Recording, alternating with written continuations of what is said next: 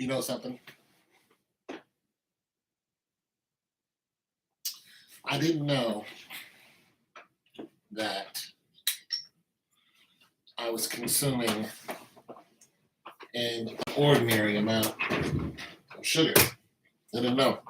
And you guys know I do that. What's for breakfast thing. And, I do what's for lunch. And I do the what's for dinner. So a lot of times I drink this stuff. This is what's for breakfast. Usually for lunch, right? Well, somebody said that I was taking in too much sugar. I was like, nah, that's not true.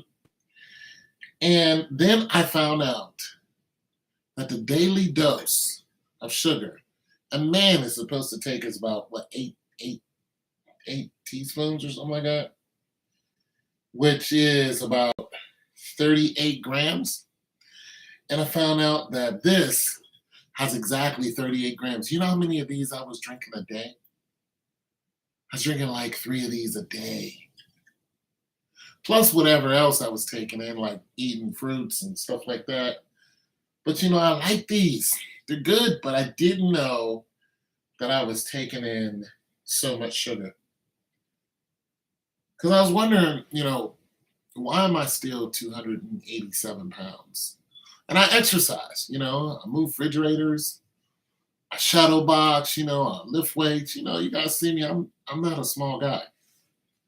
Hey, what's going on?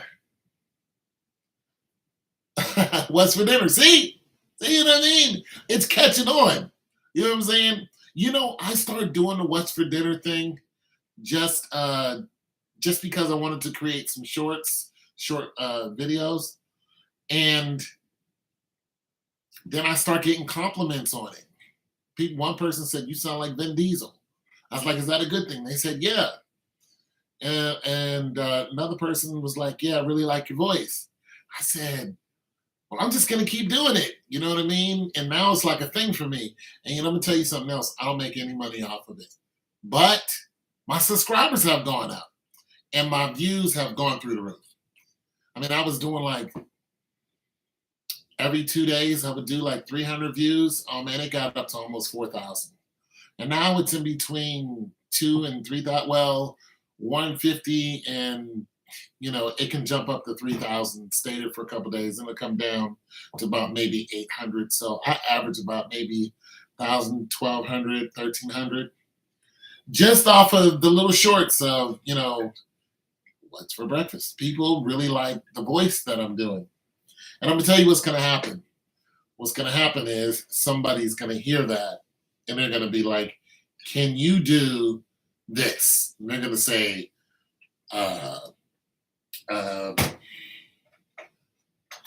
you're gonna ask me to do like water or something. I just know it's gonna. I know it's gonna happen.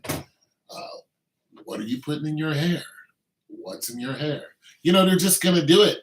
And I don't want to sound too corny when I go, "Sulfurate fresh." You know what I'm saying? But I just think it's gonna happen because people like it, and it's just caught on. You've been watching your what's for breakfast, lunch, and dinner video. Here's the thing. I've been going out and buying food just to do the what am I gonna eat? I don't even know when I'm gonna eat this. I'm like, let's go do it. Let's do it. Let me go get some potato chips because I don't have none. What's for lunch? Let me go get some turkey and some bread. And now I'm like on it. You know what I'm saying? And as soon as I get a check, as soon as I get, because one person was like, "Yeah, I cash out you $50, but they didn't." And I wasn't upset that they didn't, it was a lie, but just the simple fact that they saw the cash app on there, I'm like, eventually somebody's going to cash app me. I just know it's going to happen. Because when you put something together where something that people like that you're doing, people will just send you money. They'll be like, "You know what? I like that. That was dope." Boom, they'll just send you money. And I just know it's going to happen. You know what I'm saying? So I wish more success in what you're doing. Bless you. Thank you. Yeah, and I'm just doing it like it's not even something like I have to do or I'm pushing to do. It's something that I really like to do. I just started doing it like, let me put a lunch together and go, what's for lunch? Blah blah blah blah. And it kind of reminds me of the guy who did the now here you go again, you say you want your freedom. The Ocean Spray guy, they gave him a truck, and of course, like a year's supply of Ocean Spray. And then remember uh, uh, the Vans dude, the two kids who were wearing the white shoes. Damn Daniel, back at it again with They gave him a life supply of Vans because he went viral. And like I said, I'm not even trying to do it, but I just like doing it. And I just think when you like doing something and people like what you're doing, eventually it just catches on. And so I really enjoy doing the what's for breakfast thing, but I did not know that I was consuming in an ordinary amount of sugar. And, I was talking to somebody at the gym the other day, a really good looking woman. And I was like, how do you do? And she was like, the stuff that I eat, meal prep. And I said, I got to get on it. I got to lose weight. This is one of the reasons why I'm overweight. That and I can't move as much as I used to, but I'm going to slow down on this. And instead of drinking 3 and 40s a day, I'll drink like I've been sipping on this because this will usually be gone by now. And I got like 3 more of them downstairs, different flavors. And another thing, people really like this stuff too. Because people are like, oh, I never tried that. I'm going to go try it. So I'm like, oh, I got a whole thing going on here now. Now if I start, if I can get 2 or 3 people to say, oh, I like this, you try, I like this because I saw it on your thing and I tried it. Now I'm like, I'm just waiting because I know that I can go and grab something else that I like. And although I don't drink much of anything else, but I drink cranberry juice. So I got to start, matter of fact, I was thinking about going to get some today. I probably will. I'll probably do a what's for dinner tonight and have some fish and cranberry juice or spaghetti or something. I'll probably do a what's for dinner tonight. See, now I'm all into it. Now I'm all, what I'm saying? And mind you, I'm not making any money off of it. As a matter of fact, I'm losing, well, not losing money, but I spend money in order to make particular videos, but I enjoy the fact that people enjoy it. You know what I mean? So if there is success that comes out of it, even if there isn't, I'm still getting enjoyment out of it. But I'm saying this to say that if you guys are just doing something that people like, if you're just doing something that you like and you show people and they're like, yo, I really like that, and you keep doing it, I'm just a firm believer in it will turn into money. You know what I mean? But even if it doesn't, there's not a loss there. Like if I have 50,000 what's for breakfast and nobody likes it, I don't make any. I'm not gonna crumble and fall. This is just something I like to do. But the thing about it is, I have more subscribers now. I've gained more subscribers since I've been doing this.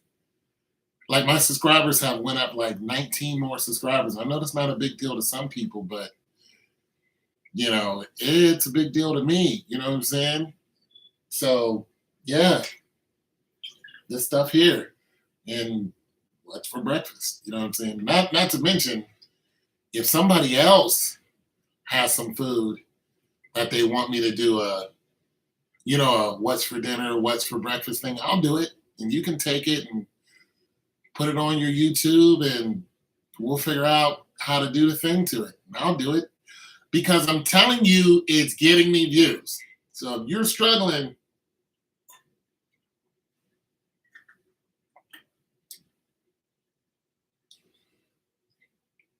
oh, there's no doubt about it. Well, the thing about it is I'm already profiting, but it's not in monetary means, it's in subscribers.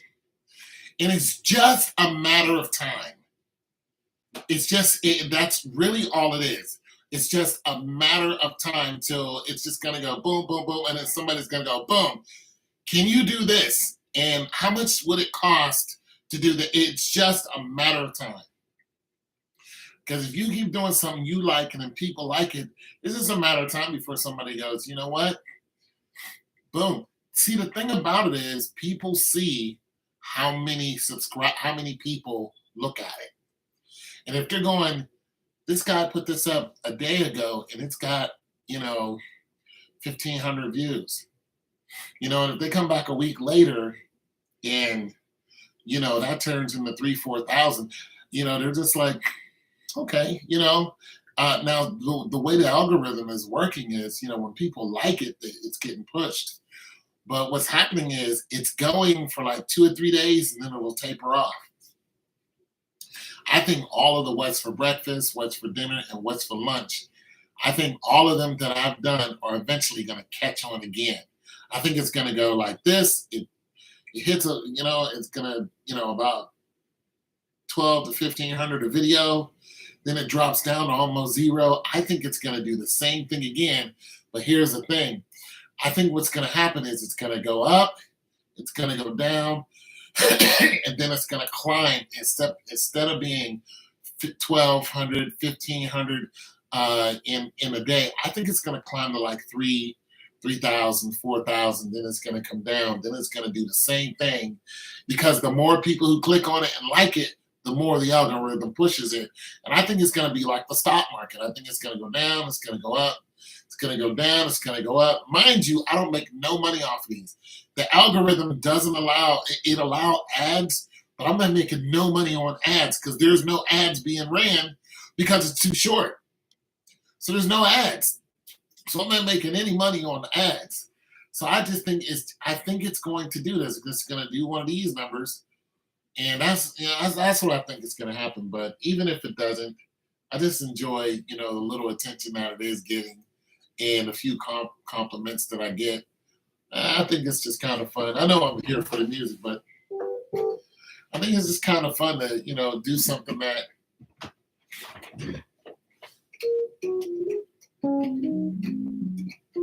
is getting some attention.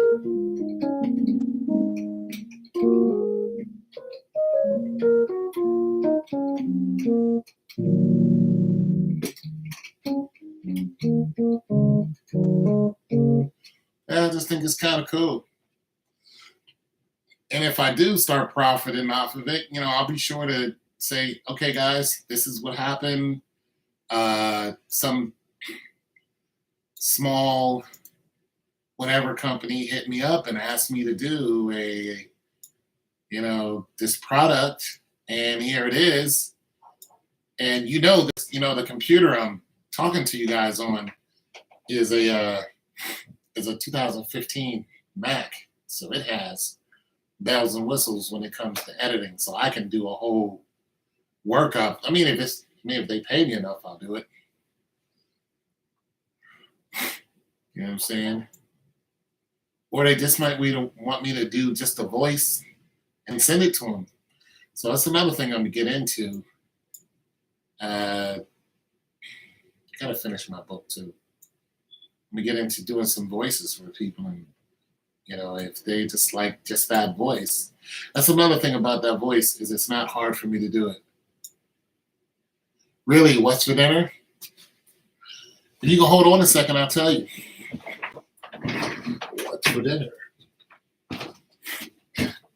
You tell me what you're eating for dinner, and I'll tell you. Hold on a second.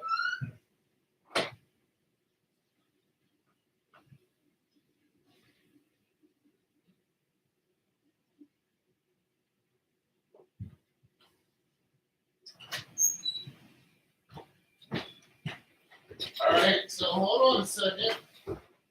Hold on. Hold on a second.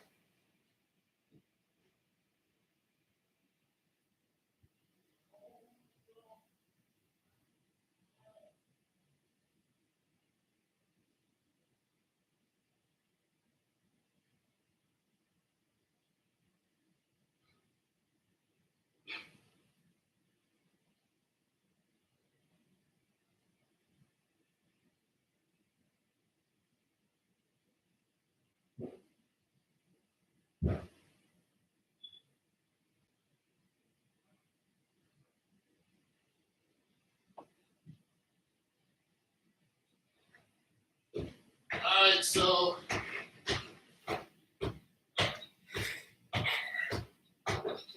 should start cooking it now because it takes so long. I'm going to have turkey legs. So I'm going to bake some turkey legs, probably soon actually, now I'm looking at what time it is.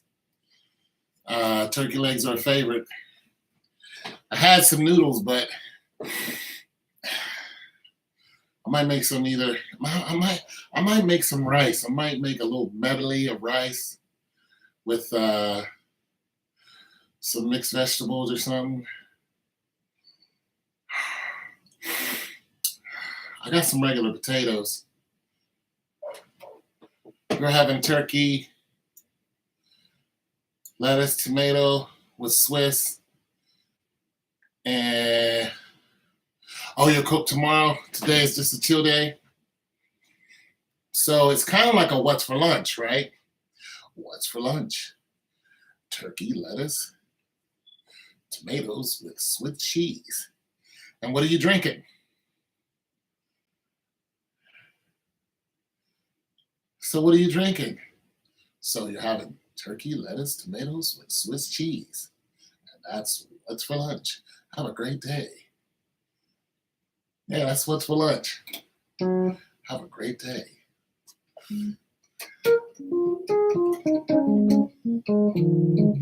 I haven't got any complaints about, oh, with lemonade? So what kind of lemonade? See, that's important. Because when I say this is what I'm drinking, I don't just say lemonade.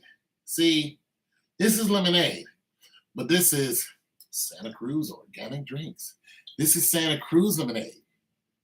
And Santa Cruz Organic Lemonade. That's what's for lunch. Have a great day.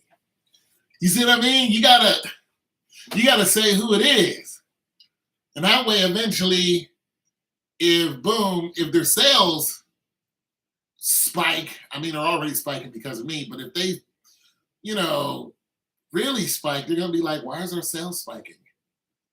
They'll be like, this dude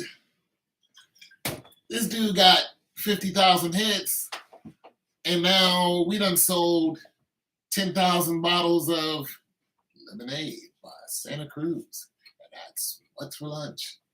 Have a great day. You know what I'm saying? They're gonna be like, who that is? T-Bird, that's just my baby daddy. Lemonade, water, no sugar. See, there you go. Lemonade, water, no sugar. See, you gotta put that in, you gotta put that.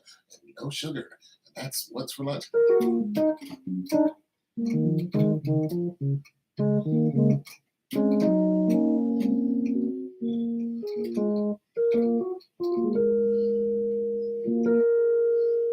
It is still lemonade. It's still lemonade. And that's what's for breakfast. Pancakes, 2 eggs, some turkey bacon, and Tropicana orange juice. And that's what's for breakfast. Have a great day. You can't tell me that ain't gonna make money. You can't tell me that ain't gonna make, somebody gonna catch on to that. I can see it now. Aren't you the what's for breakfast guy? Yes, I am. How's your day going? I get money, give me my money.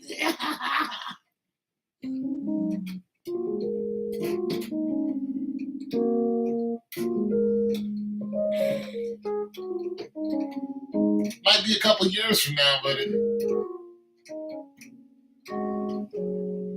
might be a couple years.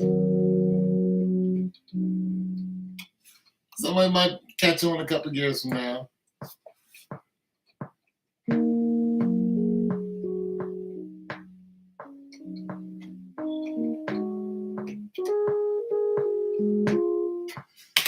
Might be a couple years from now. Somebody might catch on and go, you know what? I like that what's for lunch. Let's call this guy up. Turkey sandwiches, lunch, dinner. Didn't eat lunch today. What's for lunch, dinner? Kind of like a brunch.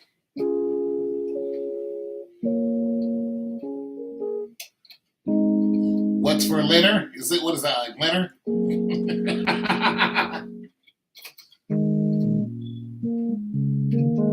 What's for Leonard? It's turkey sandwich with a side of. So no chips.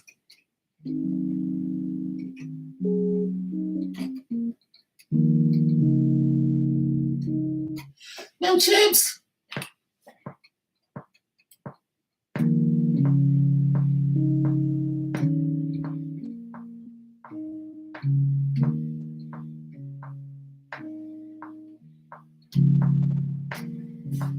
No chips.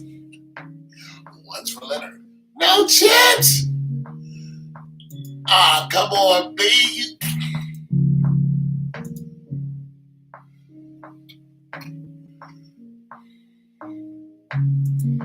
Not even some organic chips. You're not doing chips, sorry.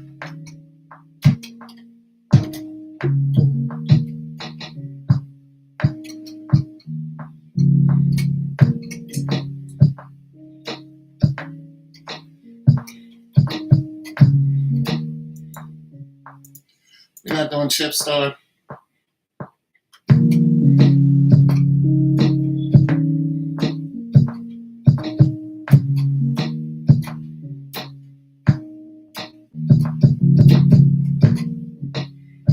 Can't believe you're not doing chips. You're not doing chips, star. Trying to keep the. Oh! Well, I don't know what you look like because you never did send me a picture of you. But, okay, yeah.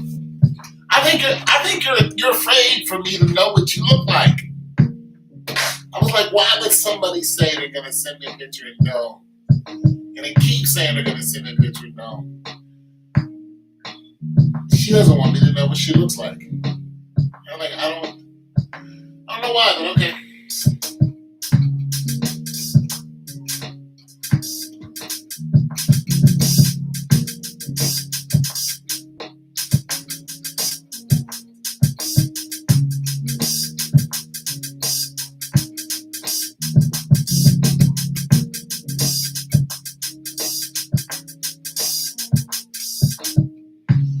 She doesn't want me to know what she looks like.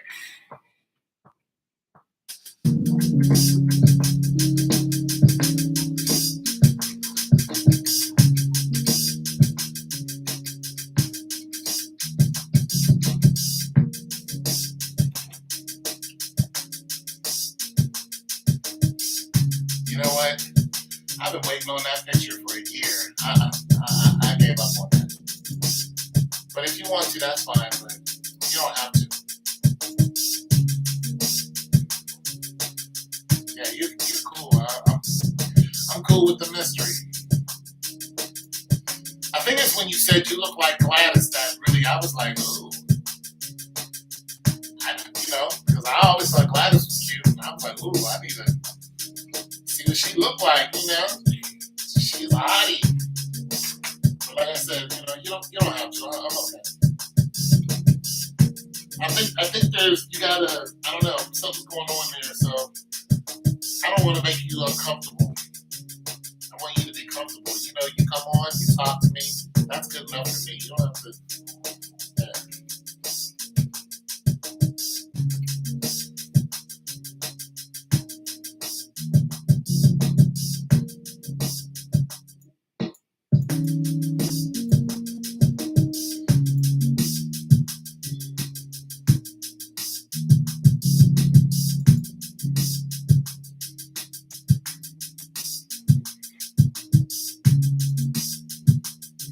I like this part.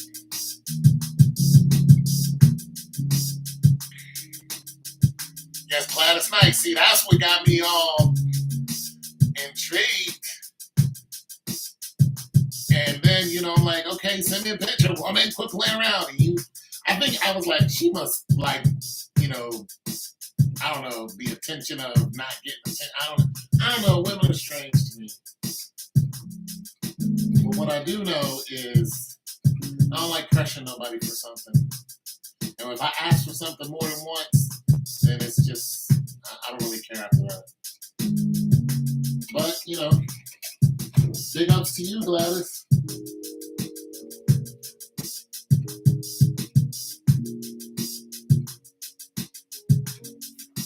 Big ups to you. Gladys is cute.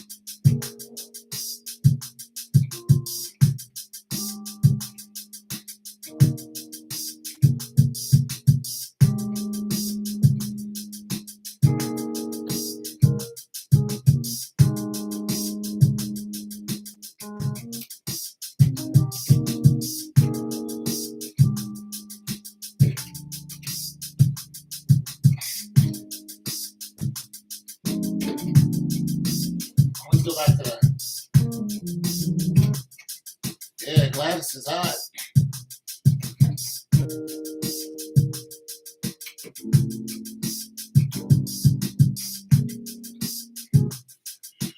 Gladys is that deal.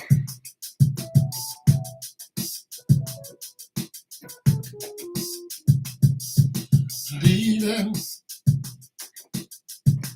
on the midnight train, leaving on the midnight train.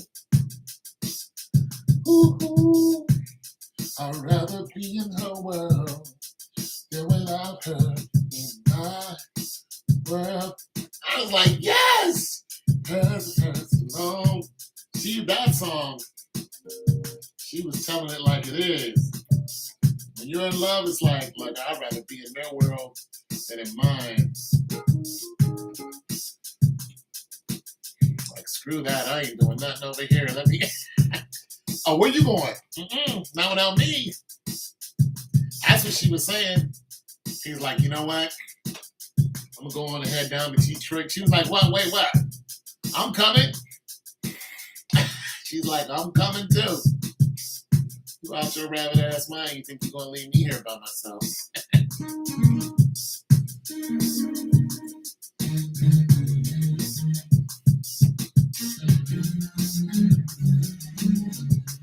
It's like you out your mind.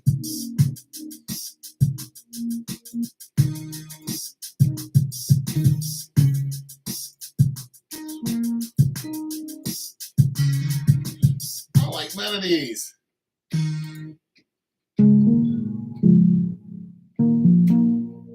I made a beat at it. I always did like this, but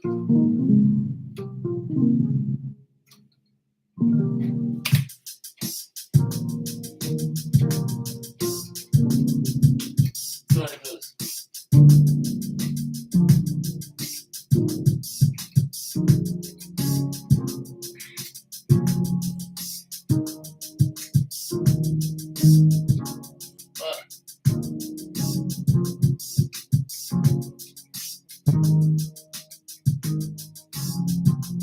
There it is. You hear that?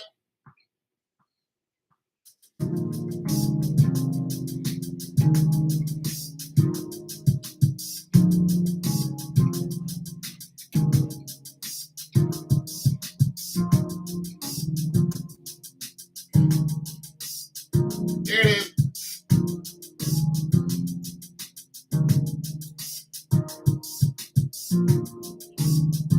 Yeah, there it is, Gladys. You sing to that.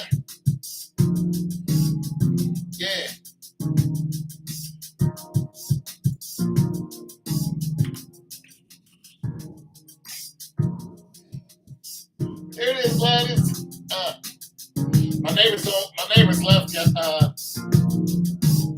last week, so I can turn my music up a little bit now.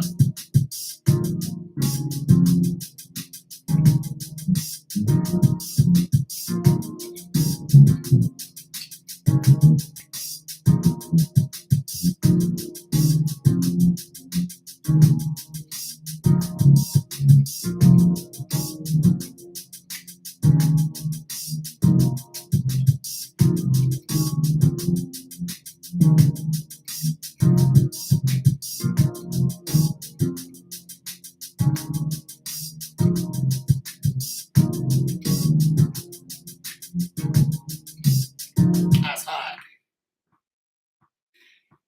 Okay, let's see what I can start with.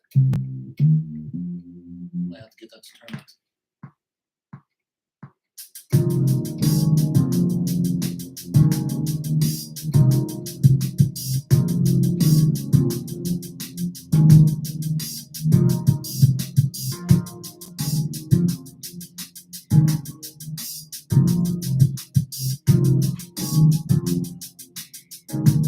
Might change the bass.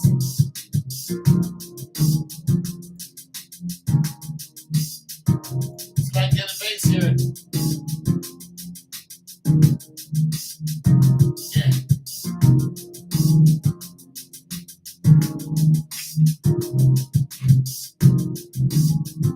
Now I might change bass.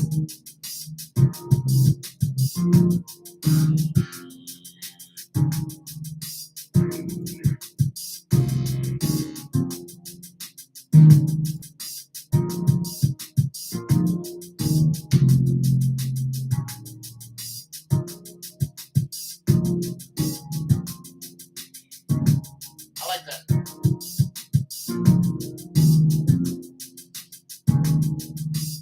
See if we can throw something organic in there. Gladys, leaving on a midnight train. She dark skinned too. I love me some dark skinned women. Can't help it. I'll be like, oh girl, you're so chocolate. Dark skinned to thick, with the bundes, the hips,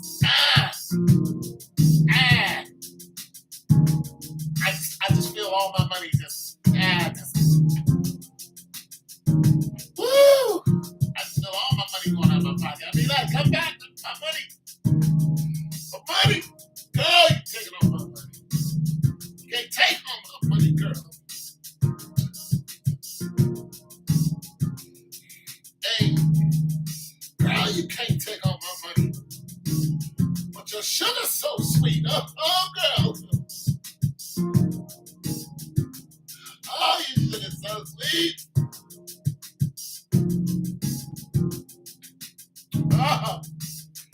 Oh, girl, go ahead here and take it. You take it here.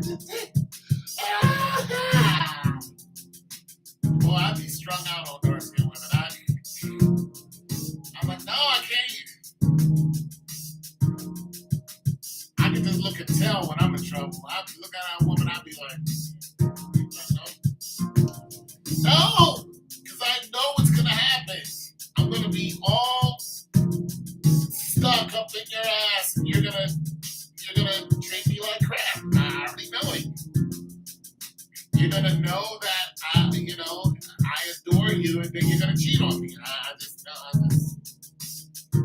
know it's gonna happen. No, okay. I'm good.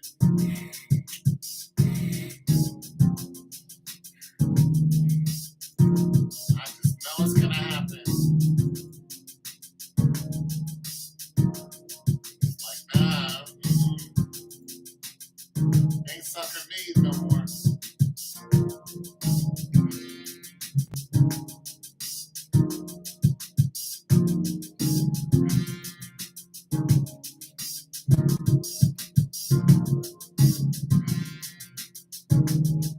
That single saxophone? Oh, come on.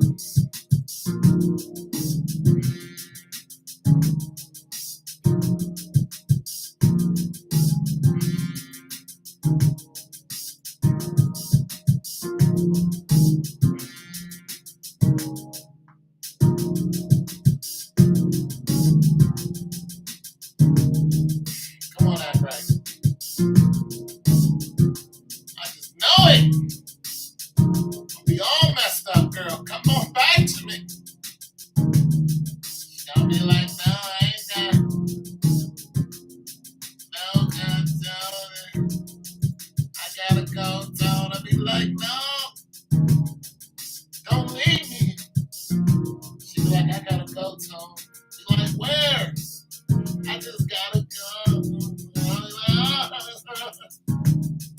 Hold on to one of them big old thick legs while she trying to get out the door. No, don't leave me. She like, I gotta go. She gonna go out there and get the train pulled on her, and then she'll come back to me. You know, with her nasty ass. I'll be like, I can't do it. I love you, but you for the streets. You know what I'm saying?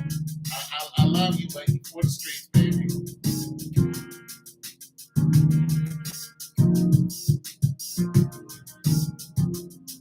I gotta pour myself into my music and leave them alone.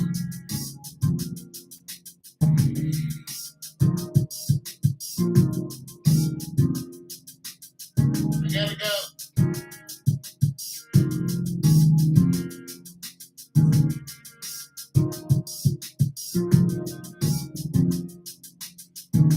I tell you that because it's the truth that actually happened to me already.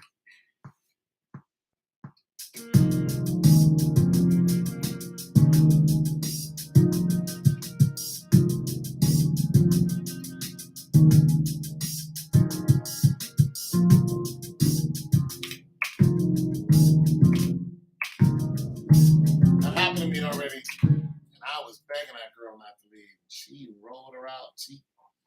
She came all this way to see me and then left my ass. I was kidding. When I tell you I was shattered, she would keep doing it. She would come back about every 2 or 3 years. Tell me about some guy who was beating her up and screwing her over and mistreating her and her children. And then eventually I was like, you can't come back here. And it hurt me to say it because, I had love for her, but I knew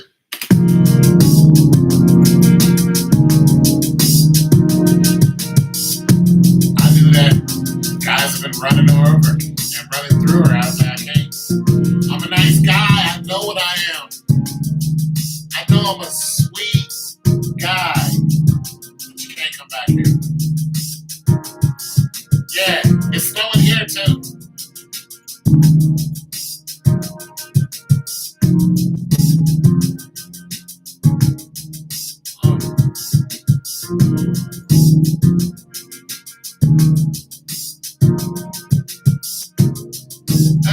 Tell me that ain't wicked.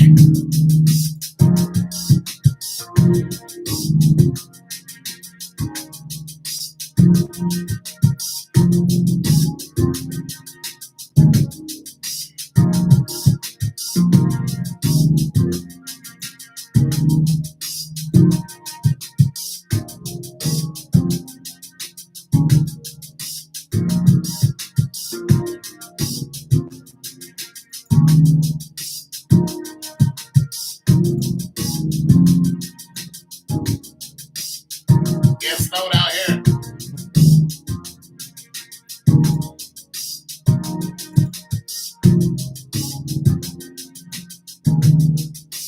That's hot.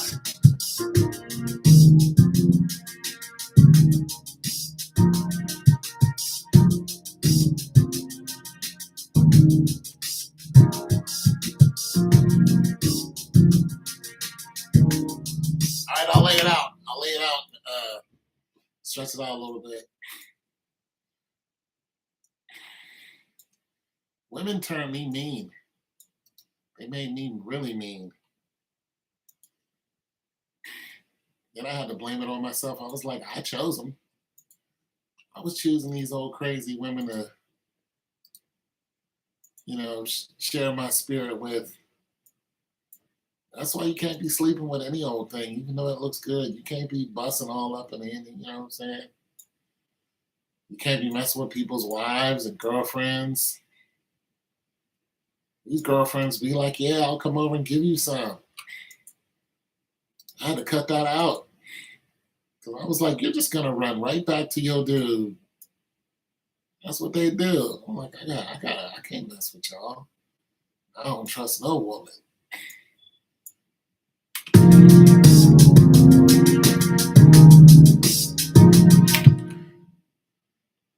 That's a shame too, because I want to. I wouldn't mind having a girlfriend.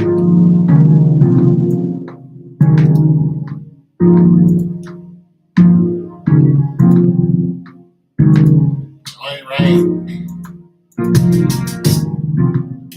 Right. Y'all be treating me right. Y'all know I'm sweet. Y'all just take advantage of my sweet self. He gonna be there. He gonna care about me. He gonna listen to me.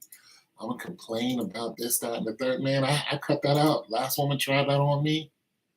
Tried to talk to me about her ex-boyfriends and stuff like that. I told her, listen, you do not want to come over here because it's not gonna be good for you. She's like, okay. She got the picture. Don't come over here talking about no man because I'm not gonna be right. I'm not gonna be Captain Save 'em. I don't want to hear it. I'm just not gonna treat you right. You come over here with you got some sense, and you'll be fine. You come over here thinking that I'm some pushover dude, you're gonna be sorely disappointed.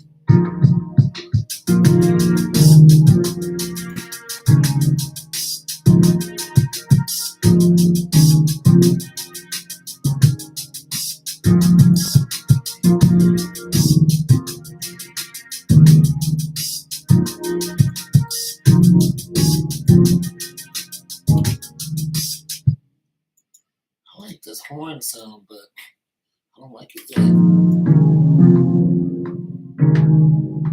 Then I don't like it all the time.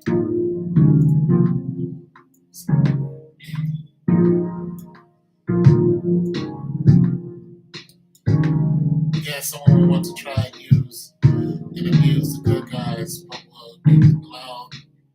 But yeah, it's never their fault. But now if I find a sweet woman who can get me out of the mean stage, oh, that's it for me. I'm done. Like that ain't gonna be turning up and cheating on me and whatnot. I'll be alright. She get what she want from me. I protect her, I love her. I'm saying, be right with her. But the second she thinks that she gonna try me, my old ass gonna turn up on her. I'm gonna look at her like, I don't know what your plan is, but it's gonna fail. One of the other is about to happen.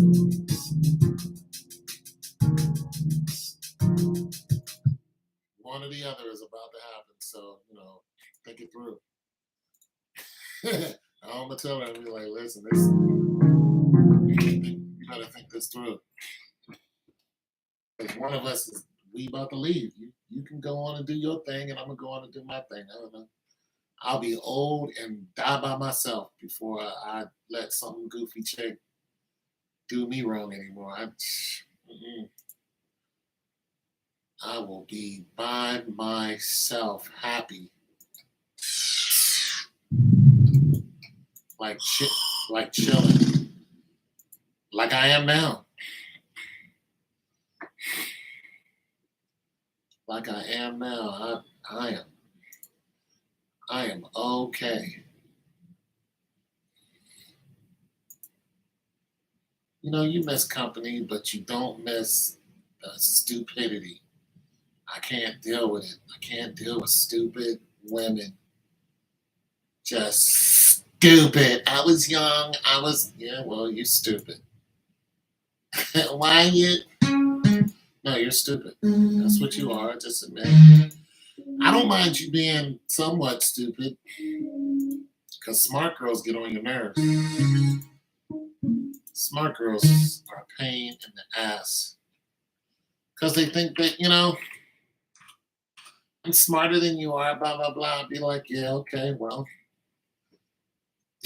you go ahead and, yeah, you're smarter than me. Go ahead. Bye. Go ahead, fix your own tires. I'm cool.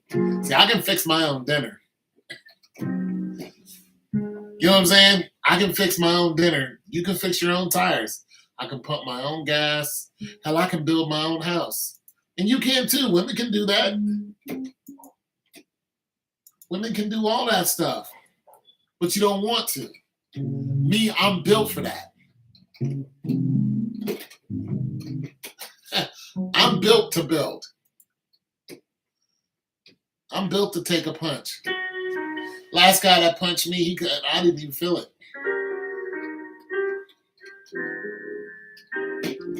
Last time I got punched, it was like, oh, did I just get punched? It's no big deal to me. I was like, oh, okay. I was happy. Last time some guy sucker punched me in the face, I was happy. Women, y'all not built like that. Y'all not built like that.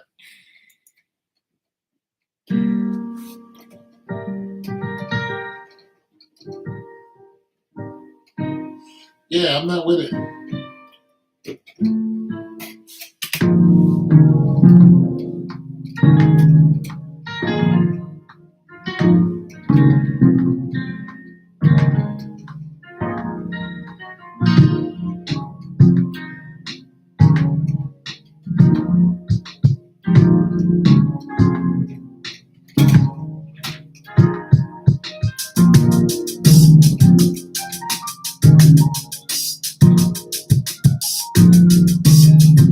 I like this piano.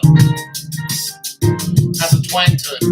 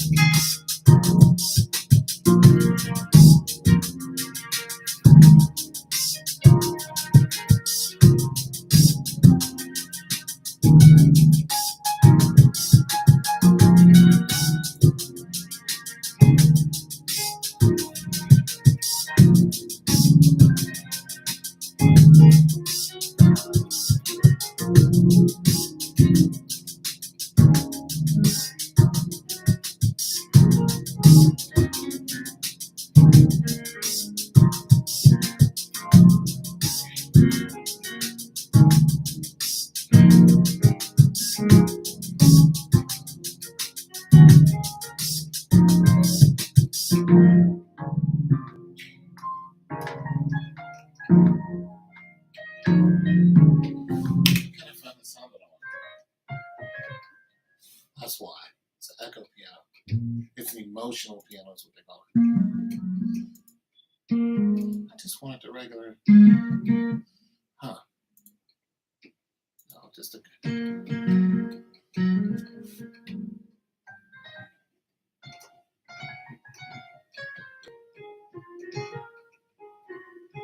I don't really. None of these is working for me. Ghost piano, electric piano. This is probably why.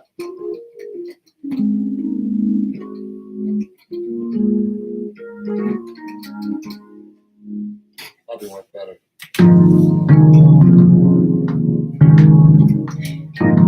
Upper register.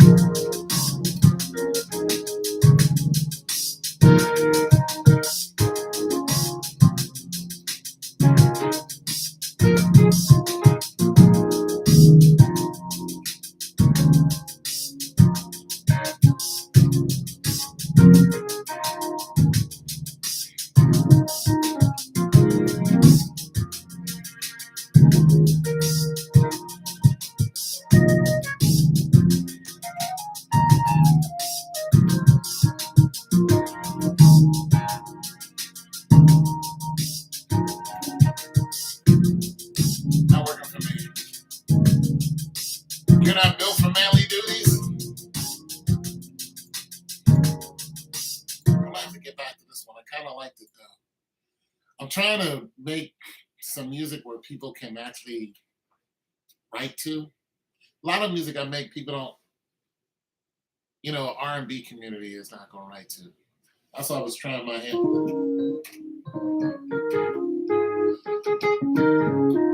No, I'm not liking the piano on here at all.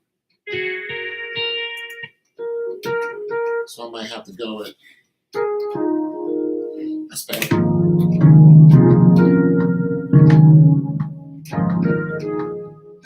And I'm not a piano player.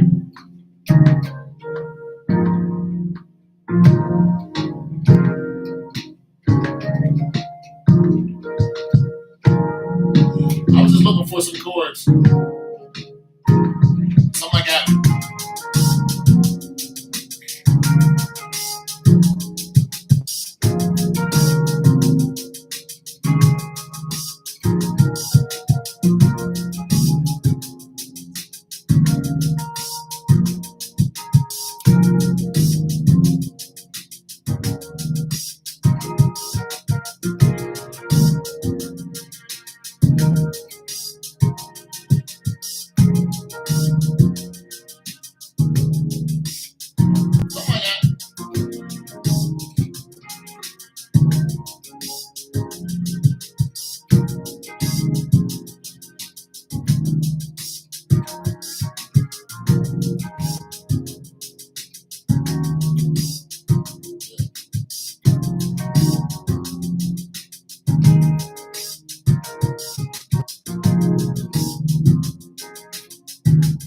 Something like that.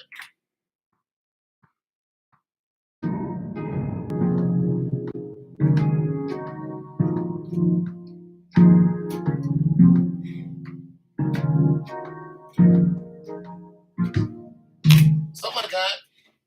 Do da do do da something like that. Somebody can write to that. Star, you can write a song to that. On my way to see a young man that I met yesterday. Hey, go on, you with me, Gladys? You with? You ain't with me. You ain't with me. I can write a song for you. I'll go write a song with you.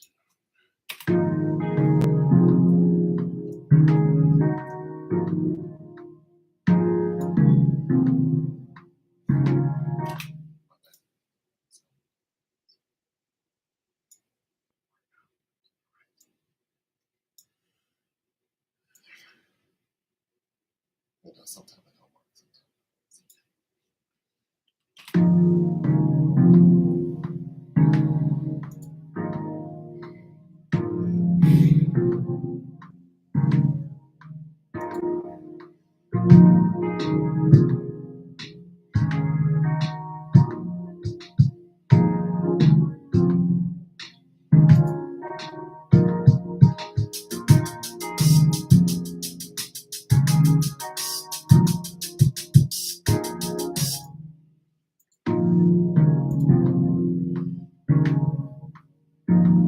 I was gonna write a song with you. Are you with me? On my way to see someone I met yesterday. I got some lyrics. You got some lyrics. Hey.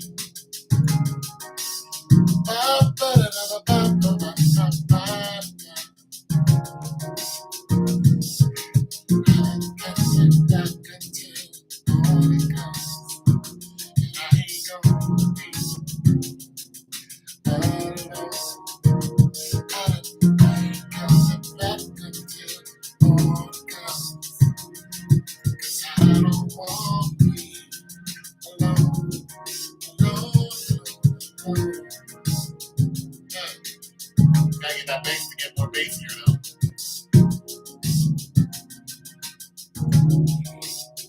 That bass, yeah. I don't know.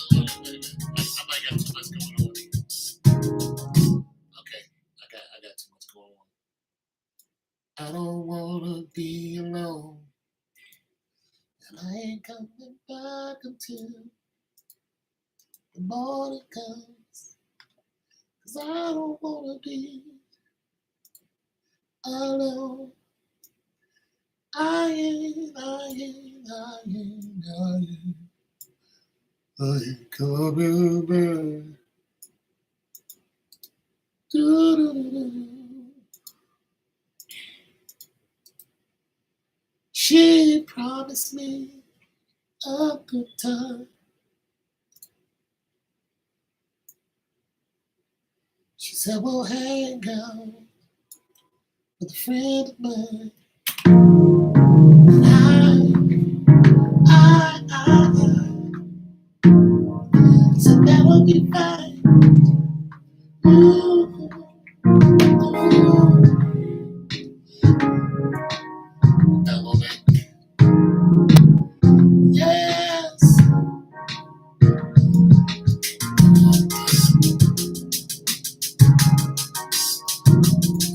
Just a little bit. I'm doing too much.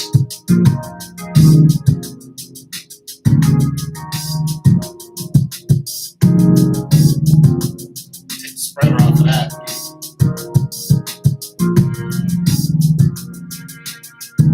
Hey. Yeah. Spreader on that. Here it is.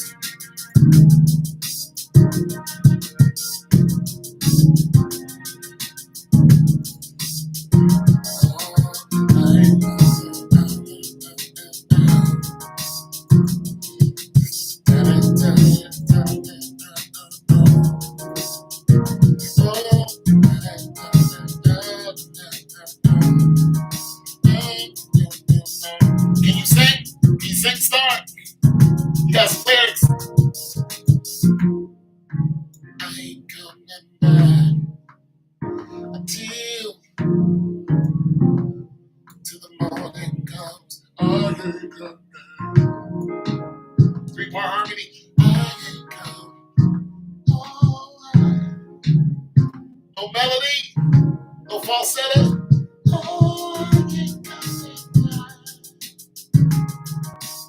until the morning comes. I don't wanna be alone. Remember those were lyrics back in the day.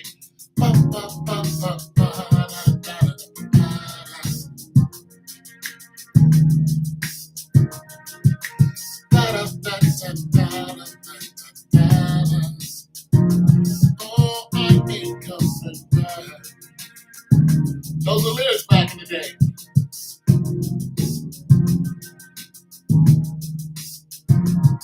Tighten up on my drums. The drums ain't tight. Yeah.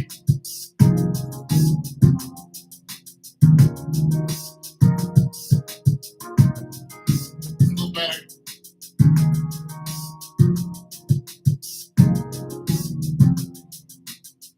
Ain't bad, Star. I ain't coming back.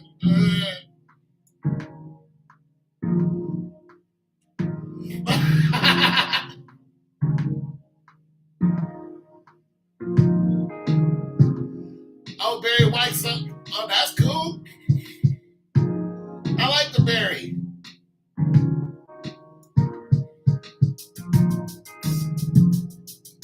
I ain't coming back till the morning comes.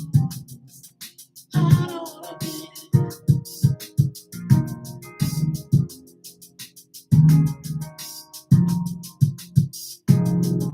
Now all I need is that little. I don't know what that instrument is. Little shimmer. I don't know what that is. I like this though. This is nice. Hey,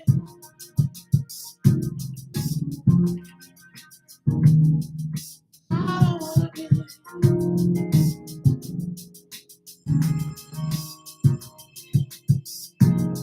Throw some of that in there.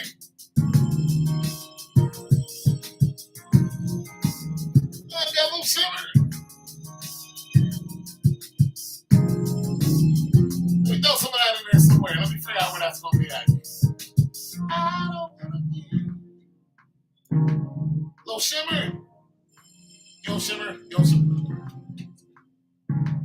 Every now and then I shimmer. I go.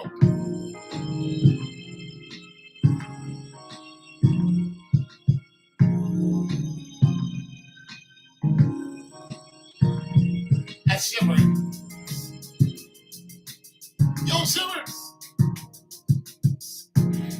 That's what's wrong with the world today. Nobody shimmers.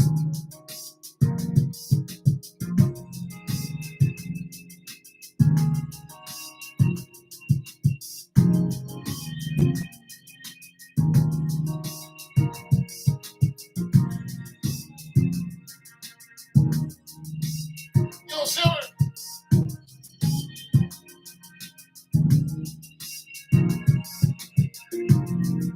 It's a shame. It's a shame.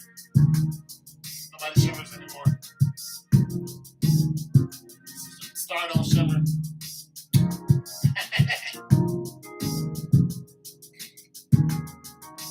Can't get Star to shimmer.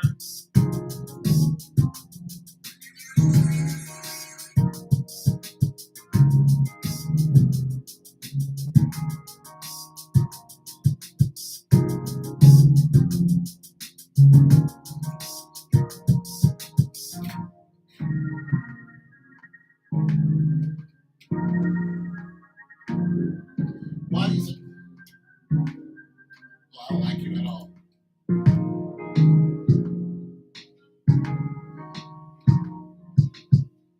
This is a shimmer guitar. Huh.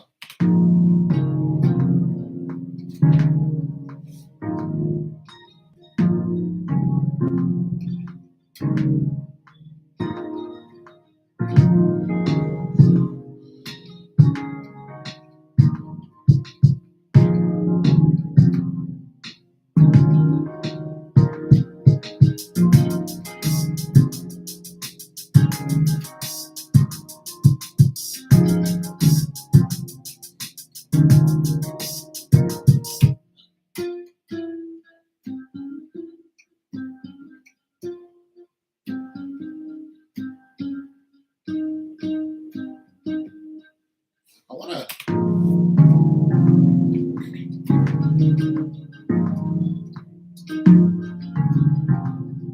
I like that a little bit, a little bit.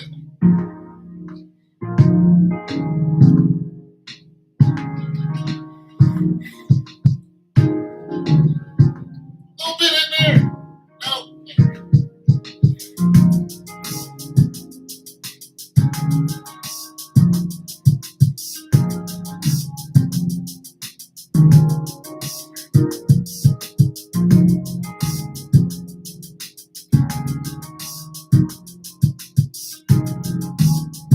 I like that a little bit.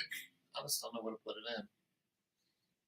You don't shimmer no more? That's what's wrong with the world today. I used to shimmer all the time. Nobody join me.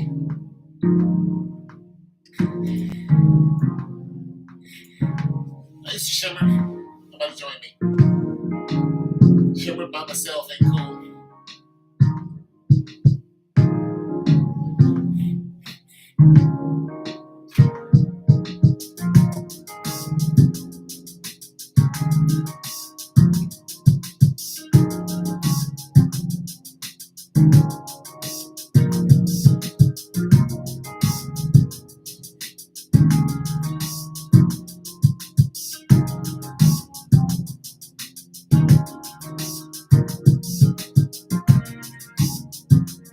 Okay, I like that a little bit. Just right there. Nobody shimmers anymore. That's what's wrong with the world today.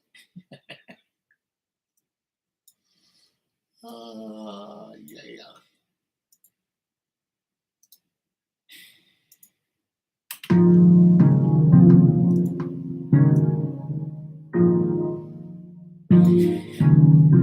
Star! Look like Gladys.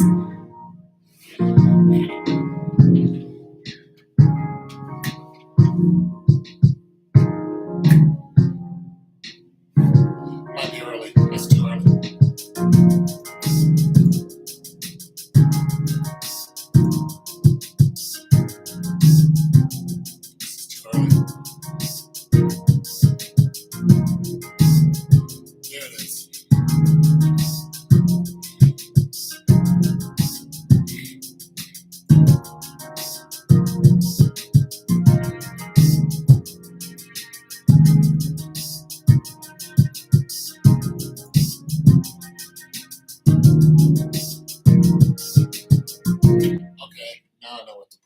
This is a hook. This piano part here is a hook. That's what I've been missing. Like, why does it sound messed up? It sounds out of time.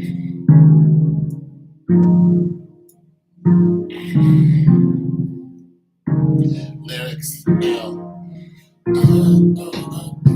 Yesterday.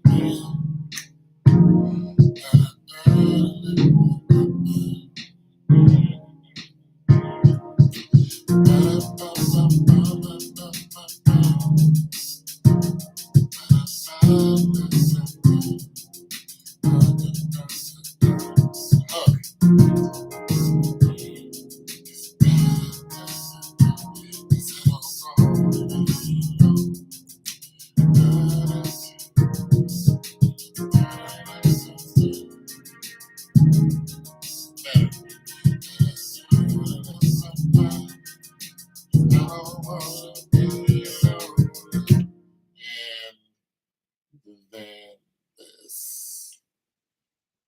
Okay, so I'm gonna take you and go. Dun, dun, dun.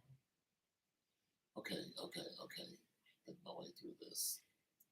Take this, back this up to here, because it's gotta sound right. Come back here. Gladys!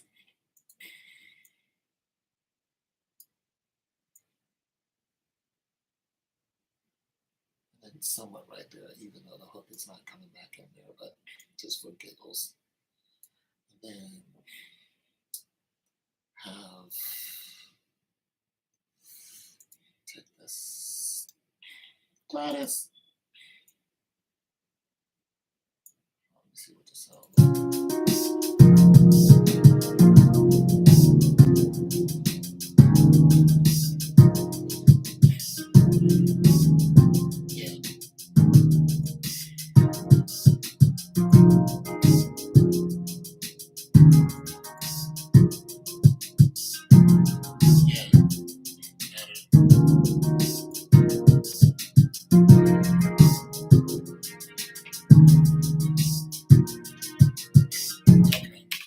sounds a little better.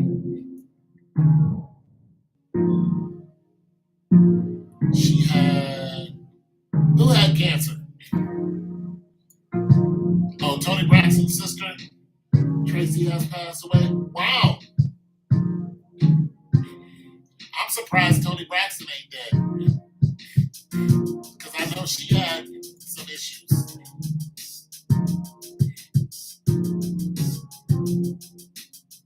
Remember when her sisters tried to come out with an album? It was like,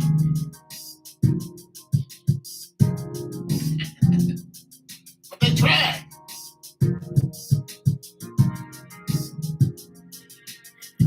They tried. I wasn't mad about it. I was just like, is this gonna work? It didn't work. They were good looking though.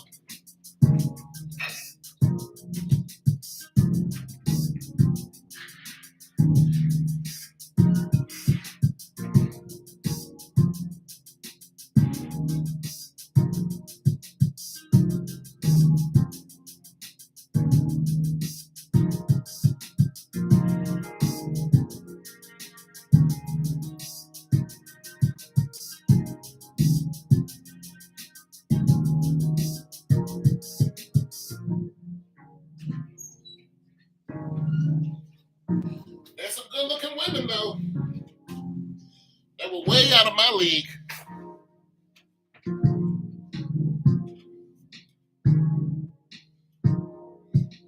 It was all kind of hotness.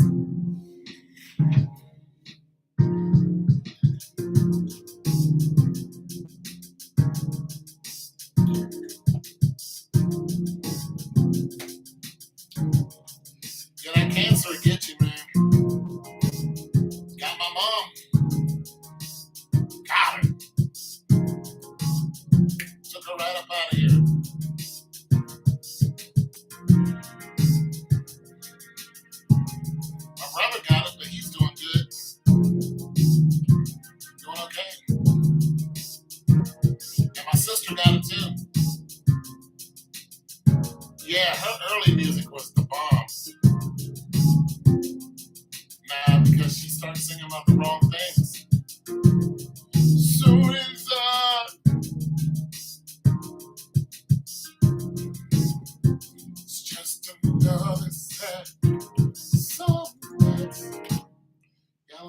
slow jam. Rocking my brain like crazy, 'cause I'm all. She was so emotional. That's what I liked about her. Plus, she was dark and sexy. She was just, she was all kind of hot.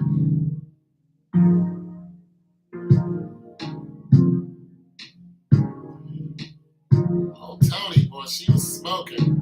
She had that white shirt on with the jeans and the black jacket. Tony Brown.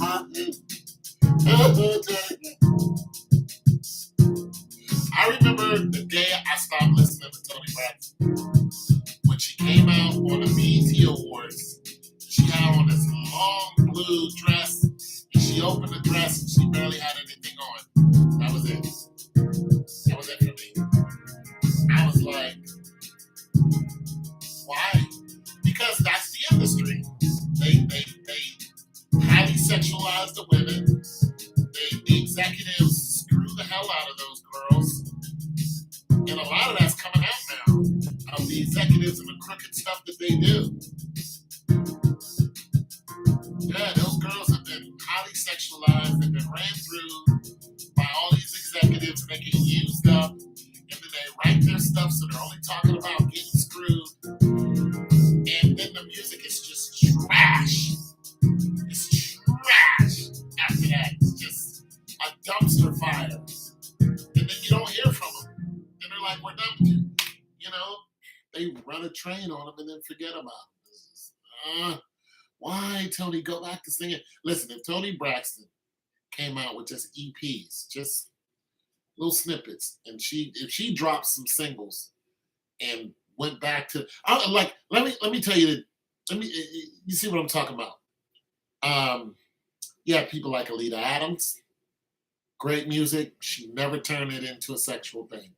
A Circle of One, never give in to the circle of one. She's the woman who's saying, you can reach me by railway. You can reach me by airplane. Her. You listen to that whole album was smoking. That whole album was smoking, and that chick was banging. She came out and did her thing. That's what made me turn away from, yep. When she started dressing like that, I was finished. And then when you listen to, of course, the queen of them all, Anita Baker, you can't turn her into a hoe. You can't. Everything she wrote about, she was living. Like you can't. If you saw Anita Baker running around in some skimpy, you'd probably want to punch her in the face. It's just like when we found out that Luther Vandross was gay. It ruined everything. It was like, do you know how many children were born off of you, bro, and found out that you were gay? Like, wait, what? No, we ain't doing that. I was like, I don't want to believe it. Not Luther. I don't want to believe in the gay Luther Vandross. I'm good. I don't want to do it. But Aretha Franklin is Aretha Franklin too, but Anita Baker is the prime example of what you should be from start to finish. She came in, held her ground, got married, got divorced, wrote about all that, and we were in. I remember being 19 listening to this woman to sing about her struggles, and I was like, I wasn't even nowhere near ready for that. Man, that's back when I was in the military. You know, man, she helped me get through some tough times. I'm telling you, the military was hard for me. It was tough for me. But Alita Adams, Anita Baker, Cheryl Pepsi Riley, even in later years, Emile LaRue, just listening to those women, be feminine, be just in love and not be overbearing and just love their man and love relationships and hate love. Just, the whole expression of love that they were, it just carried me through. I loved it. And when this trashy music hit, they didn't waver. They stayed on their square and were just like, we are not going the way of a hoes. We're not doing it. We're not with the hoe business. We're not going to do it. And of course, they got faded out because the executives couldn't hoe them out and pimp them out. They're like, I'm not doing that. I'm a whole woman. I'm a whole lady up in here. We're not doing that to Shaka Khan. You didn't see Shaka Khan out there acting a goddamn fool. And she's highly, highly, highly respected. Love Shaka Khan. To be real, like, you can't mess with Shaka Khan. Even if she was doing some stuff under the cover, it wasn't like everybody was saying, yeah, we were all banging the hell out of Shaka Khan. But listen to these young female rappers coming out and how they were talking about all these gangsters that was doing all this stuff to them in the music industry. It was crazy. Yeah, Lita Adams. Yeah, I even met one young lady. She was like, she could sing.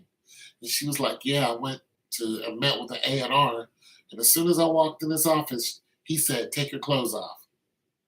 She said, what? He said, yeah, take your clothes off. She said, I turned around and walked back out. That was it. That was it for the music industry. I was like, that's a damn shame. She's a good singer too. Yes, yeah, really, you can't mess with Shaka Khan. She's so highly respected, you can't run up and talk crazy to Shaka Khan. Like, you're out of your mind. You know what I'm saying? Like, get your stupid ass. Nobody's having that. Just a beautiful soul who just bring us music that will never, ever go away. Shaka Khan's music is not going anywhere. You will always hear it somewhere. People are recreating. One of the first people to recreate it was Kanye West in his first album, Through the Fire, when he sped up her voice.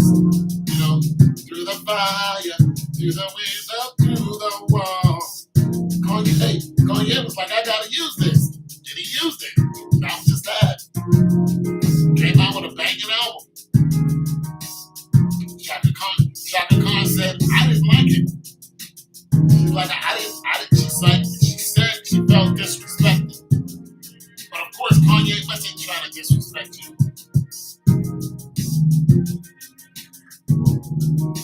But that's why they pay you. They're like, we're going to use your voice and we're going to send you those checks. You may not like it, but it's the new wave. Here's your money. Business is business. They don't ask them if they like it or not. They just say, hey, can we use this sample? And boom, here's your royalty check. Here's your points. Here's your 2-3 points off of it. And if it goes big like Kanye, I mean, come on, how much money do you get for that?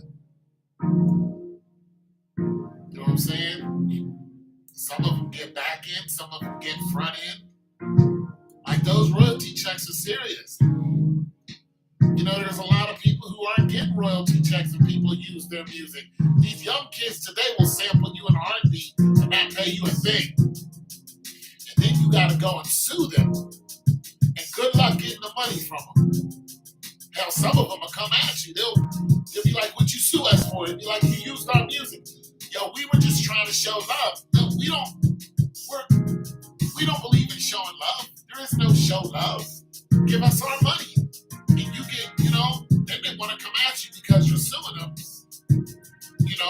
I mean, these young kids today ain't got no respect. None. And there have been artists who went through that. I mean, when you look at Peter Guns came out back in the day. New York is this crazy game, but out of time is just the same. You ever heard that rap song? But if it wasn't for the Bronx, this would be going on. Uptown, baby. Uptown, baby. That song right there, That song was produced by Shaquille O'Neal's um, his production group. You know, Shaquille O'Neal has been rapping for the longest time. You know, he's the one that did that. You know where that beat came from? Boom, boom, boom. Steely Dan. The white group Steely Dan loved Steely Dan. That's where it came from. Steely Dan heard that. They sent them a strongly worded letter, just like, we're going to sue you. And Shaq was like, no, no, no, don't sue us. Just let's go ahead and talk it out. They was like, no, because you went ahead and used it and didn't contact us first. They stepped out of protocol. They should have contacted Steely Dan first and then said, we're going to go ahead, you know, let's go ahead and make a deal. Here's what it sounds like. And so Steely Dan could say yes or no. They didn't give them that option, so Steely Dan just sued them, which they should have. Nowadays, if you hear okay, another hot song, This Is Why I'm Hot. This is why I'm hot. Remember that song by Mims? This is why I'm hot. That song right there had about 10 different samples in it. And now if you hear Mims talk about that song, he said, I lost a lot of money on that one song. And that's the one song that made him hot. It was the hottest song that summer. He said, I lost a lot of money. It's because the person who made it used all kind of samples on it. And it was a hit. And it was like, we want our money. Remember when the Old Town Road came out? Well, I'm going to take my horse to the Old Town Road. That song was made by Billy Ray Cyrus, Miley Cyrus's father. So when they made that song,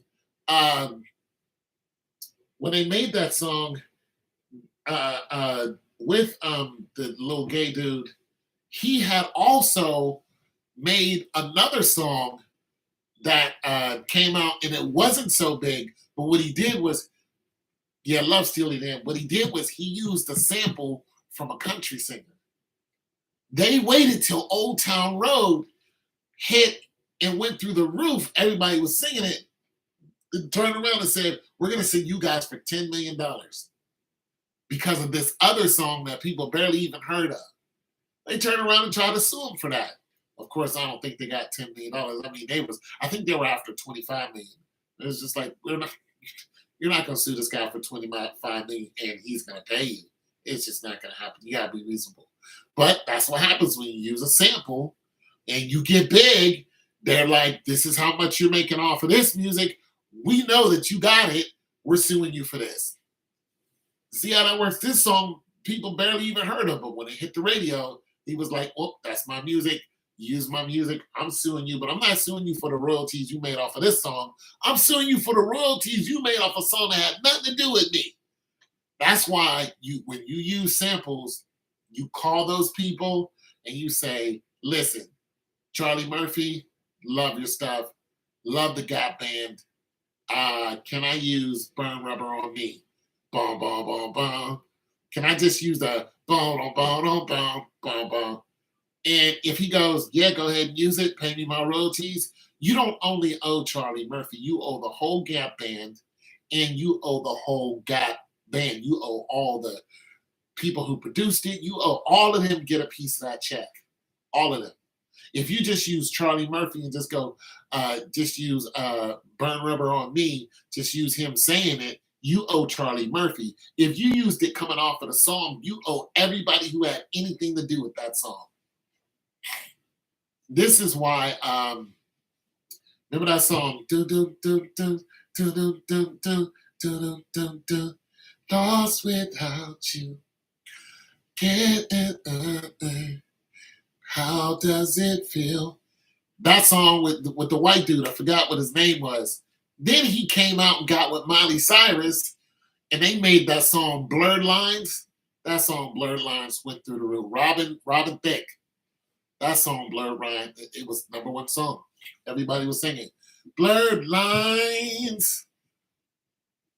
Then Robin Thicke with his stupid ass, who was married to Paula.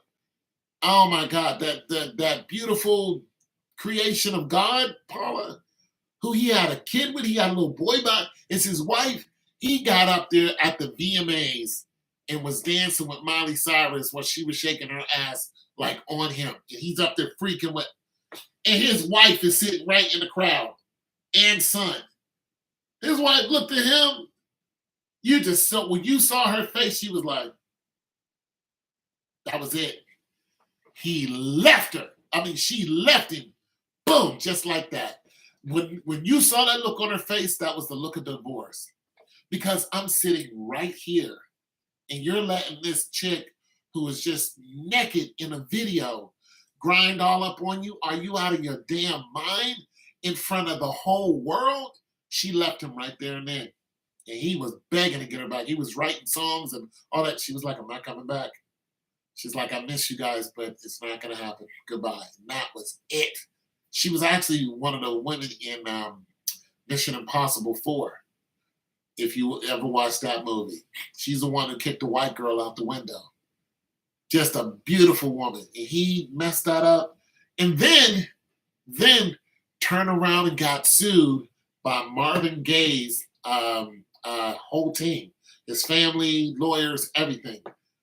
His estate went ahead and sued Robert Thicke for that song, and he lost so much money.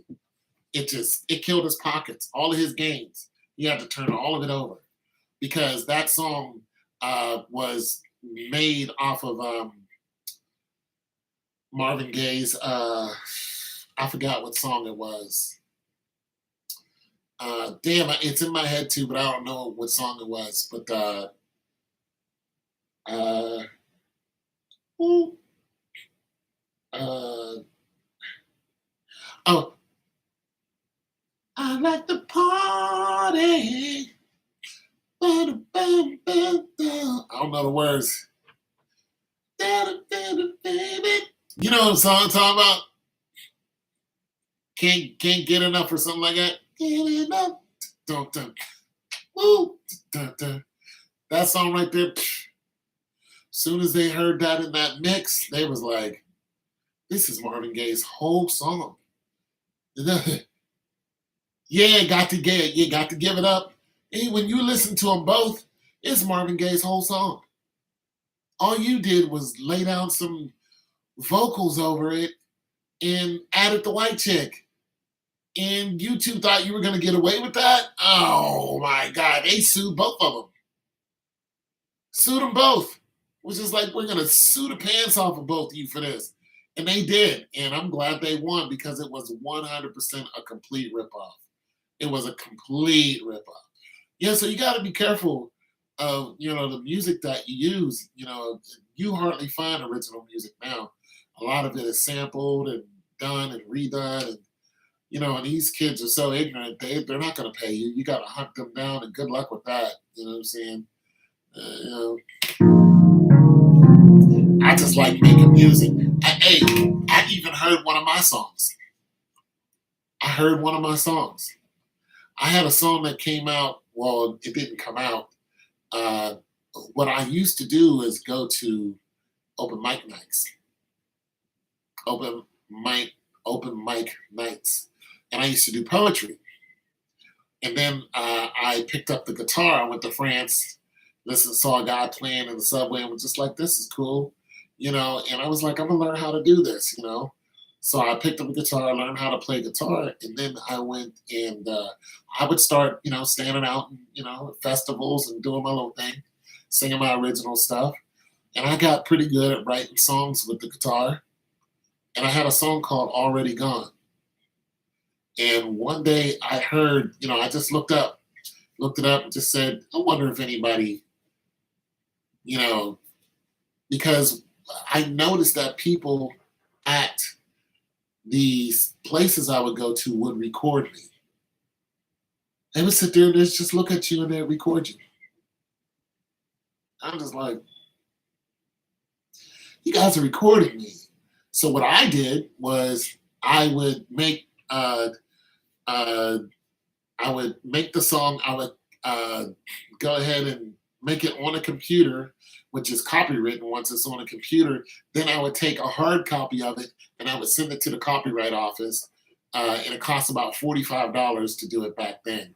I don't know how much it costs now because I send it to CD Baby and they copyright all my stuff. So I sent it in and, copywrote it. And because I used to go out to these places, and even a band would be behind me, and they'd be, a person can use 30 seconds of someone else's song called fair use. No, I think even in fair use, I think you can still get sued. It depends on how successful the song is. You still get clapped for it. Trust me. Especially if they got you through the song, just different snippets in the song. Yeah, you can still get clapped for it. You got to send them their royalties because it's an instrument. The voice is an instrument. So if somebody plays a guitar on your songs, then you owe them royalties.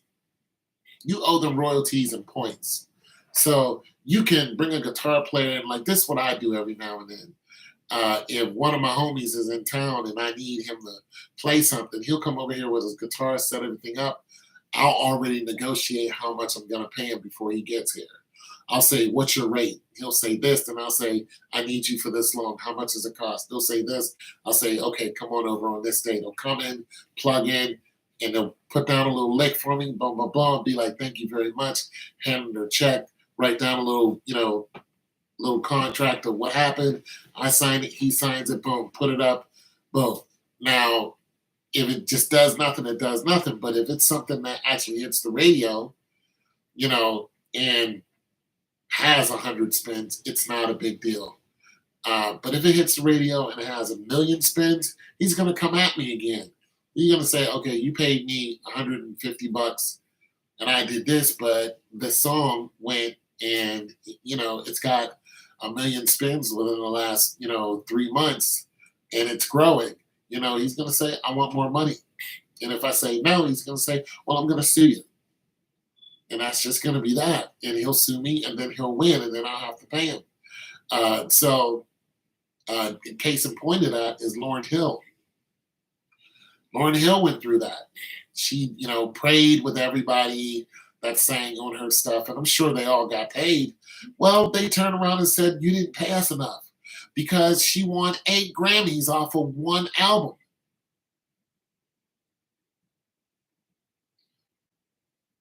Yeah, it's a copyright infringement. I've been doing this for a long time.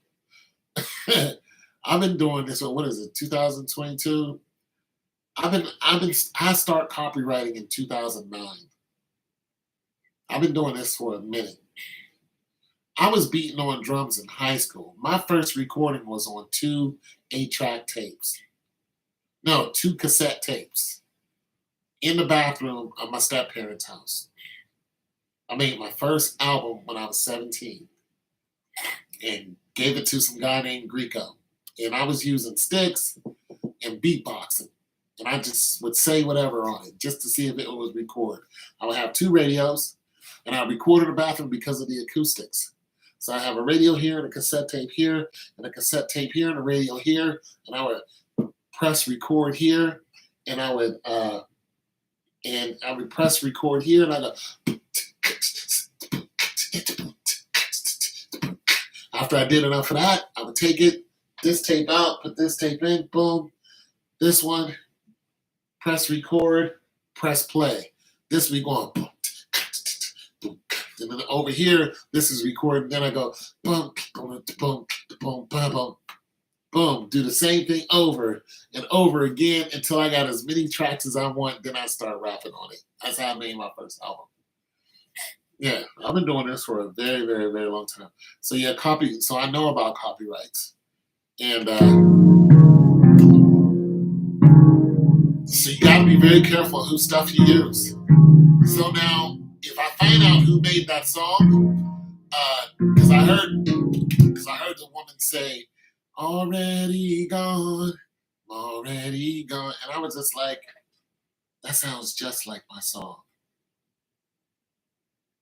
It sounds identical. So if I go and pull up my "Already Gone," which is recorded, and I think it's on CD Baby. It's on my first album I put out there. If I pull that up and then, write them a letter and say, "Hey, you guys are using my stuff," then their lawyer is going to have to write me a letter, and it's going to have to be a back and forth, and they're going to have to take both recordings and listen to them. Then they're going to have to figure out who wrote what first. If you wrote something and it came out 2000, 15, 16, 17, whatever, because it couldn't have been that long ago. And I can tell by the way it's produced. It wasn't that long ago when whoever, and it was a woman singing it. And I'm just like, you owe me some money. Now, I haven't gone that route yet. I'm not even sure that I will. For one, it would cost me. And two, you have to look at the cost of what it would, for me to get a lawyer. It cost me $5,000 just to retain a lawyer. And this is here in Ohio. If I have to cross state lines, then I'm looking at, $10,000, $20,000 just to get, this contact going on. Now, I'm not, no. But if that song blew up and I found out that they made $1 million off of it, then I could do something like make a deal with the lawyer. I could say, look, I'll pay you $5,000, and then, we're going to win, so I'll give you points. And the lawyer might go, okay, fine. I'll take the points. You know what I'm saying? Instead of it costing me $25,000, up front, you'll be like, fine, I'll take the points. You give him a half a point or a point, and then boom, he's making money in perpetuity, or she's making money in perpetuity. They'll go ahead, win your case, because it's a clear case that it's mine. Like, those are the same words that I use. It's even the same, it's not only it's the same words that I use, it's the same tempo of the song. It's a country song. Mine was a country song. And it's in the same key. It's identical to my song. And you're using my same lyrics? Like, bro, that's my stuff right there. I don't know how you got it, but, you clearly got it. You know what I'm saying? So I did look them up recently to see if I could find out who it was that sang the song, and I couldn't find it. So that tells me that the song is out, but it's not that popular. You know what I'm saying? If it was like that popular, it would have been, boom, showed up, top of the line, boom, there it is. This person is this famous person making, but the ones that I found weren't the songs, that wasn't the same song. So they may have made money off of it, but they probably didn't make enough for me to go into debt, go borrow $20,000 and then hand it over to a lawyer just to win $30,000 if I'm lucky. And then you don't know if they're going to pay you. And if they do pay you, they'll pay you in increments. It just might not be worth it. You know what I'm saying? So, but yeah.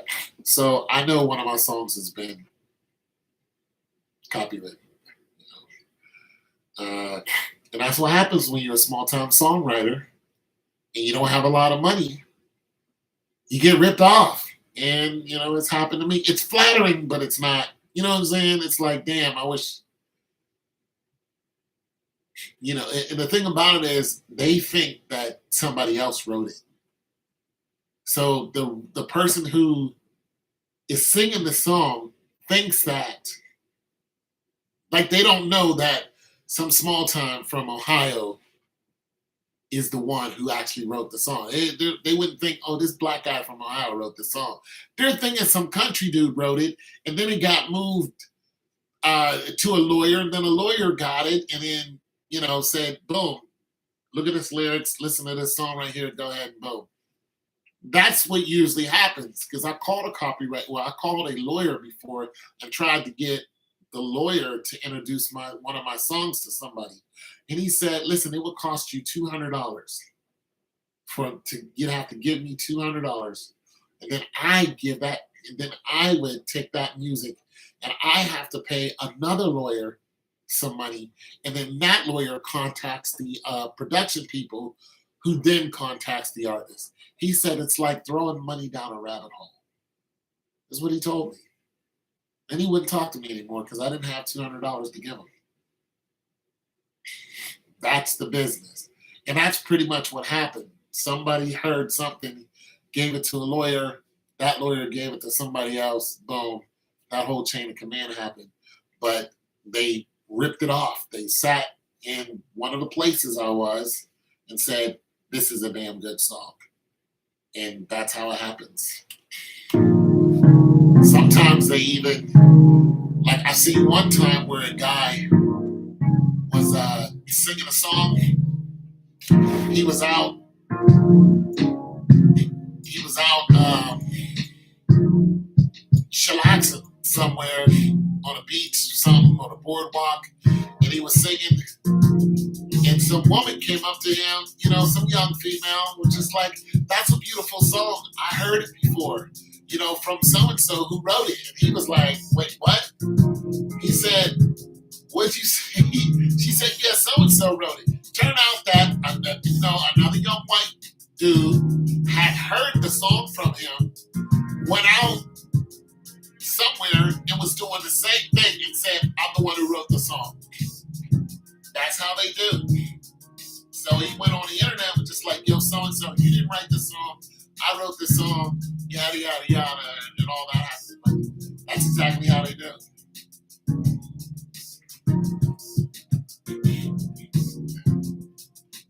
Now this is something an R&B singer can use.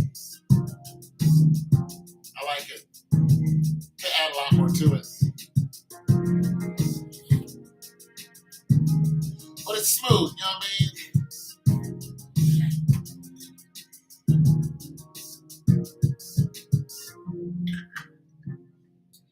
Yeah, you gotta be careful on them copyrights. Because they'll get you. But it has to be worth it.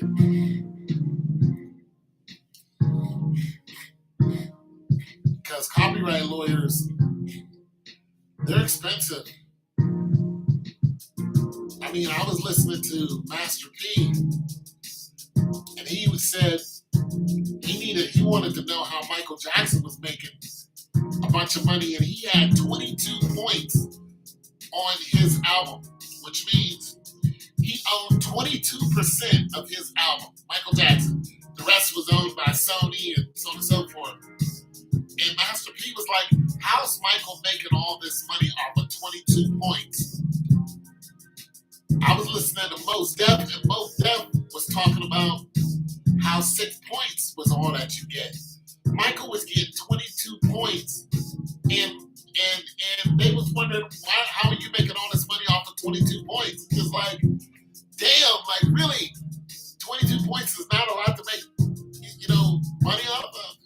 And then he said, I really wanted to know, so he said, I went to the library and I looked up Michael Jackson's lawyer. And I contacted Michael Jackson's lawyer, and his lawyer said, if you don't have $25,000, you can't talk to me. This is 25 years ago.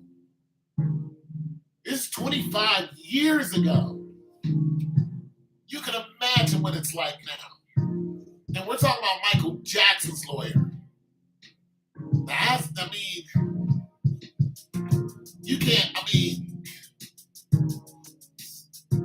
these lawyers cost a lot just to talk to. You want any information off of them, they're like, yeah, it's going to cost you $5,000. And I had a lawyer hang up on me. They were just like, yeah, it'll be about $10,000 for me to, and I was like, I don't have $10,000. He was like, click. He didn't even say goodbye. He was like, and I ain't got $10,000 to hand over to no lawyer. Yeah. Because they want all their money. They're not doing nothing. Yeah, this is pretty cool. I'm not used to making this kind of music, but I want to get better at it. Because I listen to it all the time.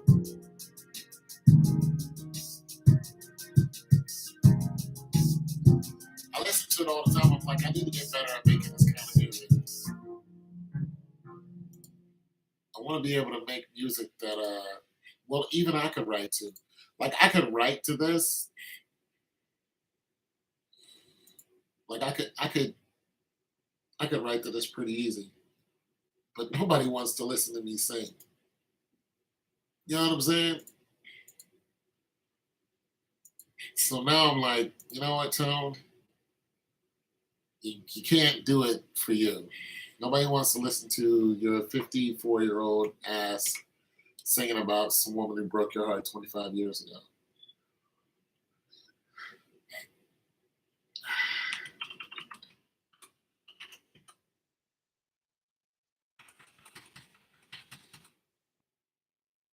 I'm saying they just don't.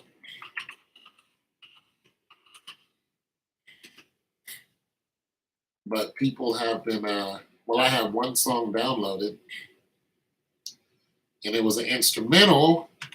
And then I had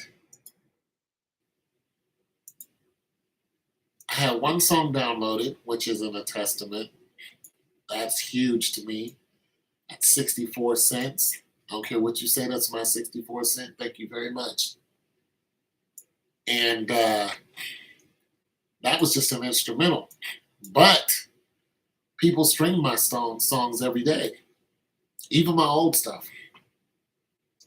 You know, and you get your little, I mean, you hardly get anything off of. And when I say hardly anything, I mean, yeah, like I'll look up because I go through CD Baby. When I say I mean but it's your money. So even if it's 5 pennies, which I'm happy to see, I love my 5 pennies. Care what y'all say. I check this every day to see how much. It's $10, and they send it to me. So Spotify, I got a Spotify sale of guess how much? Drum roll, please. 3 cents. But look how much music had to be streamed for me to get 3 cents. Look at this, look at this, look at this, look at this. 1, 2, 3, 4, 5, 6, 7, 8, 9, 10. And I'm not done. 11, 12, 13 songs had to be streamed for me to get 3 cents. 13 songs. Isn't that just ridiculous? To get 3 cents. I think it's from 2 different albums. One of them was my poetry album, and another one is it's 3 different albums. Just right there, it's all music to me and my poetry album. And the majority of this is all instrumentals. So the thing about this is, the thing about that information is it tells me that people really like my instrument because I have songs out there with words in it. Hardly stream it. People hardly listen to it. They like the instrumentals. People really like the instrumentals that I put out. And I haven't put out a CD in, 6 years. So a lot of the newer stuff that I got, I'm going to put out, and they're really going to stream that. But every time you put out a CD, it costs you about $130. And that's if you don't take every song and try to master it. You could run it through a mastering program. And there's cheap mastering programs that cost like $10. But you're talking about every single song that you have, you run it through that $10 mastering program. That's going to cost you, let's see, if you put out 13 songs, that's $130 right there. Plus your $130 to have a copyright and then distribute it, because that's what CD Baby is. CD Baby is a distributor. And that's how your stuff gets on Spotify, Amazon, and all that kind of stuff. Deezer, and, places along that line.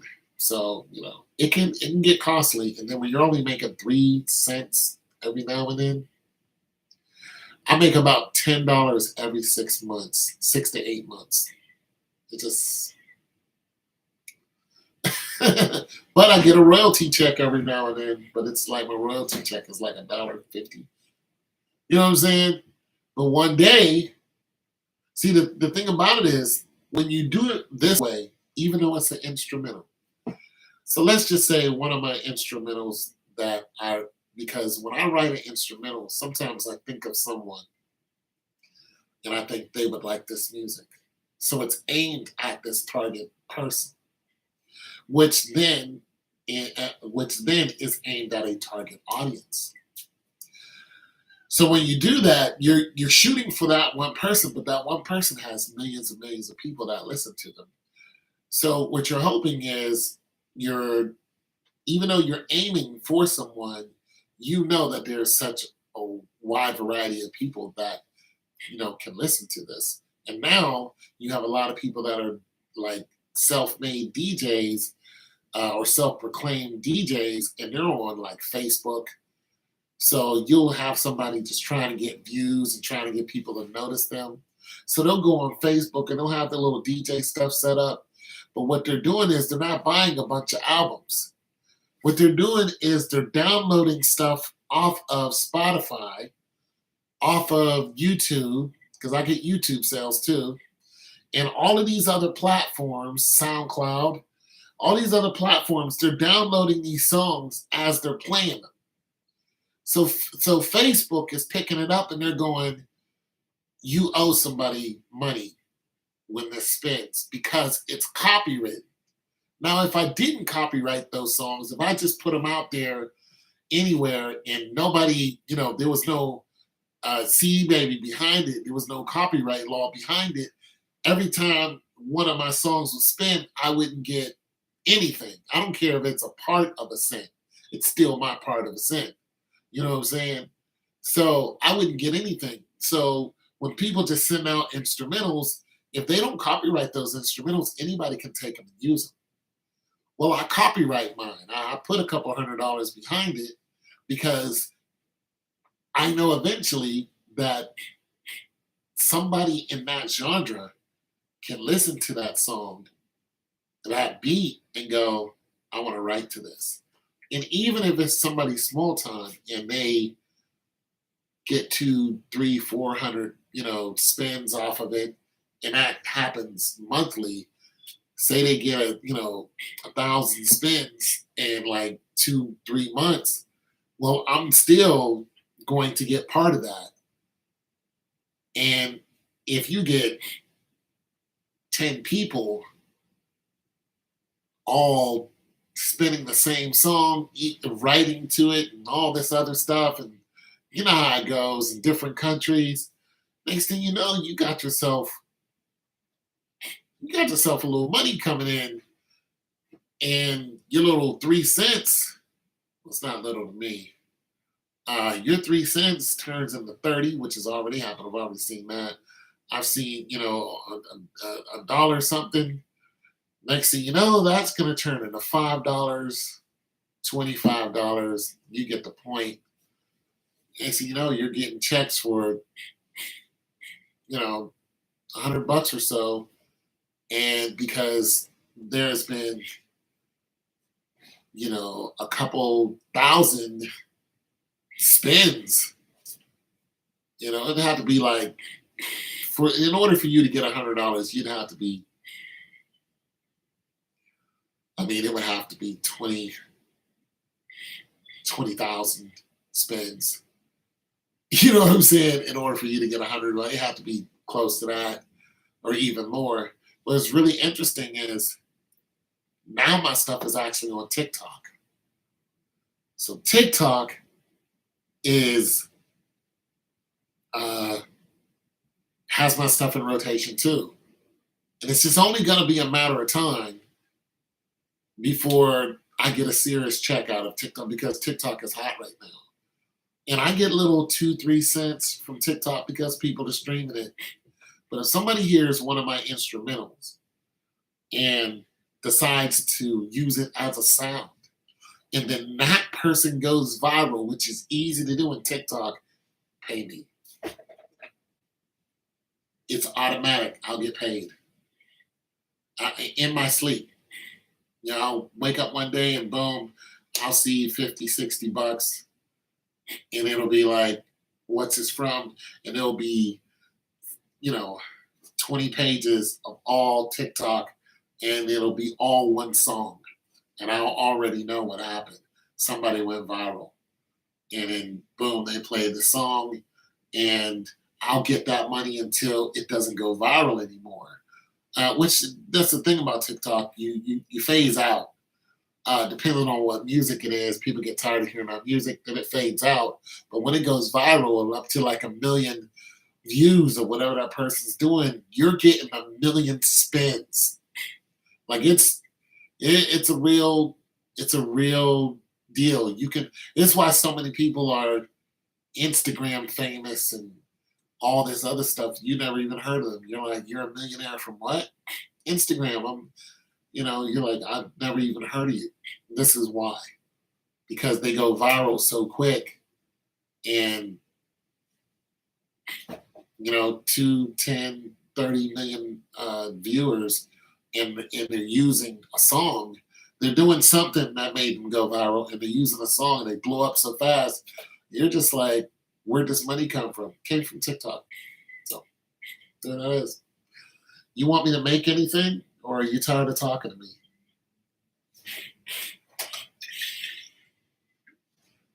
Or are you still here? One person's here. I don't even mind if one person wasn't here, but I do like it when one person is here.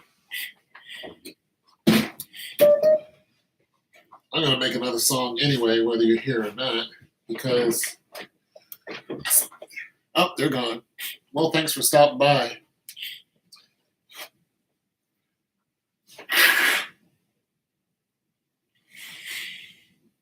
I got to make my kind of music now. That's a lot of information nobody's going to listen to.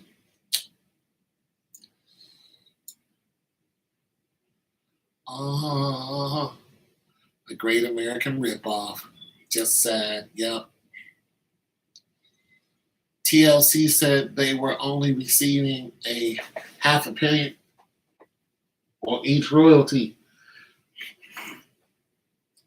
TLC, I don't know if you're still here or not. TLC is still the #1 female band. Still. Nobody has come along and beat TLC.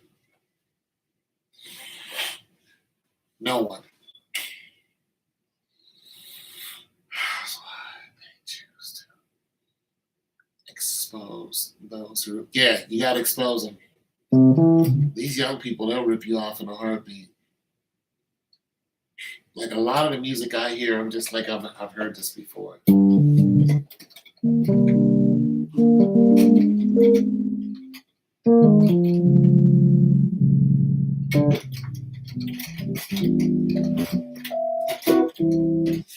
gotta make some weird music because I'm weird. But I noticed that, another thing I noticed that, like, I'm different. But I noticed that different is it. Yeah, it's beautiful because I've always been some type of outcast. But now being strange is good.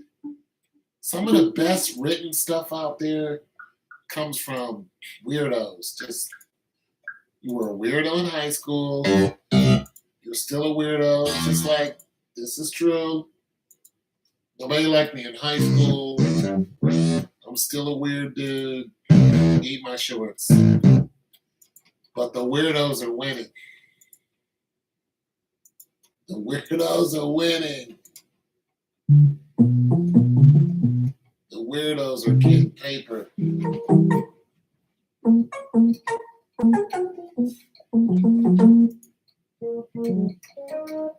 I'm also going to have to invest more in this music.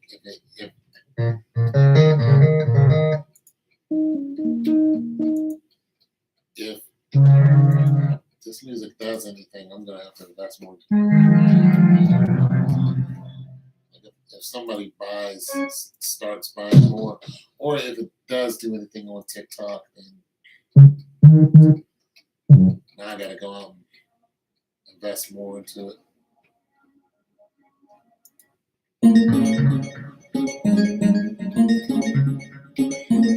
Because I noticed my production is nowhere near as good as where I want it to be. Because I don't know how to master. I actually made a beat out of that before. See, I like this. This is what turns people off. I like this sound.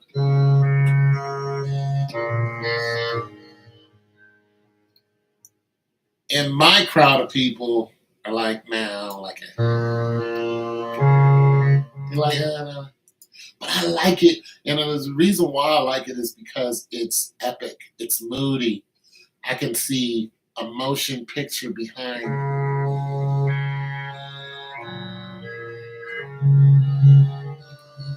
Like I could see something behind us.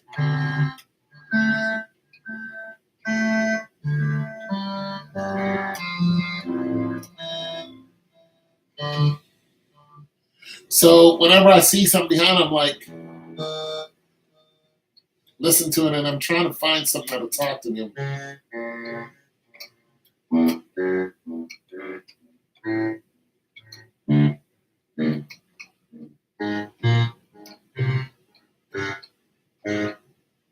And if I can't find nothing shortly, then I move on. But I'll play around with it.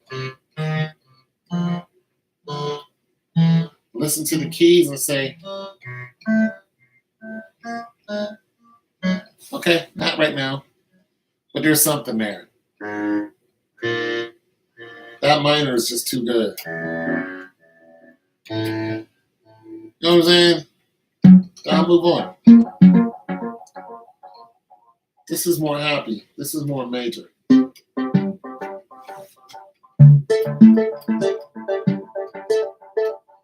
It's happy. This is easy to write to.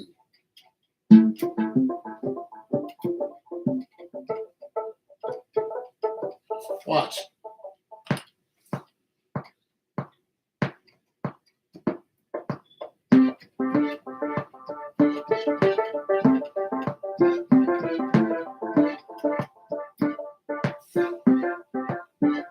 See what it does.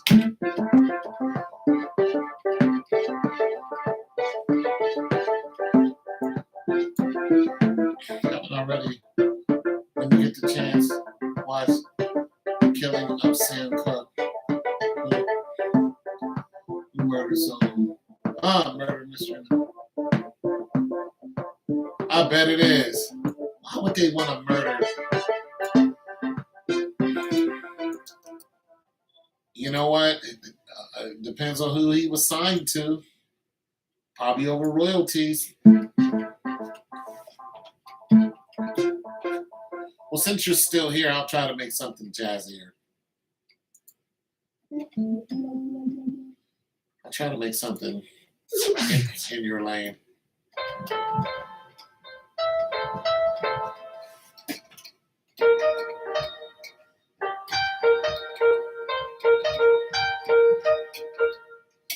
That won't get annoying.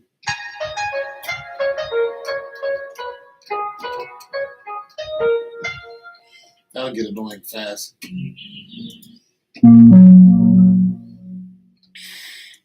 Oh yeah. 100%.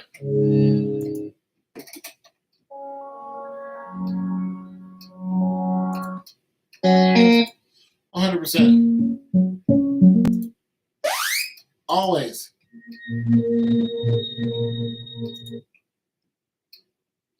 Always.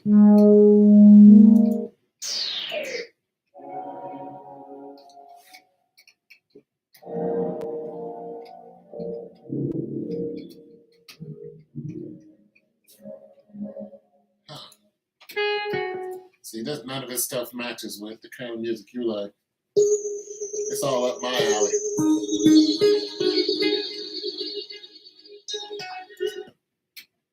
All right, let me find a bass. Let me see if I can find a bass that you might like.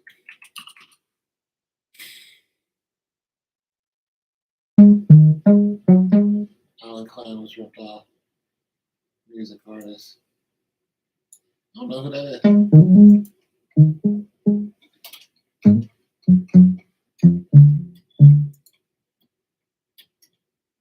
If I can find it.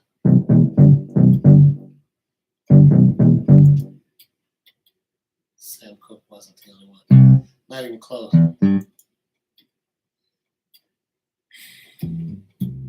Yeah, they rip people off all the time now.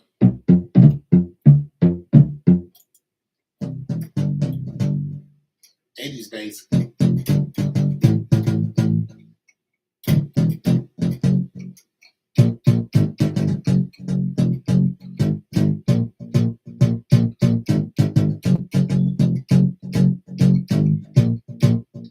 That '80s bass. Woo.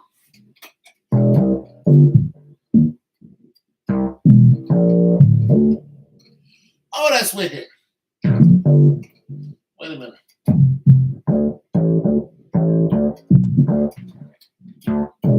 No, you're not going to like it. I want to do it, but I know you're not going to like it.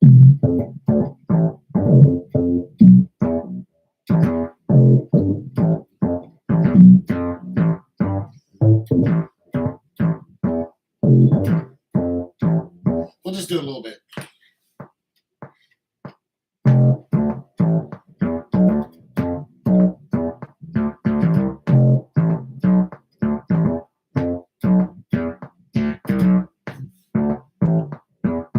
We'll just make a quick song.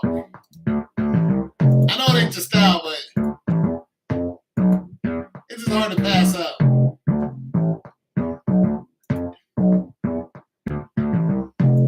I just want to mess with a little bit.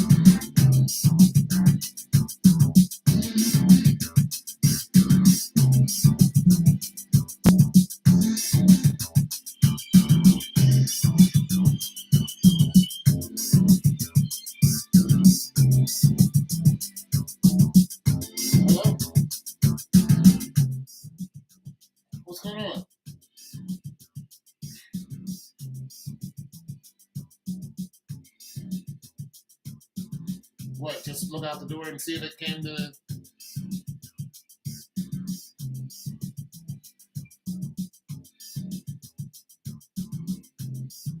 Oh, you're on your way over here now. I don't understand why you would want me to. Okay, yeah, yeah. No. I didn't know you were. I mean, hold on. Let me go. Knock on the door. Yeah, all right.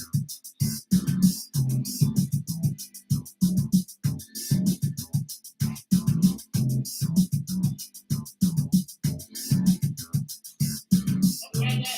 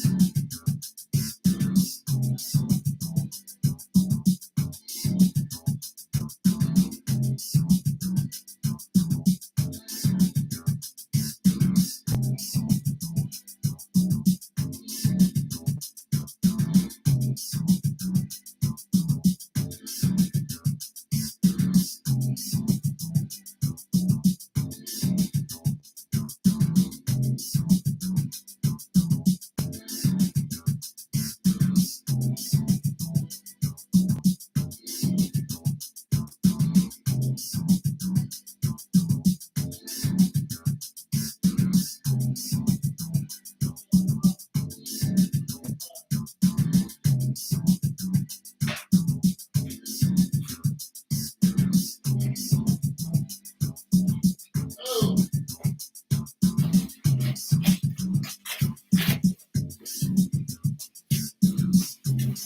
I had to get a package from my neighbor.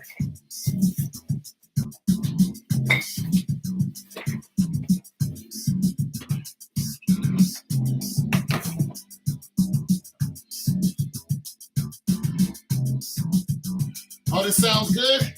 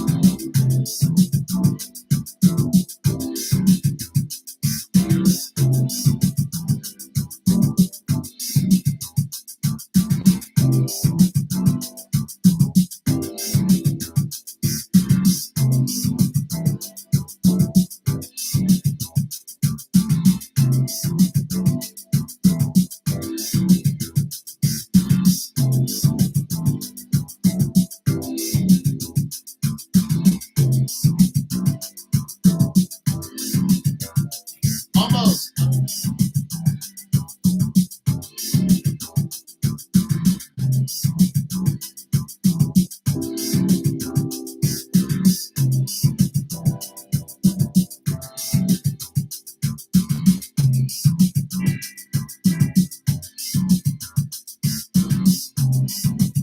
So relaxing. Sit here, listen to you. Thanks. I enjoy the company.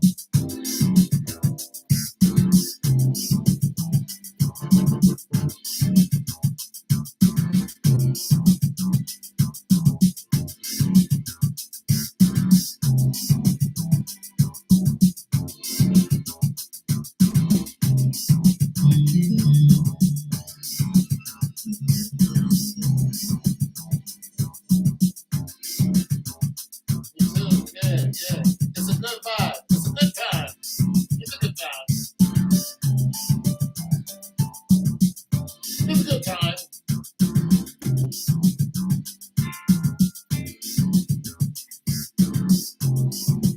Ah,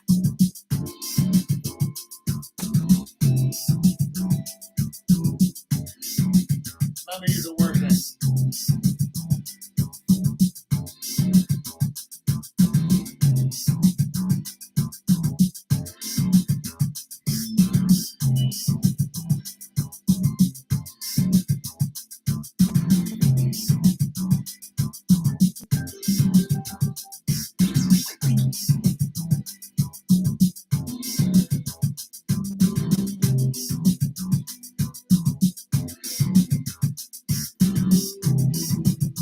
You want me to turn this music off and give you a piece of my mind?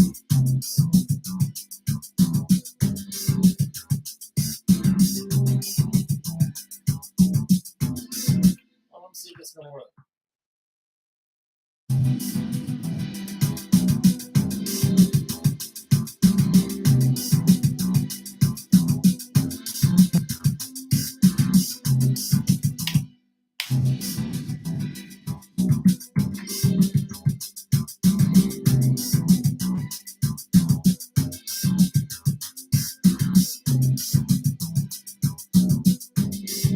Okay,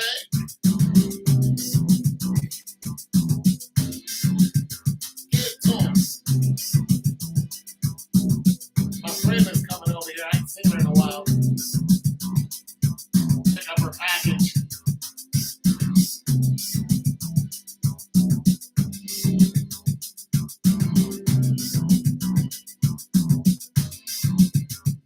Okay, the Jesse Smollett case.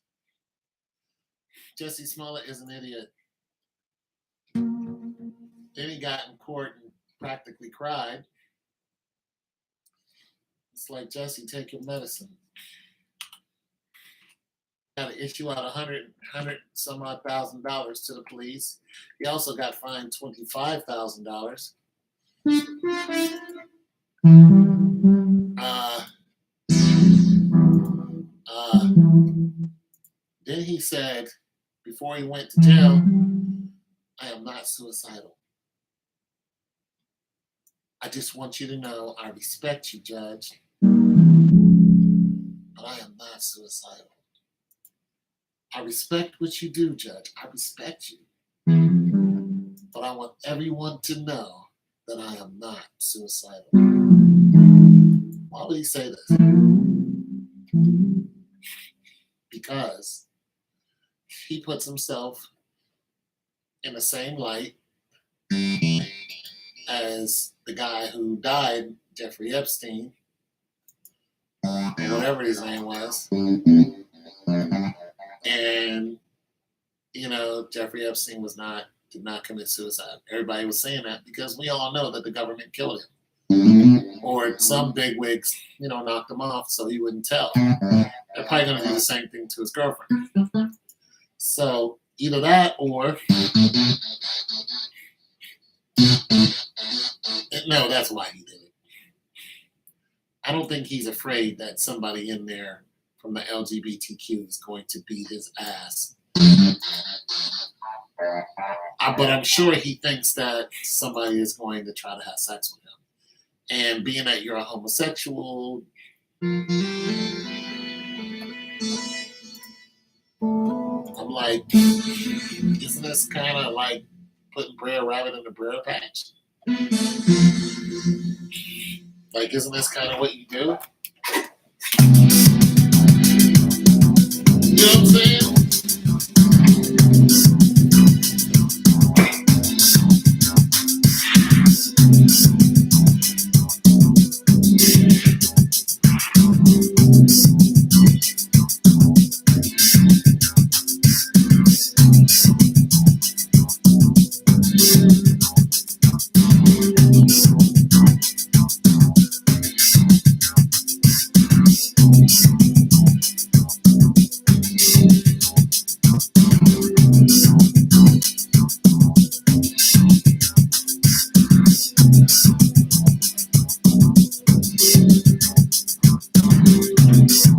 I mean, I think he got what he wanted. He wanted attention. Give attention.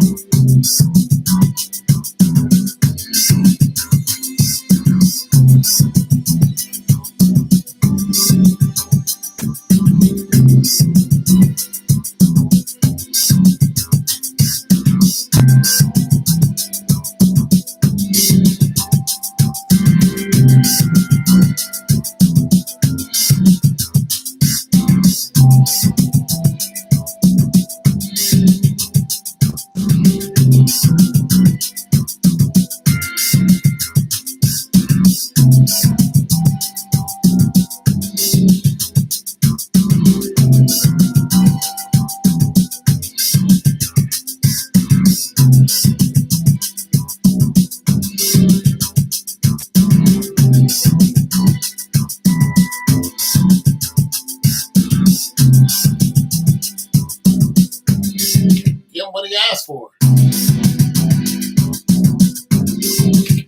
Jesse Smollett. That's what you asked for. You wanted to be stupid. Why would you do that, Jesse? Why? Why? Why would you hire two guys to make it seem like you got captured and you're some hero? And he said he was the gay Tupac.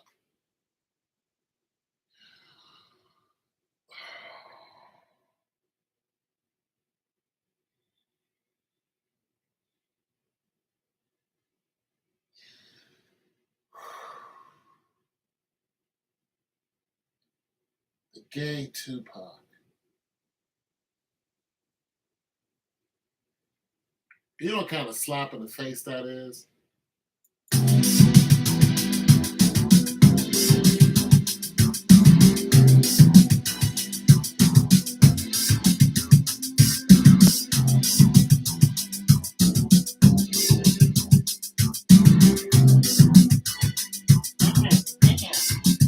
I'm not messing with you today. I'm not messing with you today. The gay Tupac. I'm not messing with you today. No. See, I was having a good time with you. Drinking lemonade, listening to music, and here you come with the gay Tupac.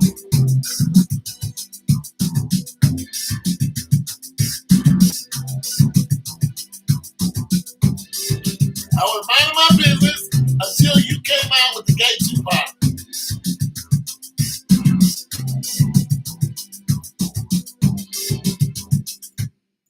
Oh my goodness, Star. See, you always want to be starting something.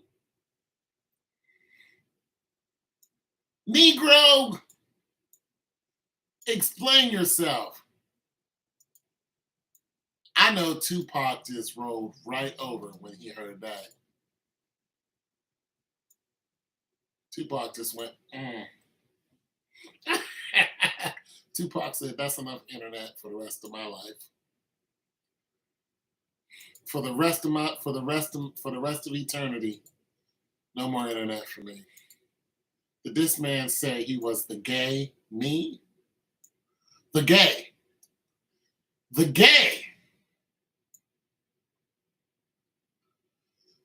Now, there are bad things happening to LGBTQ people as it is because, let's just face it, as much as they want to be accepted, not everybody accepts them. Listen, there's some places you just ain't going to go and wave around the gay flag. Some places just don't accept you. They're not going to accept you. They don't accept your lifestyle. They don't care that they just don't. There are just some places in the community where gayness is not going to happen. It's not.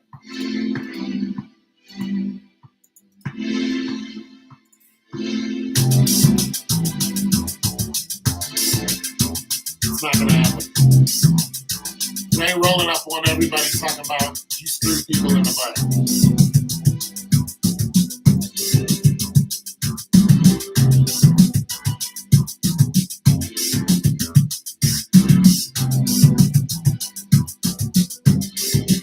You ain't rolling up on everybody talking about, yeah, this is what I do. I commit sodomy. I actively sin against the Lord. And I want you to accept that.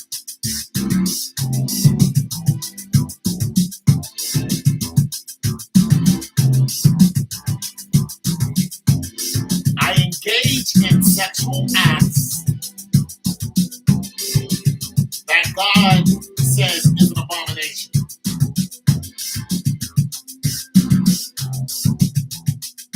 You're not going to do that, and everyone's going to accept you.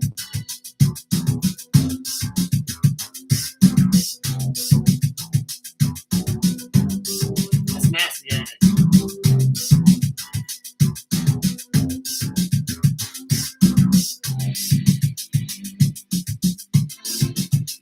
You're not going to do that. You, the gays, whoever you want to be.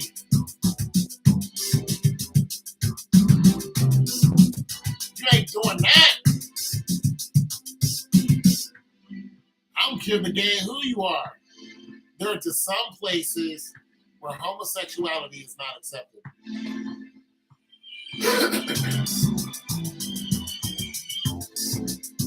Hey, okay, I'm calm down.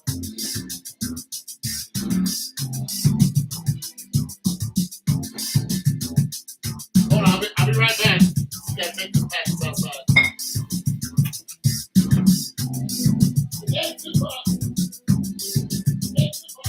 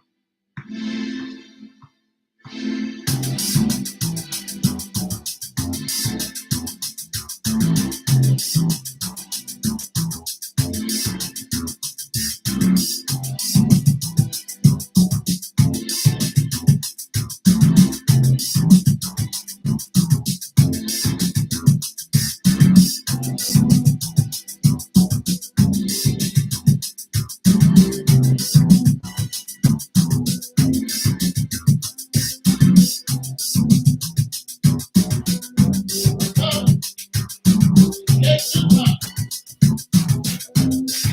Tupac. Hey, Tupac. I'm coming. Hey, Tupac.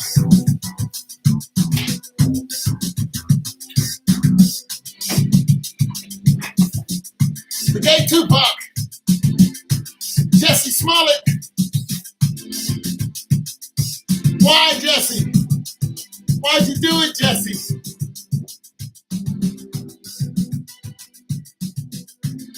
He wanted everybody to notice him.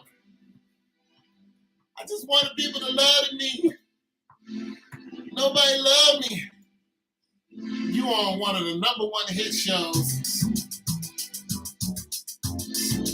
You on one of the #1 hit shows. You making money.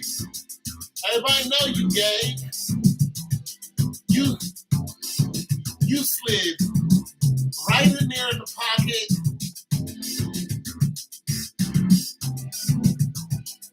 Yeah, I know he don't understand. He gonna get his ass beat.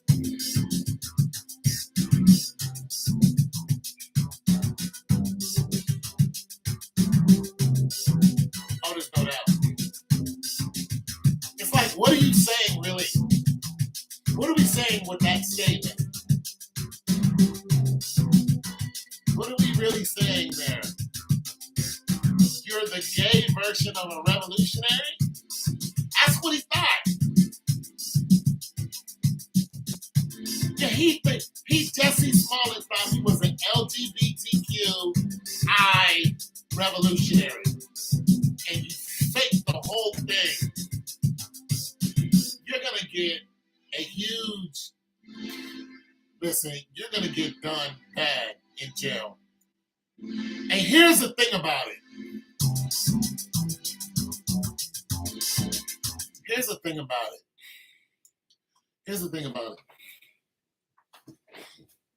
He gonna come out and do something else. Tell me I'm wrong. Tell me I'm wrong. Tell me Jesse ain't gonna come out. He gonna come out because he's gonna be broke. He gonna be broke. He's gonna come out of jail. He's gonna do something else stupid. Mark my word. You heard it right here. And you're gonna be like, Tone said he was gonna do something stupid. And I'm gonna tell you why I know. Why I know Jesse's gonna do something stupid. Because he's sick. His whole rationale is off.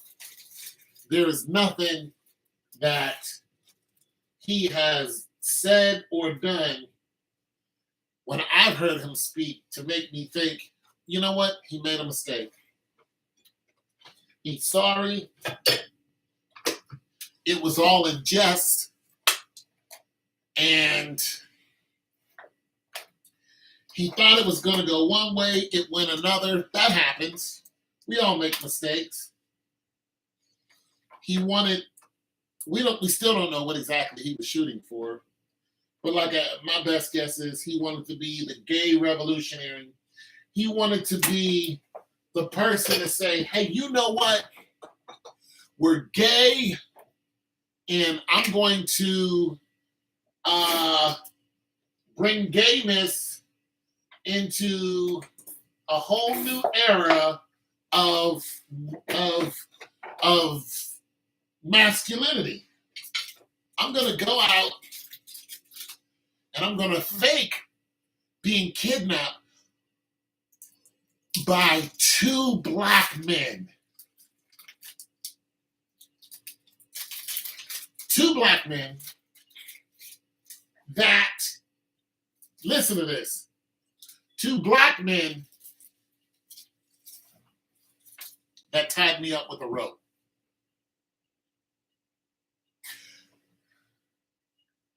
He's gonna come out and do something else too. Wait. Did I hear you correctly? I didn't hear that correctly. My ears have deceived me because you said two black men that tied me up with a rope as if they were going to hang me. And these two black men had no demands. They had no demands, but these are two black men who were from Africa, and they tied me up with a rope, and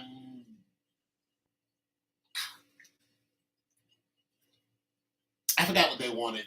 They wanted to, no, they had a purpose. What was the purpose? No, wait a minute. Let me think. They wanted something. These two black guys, they tied me up with a rope. They didn't beat me up. They didn't do that. They didn't break any bones or bust my lip. They just tied me up. Let's see, what did they want? Oh, and by the way, I got away from these two guys. You should have saw these guys, though. These guys had muscles on top of muscles. I mean, the one guy, I could have swore he was a football player. And I got away from these two bruisers. I did that on my own. I'm the gay Tupac. Did you see the two guys he blamed it on? I need music. I need it. I have nothing with you today, Star.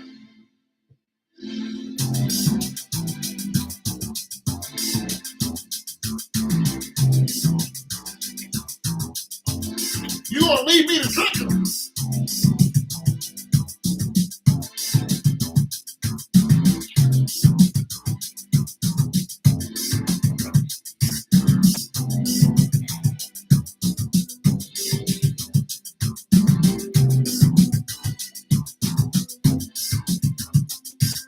You gonna leave me to trick them?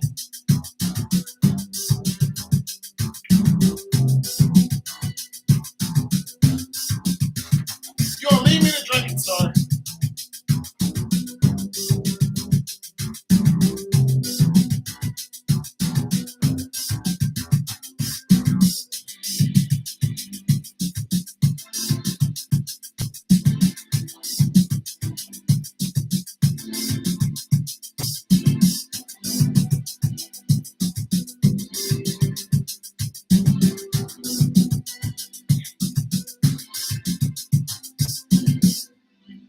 Yeah, that's a jam. You gonna leave me to drinking? Did you see the two guys he blamed it on?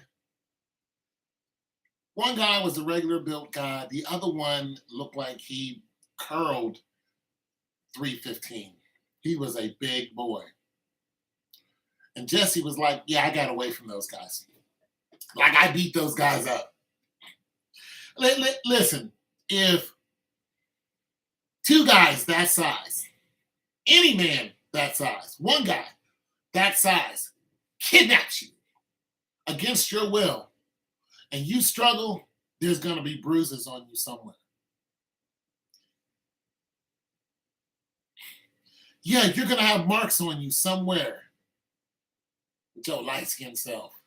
You're going to have marks. You're going to have something. And if you fight with him, something's going to be broken. There was no marks on Jesse whatsoever. And then he wasn't even traumatized by it. Like, there was no, I need therapy. I need to speak to somebody. There was no breaking down. There was all this vibrato. And I don't know how much he knew about Tupac, but Tupac used to really let people know what happened to him, especially when he went in jail. Tupac was, he got taken advantage of in jail. And he was writing about it in his songs when he came out with that bump, bam, and then I was so many tears, I was so many tears. On that album, he started talking about the stuff that was happening to him. Tupac wasn't sitting there talking all that crazy, he didn't start getting crazy until, he knew he wasn't getting out of his situation. He knew he wasn't getting out. So it's just like, Jesse, you're not.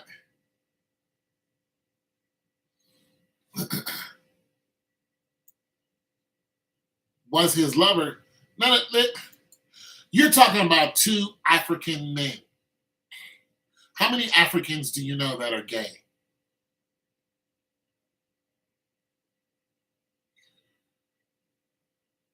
Obama went to, I think it was Nigeria, and he tried to bring feminism over there and gay over there. And he said, we just want, homosexuals to be accepted. And the president said, we will not accept it.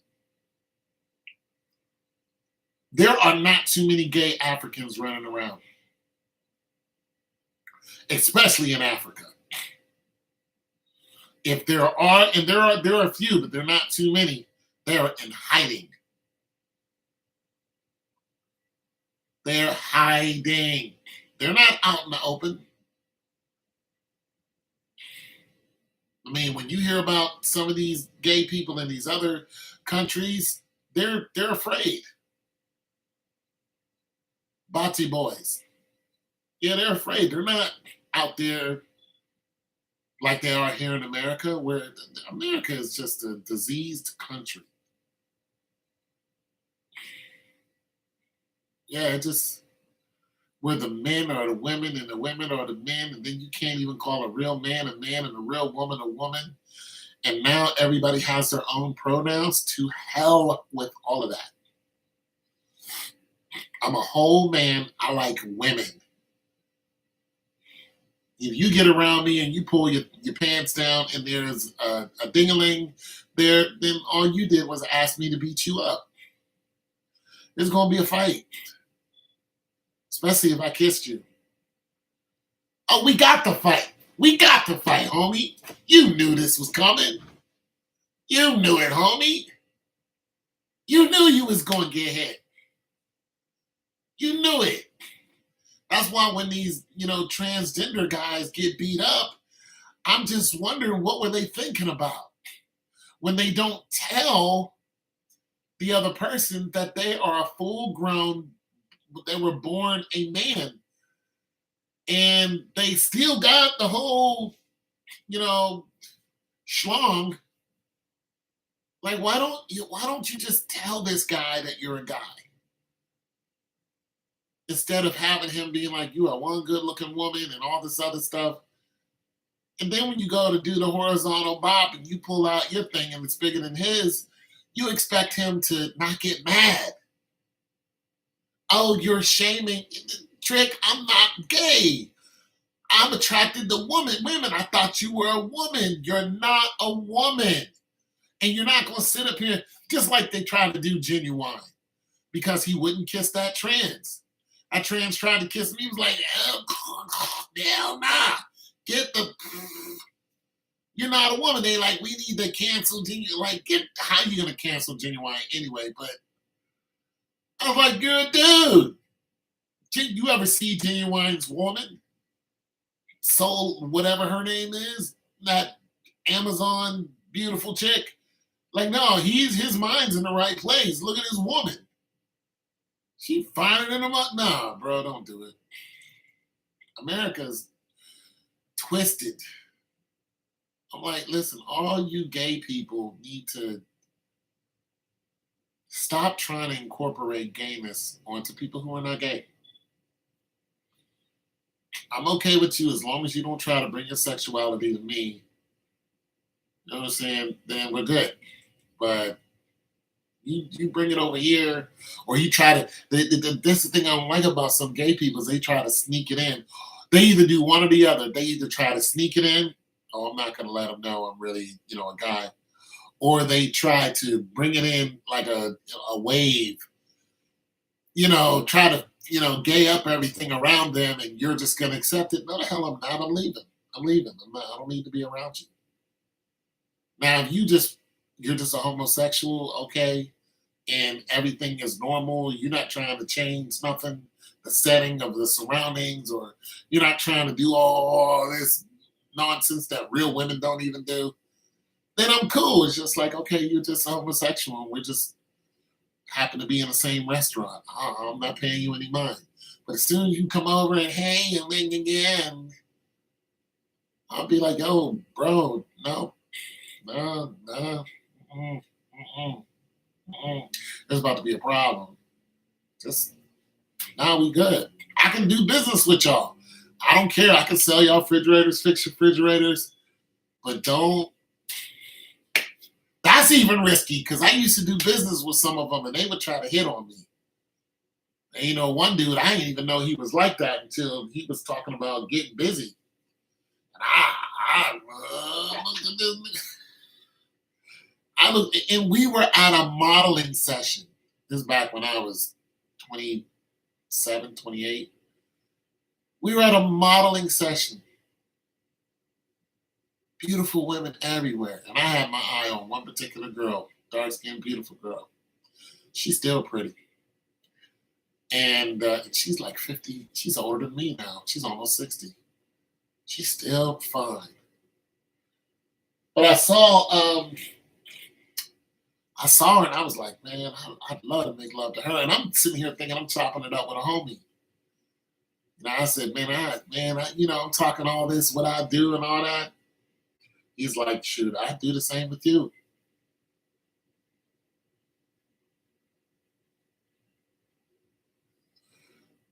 I froze. I looked at him and I said, you didn't say what I think you said, did you? He looked at me and he said, yes, I did. That was it. That was enough. I didn't need to hear no more. And he looked like a homie. He looked like a regular homie. Oh my God. He looked like a regular homie. He looked like I was like, come on. Come on. Like, I did not see that coming. I'm like, and it pissed me off because I'm like, we in a house full of beautiful women. Bro, there's beautiful single women all over here. Why are we like I was like, yeah, we about to get, you know what I'm saying? I was thinking we about to go and knock some of these chicks. I got a wingman. You know what I'm saying? Like, we going in. Like, that's what I'm talking to him. Like, yo, man, I'm about to go in and you know what I'm saying? I'm getting this girl right here who's about to make love to her. He was like, yeah, I'll make love. I was like, what? You nigga, what? You messed up the whole vibe. Man, I left. I walked up out of there. I had to go. I couldn't even concentrate knowing that this knucklehead is in there. I never did get that girl. I came close though. I kissed her.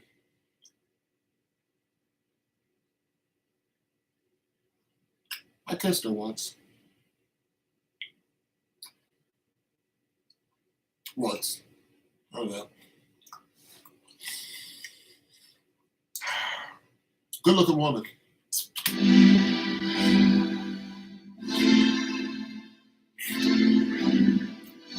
Yeah, just that's my whole vibe up.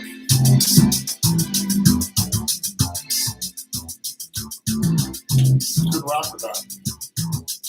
I had a homeboy who was gay, but he told me what he was. And he tried to, I told him, I said, listen, I'm not interested. Once I told him that, he never came at me again. He was cool. I knew his whole family. He's dead, but he's a good dude. Chill dude.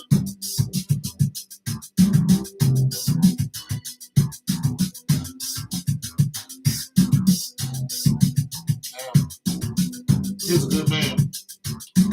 But he couldn't leave men alone. I was, every time I saw him, because he would travel a lot, I was trying to convince him to date women. He wouldn't do it.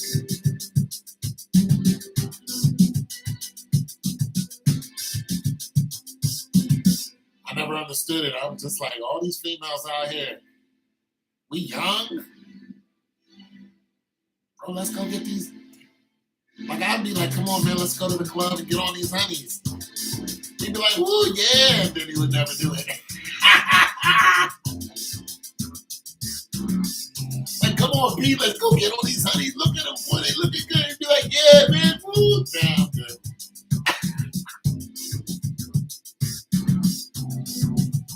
Why? Let's go get that ass, bro.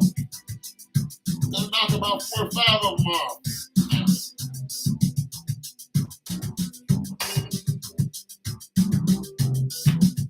He wanted to look at dudes.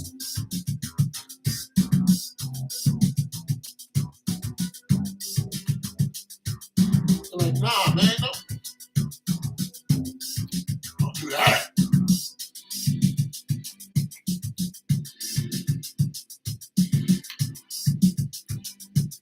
Well, listen to me. He went to Atlanta, you know, because he was a musician.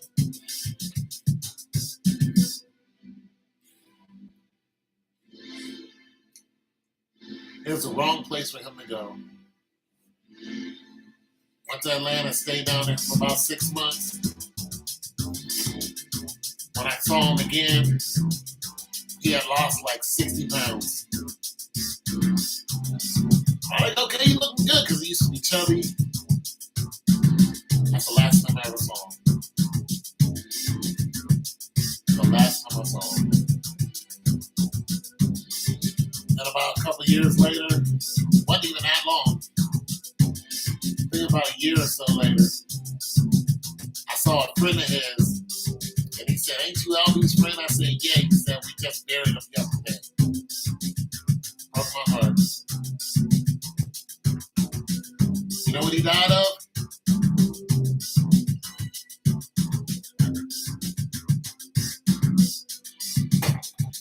Yep. Died of AIDS.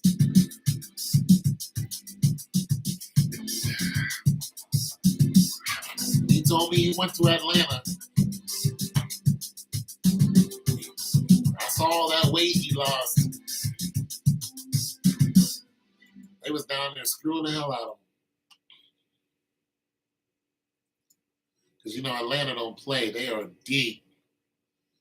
Atlanta is down there knocking each other off. They down there doing dangerous stuff. I mean,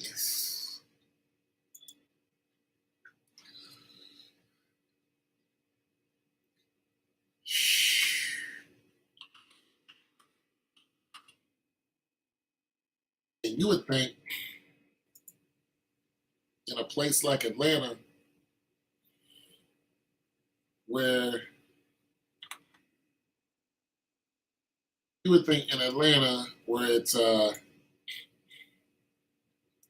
ratio of women to men, you would think in the AT real, all the men folk would be down there, you know, on top of those women. Let me tell you something. If you've never been to Atlanta, even women who go to Atlanta realize that there are so many beautiful women just in that one city, and they're single. And these are women. These are not. These are naturally. When they say Georgia peach,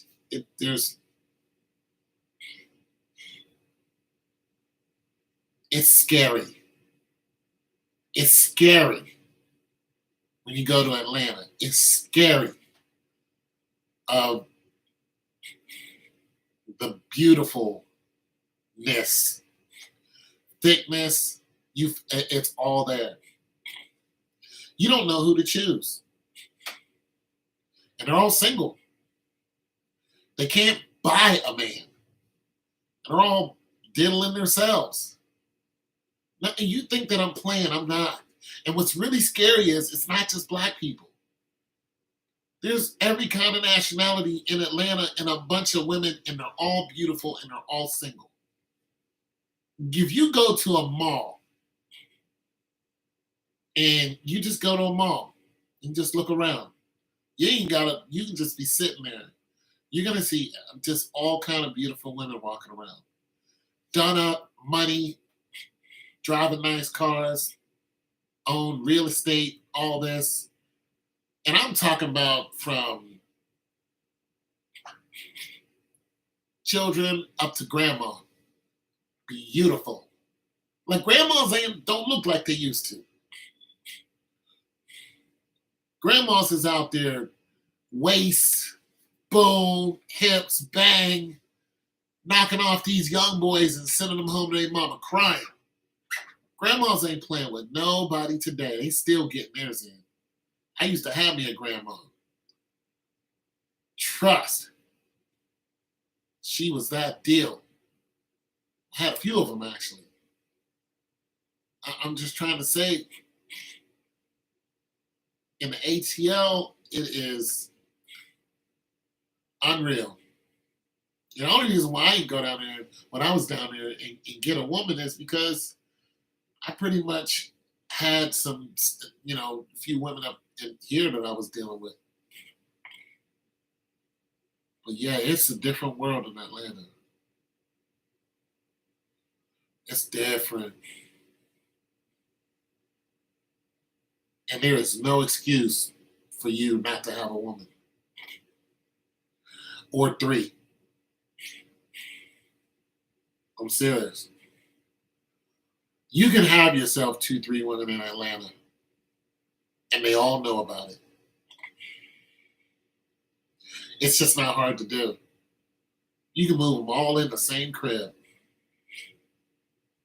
It is not, and it make it so bad nowadays. They'll come up to you and say, "This is what we want."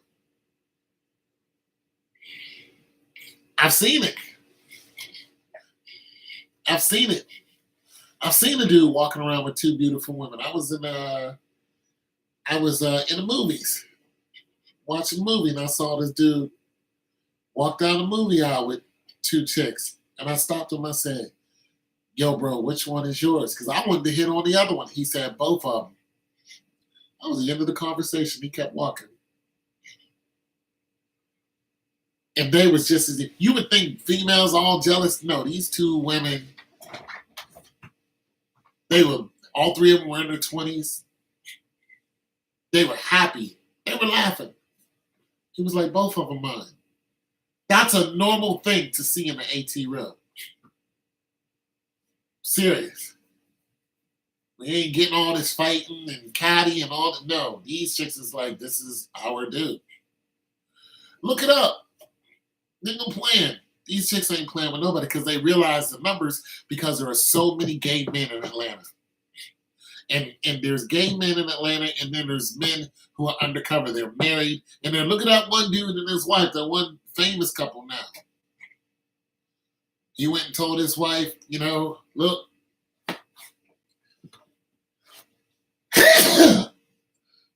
Sorry. He told his wife, listen, this is what it is. If you want to marry me, I like dudes too. And she was like, let's go. Let's get married. I'm like, what kind of lunacy is that?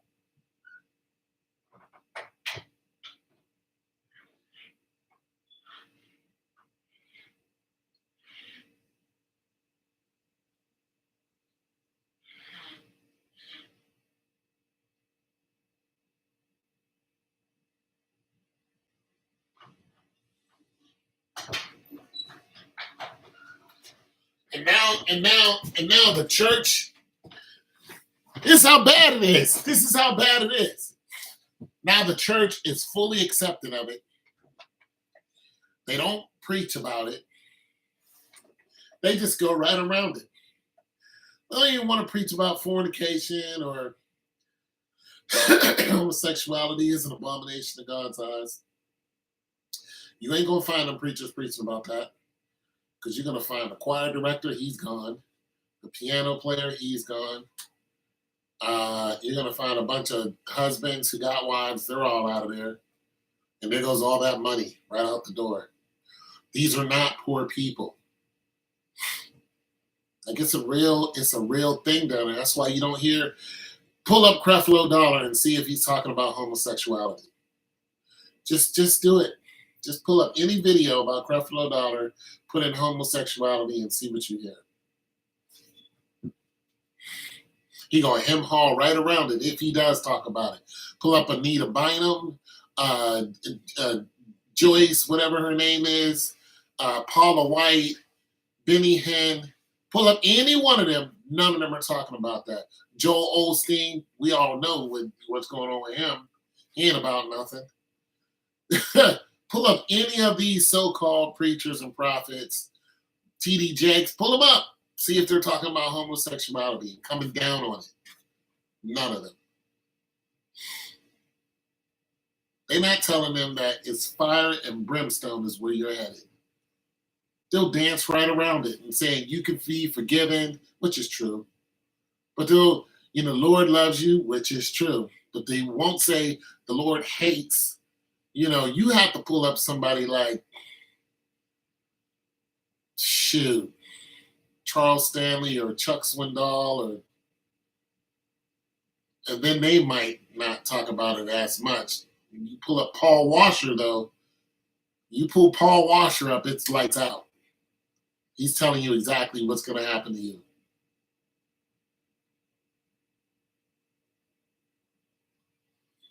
Yeah, see, I don't know how many pastors are gay, but I know they don't want to lose that tithing money.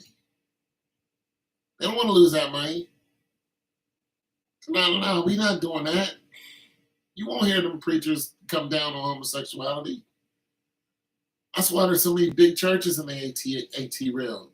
But I'm telling you, the beautifulness. When I was in the airport in Atlanta, I was coming through the airport and I saw these two women that looked like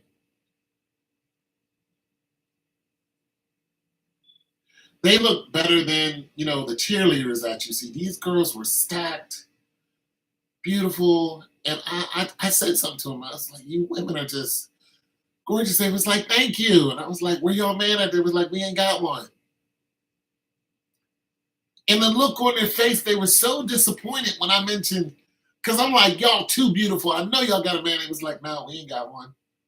Like, these are not women who are like, no, we're just going to date each other.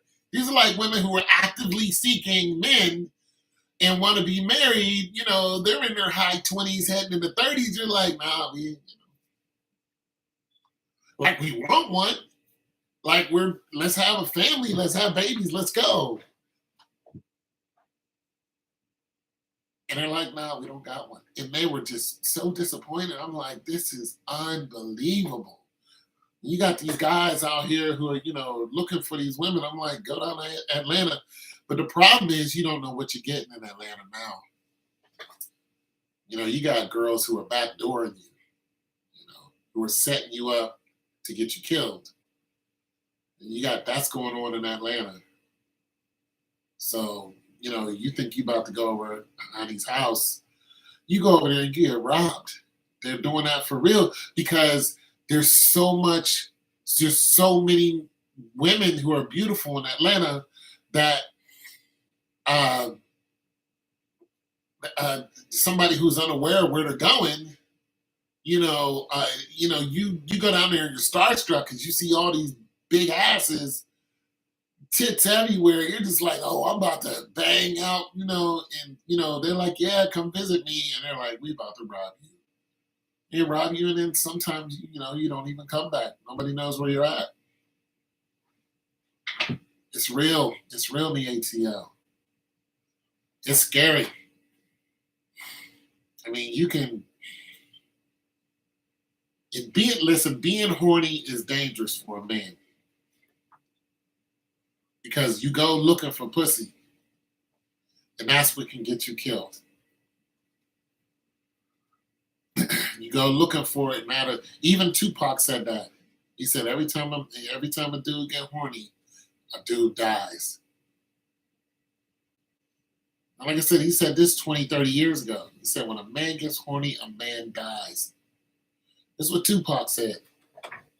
And that's real. And men are always horny until we die. We are always trying to inseminate some woman until we die. Tits and ass every day. Let's go. If she can't do it, bam, let's go to her. If she can't do it, let's go to her. Let's go right down the line. I get all of y'all pregnant up in here. Let's go and don't care.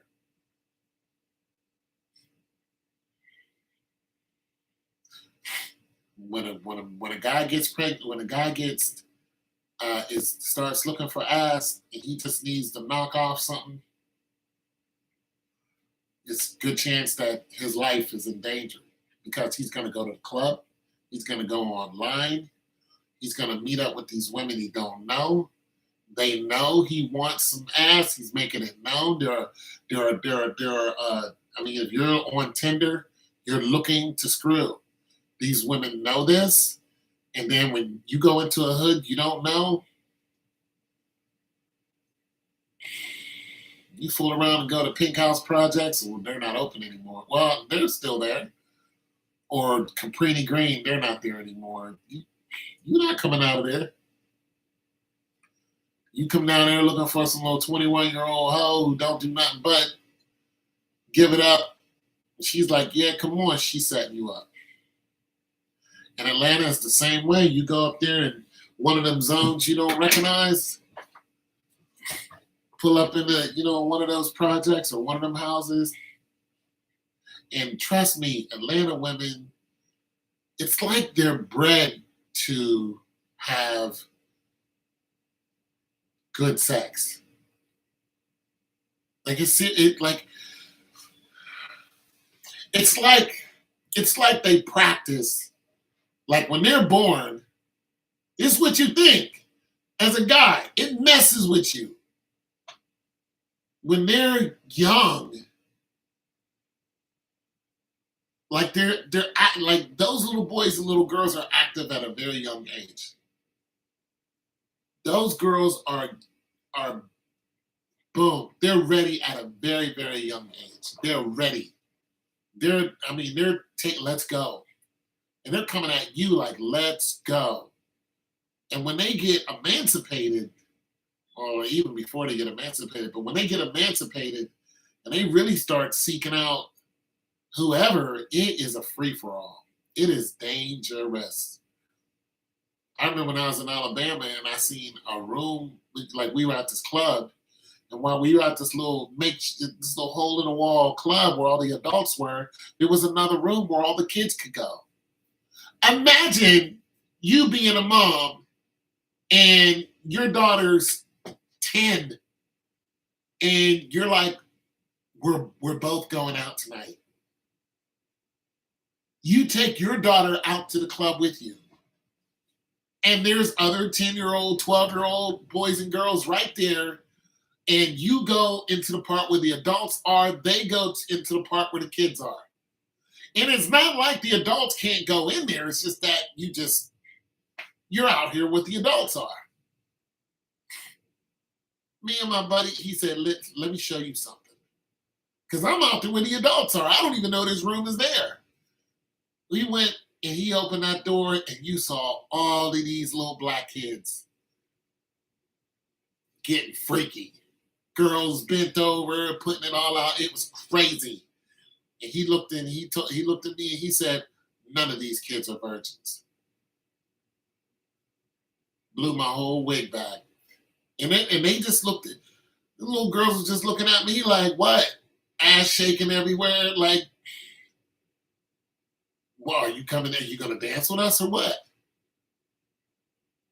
He just opened the door and said, none of these kids are virgins. And we're just staring at him like, I'm in shock. I'm looking at him like,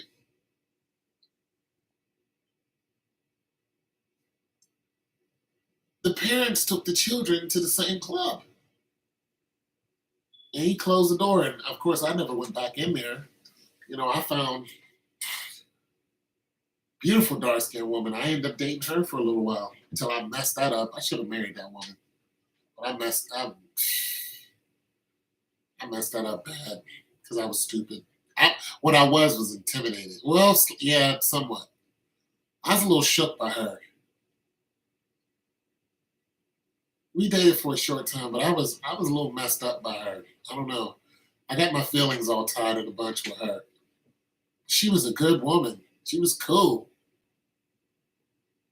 And I was in Alabama. So in the South, them girls go hard in the paint. It's different. They are bred to have babies quick. And that dude who I was talking about was knocking off a 14-year-old girl who had a 2-year-old girl. He would go over her house and pick her up. And the 2-year-old would stay with the mom. And he was cool with the mom. I don't think he was knocking her off, but he was cool with her. He was like 28. He was 26 because I was 27. He was 26. He was like, yeah, I just go over there all the time and get her. And then take him to his mom's house because he lived with his mom. Do you understand what's going on here? She's 14, she's got a 2-year-old, and she's dating a 26-year-old. Grown-ass man. And nobody's saying anything. I'm in a state of flux. I'm like, what the is going on? I'm messed up. I'm so messed up. I'm just listening to him, and then I saw her one day. And I was talking to her. I was just like, how old is she? She's like, I'm 14. I saw her little girl. Her little girl's name was Lucky. Little snotty-nosed kid walking around. I just couldn't believe it. I just could not believe it. He'd go right over there and pick her up, take her to his mother's house, knock her right off, put her right back over there. It's a whole different world in the South. A whole different world. Yeah.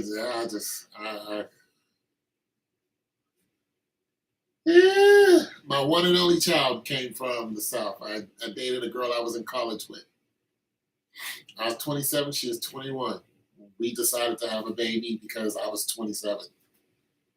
That's my only child. But I'm trying to tell you, it's a different world in the South. And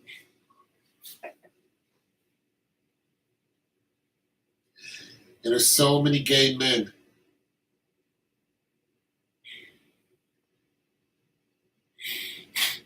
There's so many gay men that they have gay communities of men who have AIDS. There's a community of them. If you look up the statistics on ground zero of AIDS, it'll be Fulton County. That is downtown Atlanta. Downtown Atlanta is ground zero. And the statistic is 70% of the people. It's a crazy statistic. I'm going to look it up. It's like 70% of like men and women like in that area have AIDS. It's something crazy. I need to look it up again. It was like, what? And this is this is after I had left, like long after I left. I looked that statistic up like 4 years ago. I was down there 15, 20 years ago. But that's madness. That is madness. Now, when I was down there, I ain't see no gay people. Now they're everywhere. I ain't see no gay people.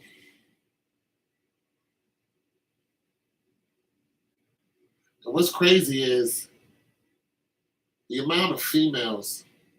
Okay, so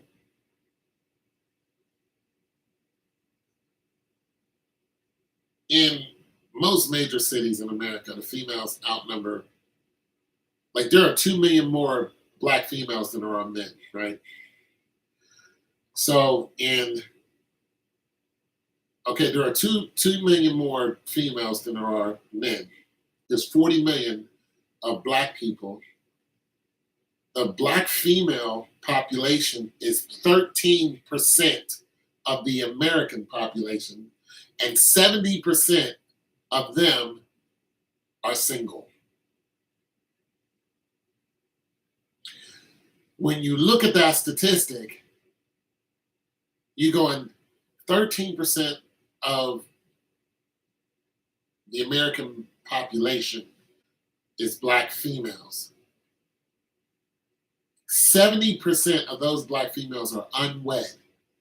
We're talking about voting age and up. So we're talking about 18 and up. The statistic doesn't go below voting. It doesn't add 17, 16, even though they can be emancipated at an early age, but they're still not at a voting age. They can also be married. I think it's like here, 16. You can a 16-year-old can date a 40-year-old here in Ohio. In California, you have to be 18 to date an adult. But here, you can be 16 and you can be consensual, and you can date an adult. In some places, it's 17, but the lowest is 16. But a parent can give their child away at the age of 14. It's called parental consent. So if a dad is tired of his little girl, or not even tired of his little girl, but says my 14-year-old is dating an 18-year-old, I think it's not terrible. They get along great, yada yada yada. He has a great future, whatever. I'm gonna consent and say they can be married. They can be married because he gave parental consent. And he's 18, she's 14. It's not,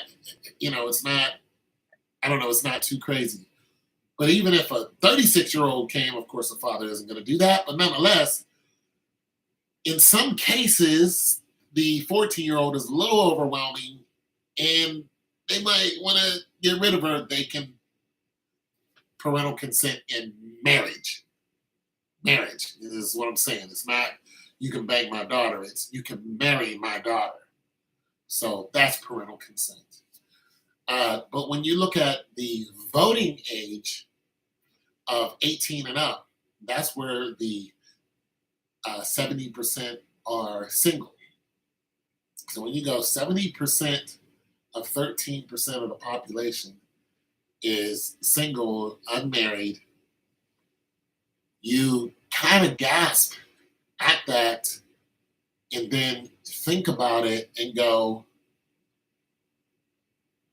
at the growing rate of the population of black people, and then you start crunching numbers, you realize that this number is going to expand exponentially because black people are still having children at a mass rate, except a lot of them are unmarried households. They're not saying these people aren't having children anymore. They're saying they're still having children, and then you look at the rate of how many women are born to males. There are more females born to males, so it's just going to get worse. It's compounding. Each year, that number is going up. Plus, the divorce rate is going up with it. So the divorce rate is going up, the birth rate's going up, the single woman rate is going up, and it's just the numbers are just astronomical. I mean, it's just not going to take long before 90% of the women are unmarried, and it's just going to continue from there. And when you're unmarried, you're unprotected. When you're unmarried, you're codependent on pretty much other women. You become dependent on other women. The lady who just came to my door, her daughter is married to a woman, but she just had a baby last year. She just had a child. She used to live right over there. And one day I noticed she was pregnant. I was just like, am I missing something? She was like, no, she's pregnant. I was like, but she was like, yeah, she has a girlfriend. Now she's married to that woman and has a baby. She's married to her by Ohio law. Can we just think on that?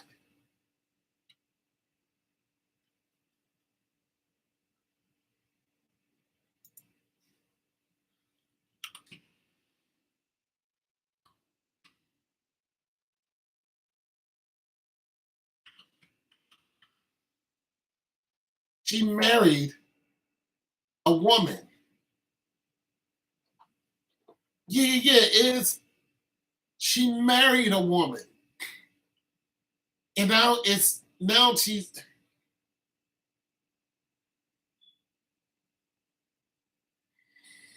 got a little boy. So what's gonna happen to this little boy? What are the chances this little boy is going to grow up to be an alpha male?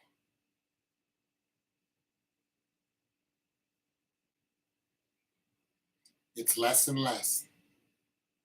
And every year, you see what's going on. Every year there is more females being born to males. Every year there are more, every year there are, let me read this. Okay. Every year,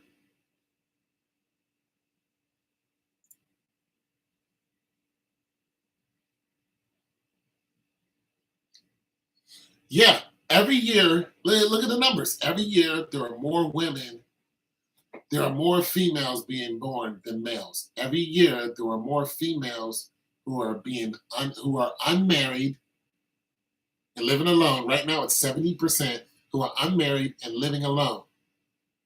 And this is, like I said, the voting age.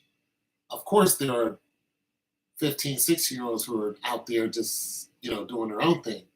So we're talking about voting age. They're living by themselves. And this is just going to keep continuing because they're still having children. See, the difference between us and the Europeans is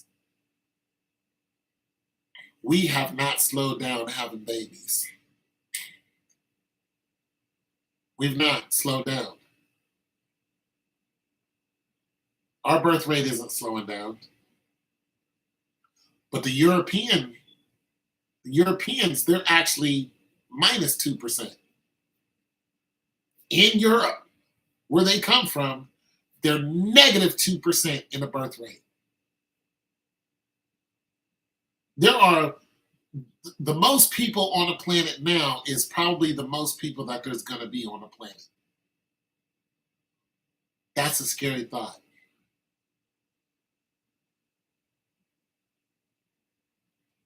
In the black population, our numbers are growing. In the European population, their numbers are shrinking. Now, our numbers are growing, but our marriage numbers are shrinking. 20, 30 years ago, our marriage numbers were 90% was married. That's turned on its head. Women can't find husbands. And then they're too picky. And then when they get husbands, 80% of them leave their husband. 51% of marriages ends up in divorce.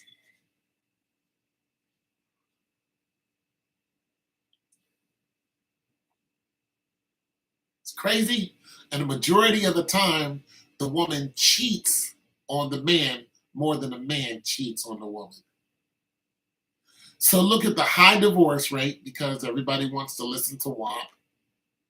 Everybody wants to listen to all these females are oversexed. So they want to get trains pulled on them and they think it's cool. Just like that 51-year-old woman said, yeah, let these two guys run a train on me. Women, this is the norm now. She's like, yeah, it was my birthday. They both, did whatever. This is the norm now. And so marriage is like not a good thing to be because you can't go out and do what you want. But these women want to shake their tail and want to get bent over a garbage can in an alley and get treated like a piece of trash and then go and brag about it as if it was some badge of honor. It's like your husband can bend you over like a piece of trash. But no, they don't want that because it's not exciting. Women want to be exciting. They want to come home with cum on their face. They want to be treated like complete pieces of trash. And then they want the man at home to be a little pussy and accept it. Yeah, he came in my mouth. What are you going to do? This is what these doofuses want, except when one of them comes home and gets shot in the face, everybody wants to blame it on the man. Listen, I seen one time where this guy was arrested is because he went and killed his wife. And the news reporter was like, why'd you do it? While he was going in jail, they asked him, he said, why'd you kill your wife? He said, because she was a cheating whore. This is what he said.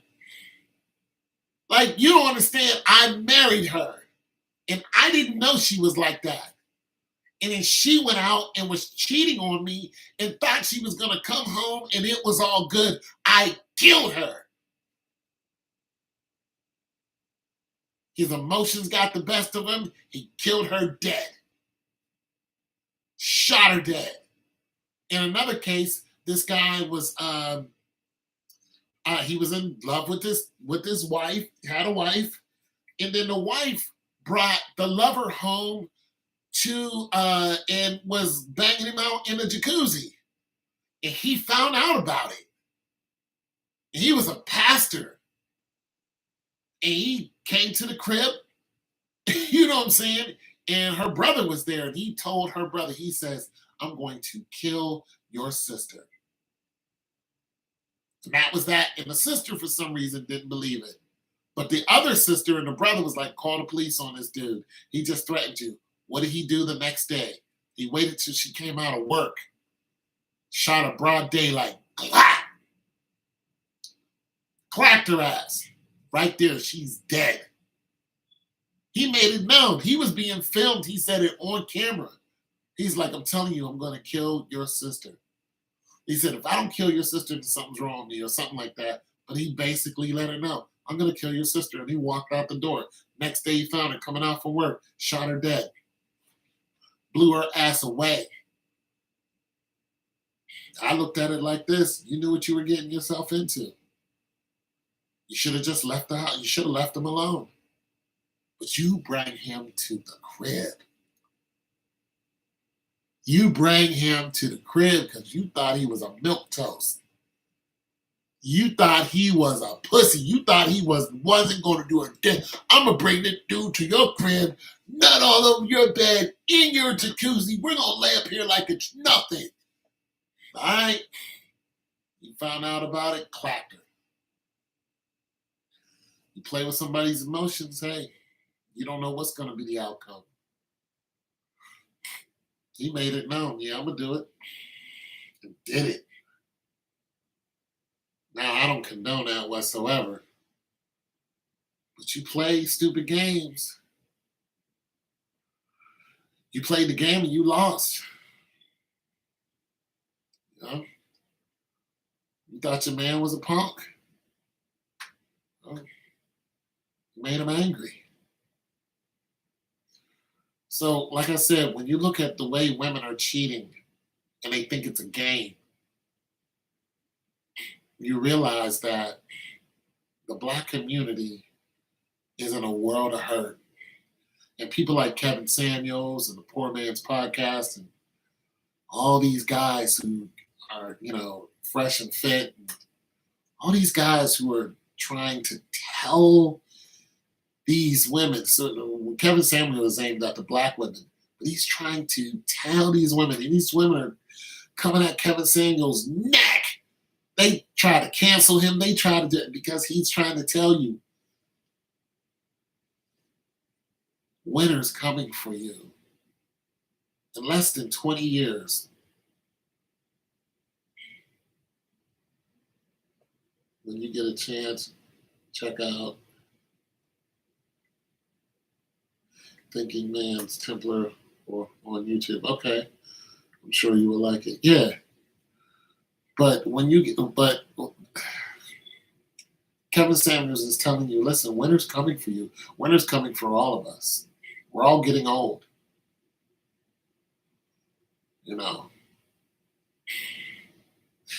Recently on World Star Hip Hop, there was a grandma. She had to be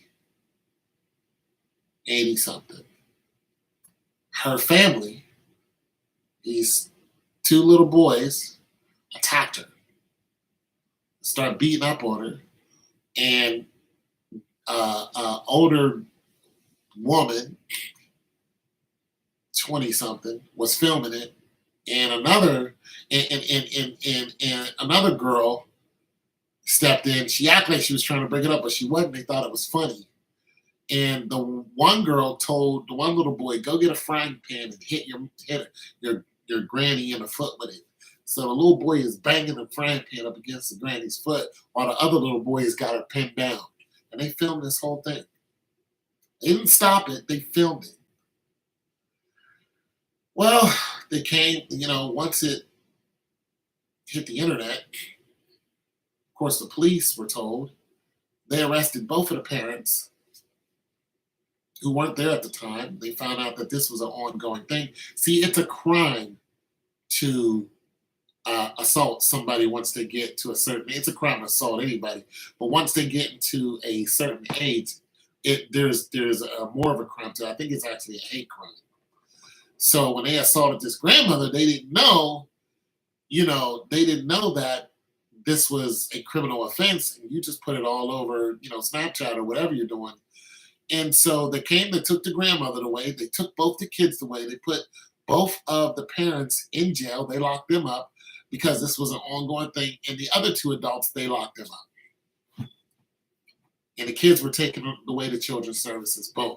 Everybody wiped out just like that. A whole family separated just like that. Just like that. Winter's coming for all of us. We're all getting old. My knees are giving me problems every day. I don't have the speed I used to. Hell, I'm fatter than I ever been. I'm just not even close to being as fast as I used to. I wake up, I'm in pain more than I ever been. I go and get therapy on my back. I go to a chiropractor and I go to a masseuse, and then I go to the gym and lay on one of the beds at massage. Like I'm not in tip top over here, and I'm in my 50s. I can imagine 40 years from now. That's what I'm saying.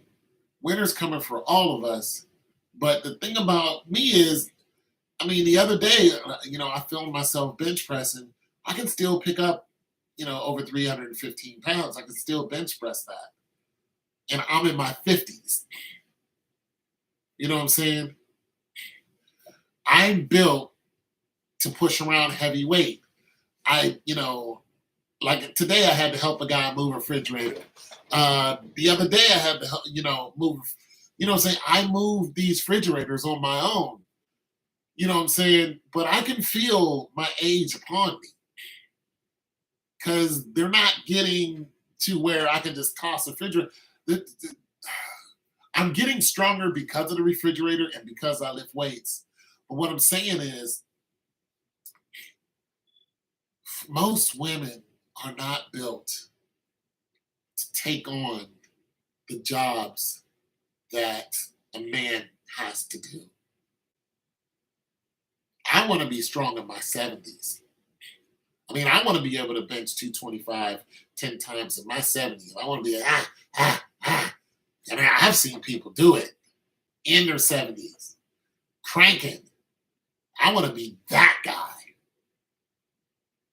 But my dad died, last month. He was 77 years old. He was still strong. But his legs went out on him. They were all swollen up. All he could do was sit. This is what he did every day.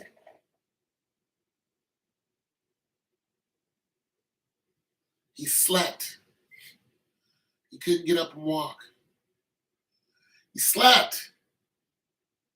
And finally, when we knew that he couldn't do anything else but sit there, ambulance, we got an ambulance, boom, got into a nursing home, whatever.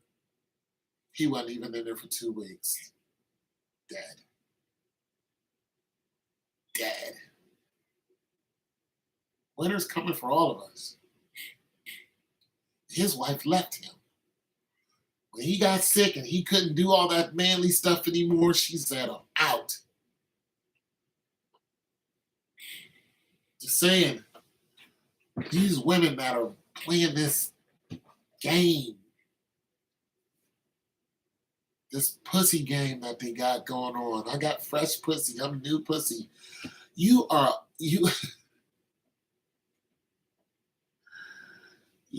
your pussy has a clock on it, and that clock runs out quick. You don't understand. You think just because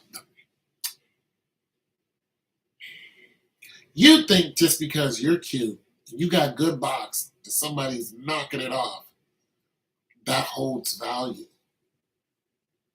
It doesn't hold value. You having a husband holds value and holds respect from us. My husband is a powerful statement. I don't care if you're struggling with the dude. I don't care if the dude is not the size you want, don't make the money you want.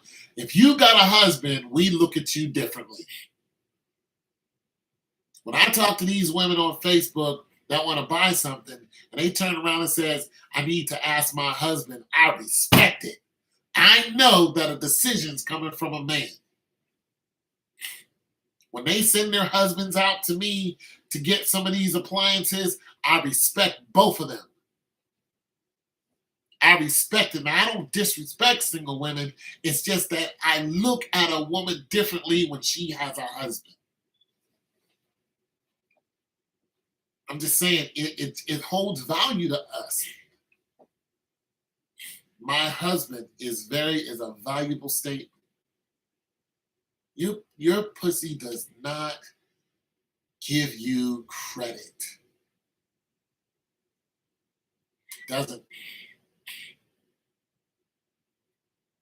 I don't care if you're brand new, emancipated, 18-year-old coach. That means, you know what that means to us? That just means you can be impregnated quickly. You're a fertile mortal. That means you might not be all damaged up just yet. You might not have scars all over you yet. inward and outward.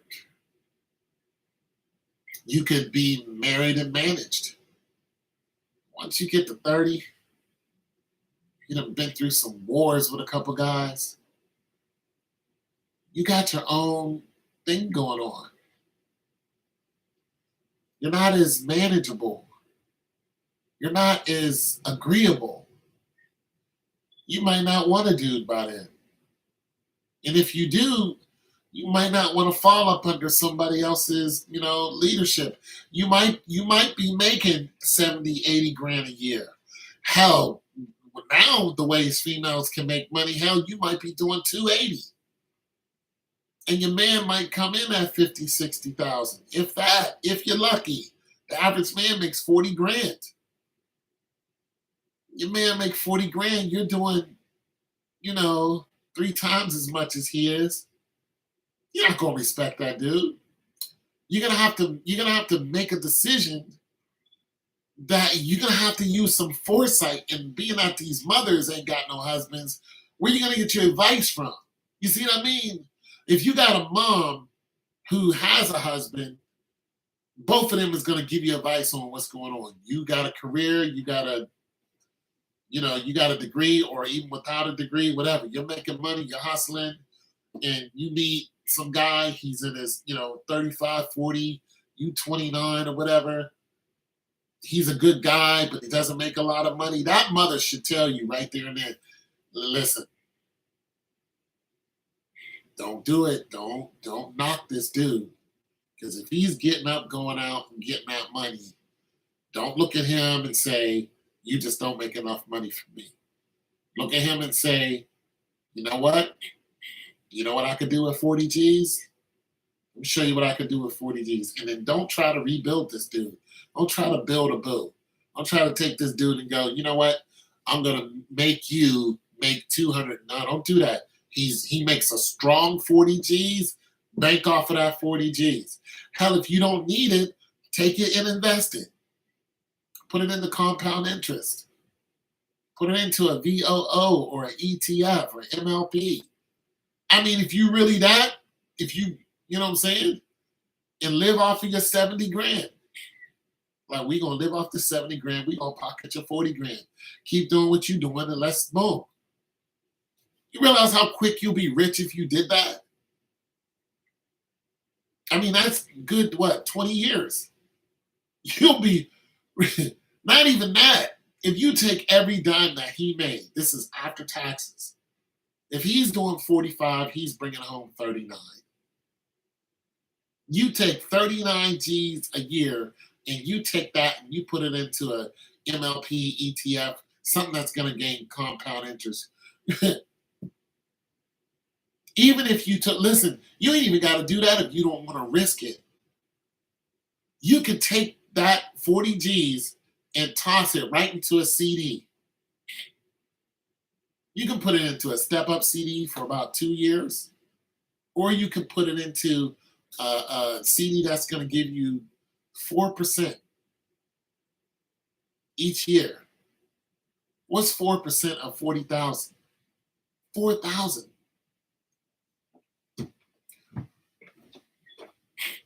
You see what I mean? Wait a minute. Yeah. 4% of 40,000 is 4,000, isn't it? Because 10% is, no, wait a minute. 10% is 4,000. 10 times 4. Yeah, 10% is 4,000. So 400. So you're going to do 400 each year. And if it's a 5-year plan, 4 times 5, that's going to be what, $2,000? Boom, take it and keep it. Of course, it's going to be more than that. But you take it and you keep it in there. 4%, you keep it in there for 10 years or 20 years. Or you do that each. Listen, if you did that and you put 4,000 each year into a CD because you don't want to risk what's going on in the stock market, each year, 400. This is money that you ain't even think about, and you're not getting taxed for. 40 G's, boom. And you just keep doing it. Oh, 15, 20. You ain't even got to wait 20 years. I'm just saying, women are making bad decisions, and they're looking down on good people. They're missing out on some on good men, good protection, good loving, good nurturing the children, uh, good families. They're missing out on just good love, a good future, because they want to be whores. They want to go through their whole phase, and then they want the good guy to take them in. Listen, I am a good guy. If I know you're going through a hoe phase, then like I had a woman tell me last year, it wasn't even last, was it last year? It was last year. She was like, I just let 5 guys slam me. I was like, 5 guys within, a few months. Okay. She was like, no, it was in a couple days. My interest in her is none. I have no interest in her. She's a nice person though, but I don't have any sexual interest in her. Like, I would never make her my girlfriend because she let 5 random dudes, bust a nut up in her, and then went on about their way. I'm not doing that. She's a cool person though. I laugh with her and stuff like that, but nah, I'm good. Women are taking a chance. They're taking a chance that they don't need to take. All because this world has women thinking that sex is valuable forever. Listen, there's a new model rolling off the shelf every day. There's a new female born every day. And this is going to sound messed up. There's some teenage boy, 10 years old, just give him 10. There's some 10-year-old boy who's probably going to be with some newborn who just got born. Isn't that messed up? Some kid just now born is going to be married to somebody who's 10 years old right now. Isn't that messed up? You're like, oh, that's so messed up. Well, if you just think about it, they're only 10 years apart. So when she's 18, he's 28. When she's, 28, he's 38. You mean to tell me that's wrong? A 28-year-old being married to a 38-year-old? That's gross. As you women like to say, creepy. Is that creepy? He's 38, she's 28. That's creepy? Well, you better go tell Idris Elba that, because he's in his 60s and he just married a 28-year-old. And the black women flipped out. And they're happy. You look at Idris Elba's wife. I don't blame him for marrying her. Look at all kind of, he's a well-off man. You can't say he ain't a provider and a protector. The man used to be a drug dealer. He's still getting royalties from all the superhero movies he's doing. And he's going to be James Bond. Like, I don't know how much of a protector and provider you can be other than Idris Elba. And this woman's 28 years old. She's at almost the height of her birthing years. To me, if he would have got her when she was 23, I still got nothing to say about that, because I know exactly what he wanted her for. If a man like that is making money like that, can protect like that, and he goes and marries a 23-year-old, I ain't mad about it. And all these women who are mad about it, I'm like, you're stupid. You're stupid. The man's 60, she's 20, she's 23. You don't understand what's going on. He didn't marry her because he didn't have a choice. He married her because he had a choice. he's going to get her pregnant. And he's going to leave all his money to that child. That's what his plan is. Yes, I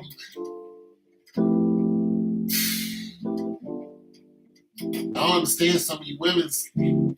Y'all need to quit looking in the mirror and thinking this tits and ass is going to get me somewhere it's not. Your tits and ass is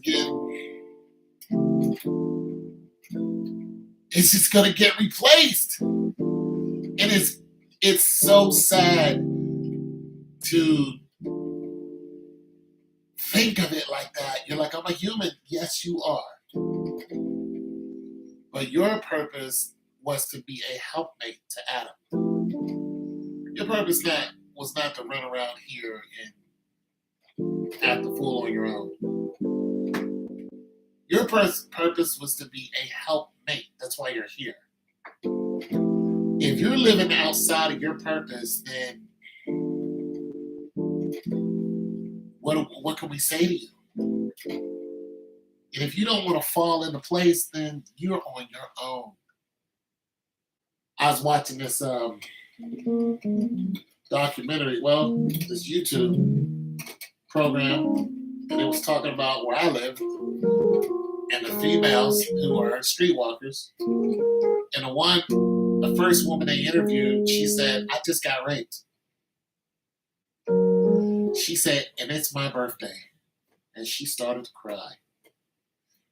I know where this is at. This is 10 miles from me on the other side of town. I know exactly the street she's on. She was like, it's my birthday today and I just got raped. Said, some guy saw me. I woke up in an alley. He didn't take no for an answer. She said, I get raped every year. You're not meant to be out there on your own. You're not meant to do this on your own. You're not meant to build this world. You're not built like we are.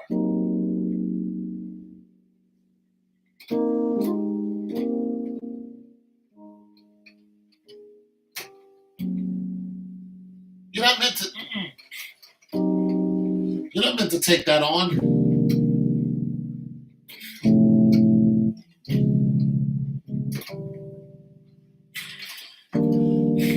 You're not meant for that.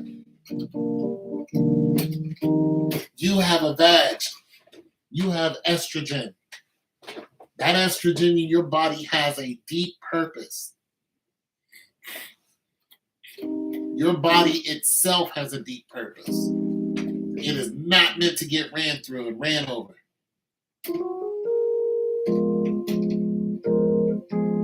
But if you want to be out here, like I knew this little girl who used to run away from her house all the time. I said, you keep running away, you're going to get raped. She said it already happened. She was still in high school.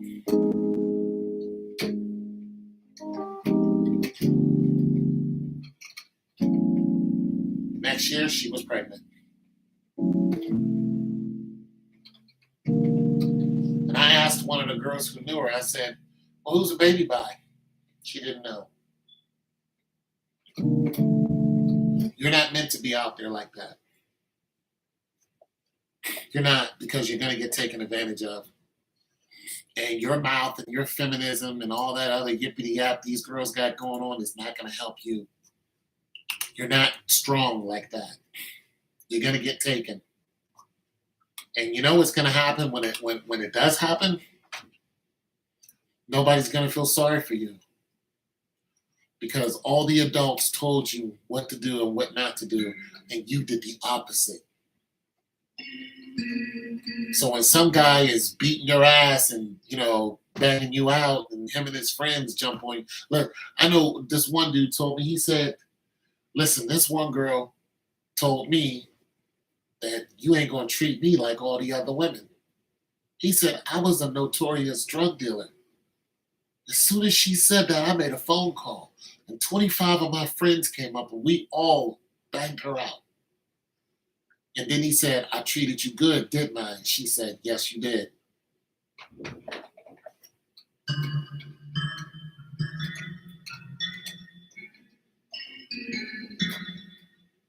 You're not meant to be out there. You're not meant to be out there like that. Like, it is not safe for you females. You're not safe. You think you're safe because this is America. You're not safe. You're in trouble. Because men are angry. And the more angry men get, the more at risk you are. Look at what happened to these, 3 females just recently?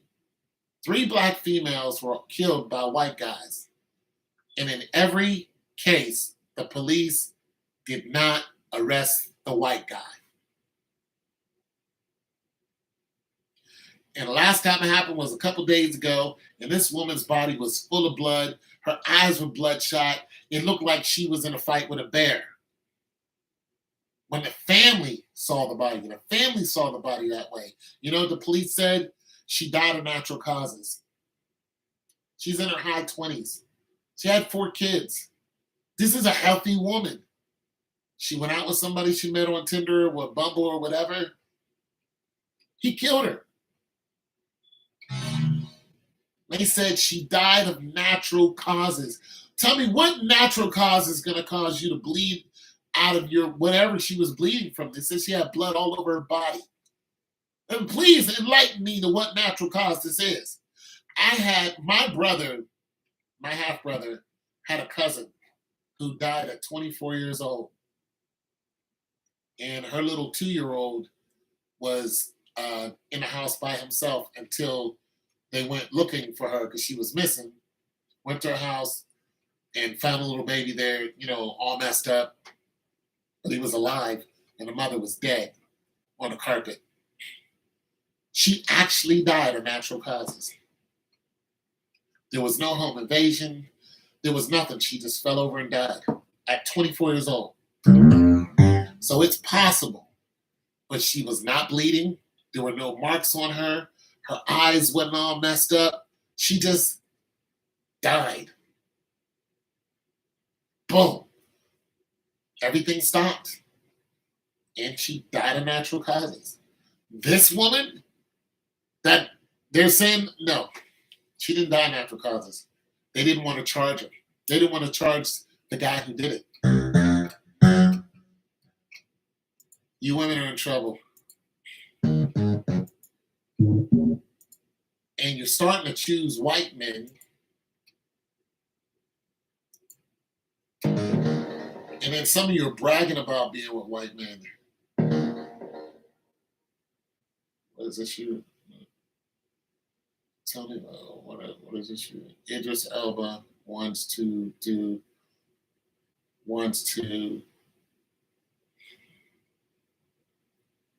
but she declined later, saying she should have. Who's this? Singer Angela. Oh my God! I actually talked to Angela Stone.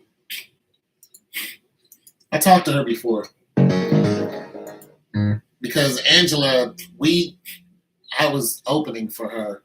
I was a background singer, and it didn't go right. And then Angela said, "I want to talk to all of you who were in this band," and I was one of the background singers for a local singer. And she said, "I want you to know that I had nothing to do with this." Yeah, I talked to Angela Stone. Well, I didn't talk with her, but she said something to us.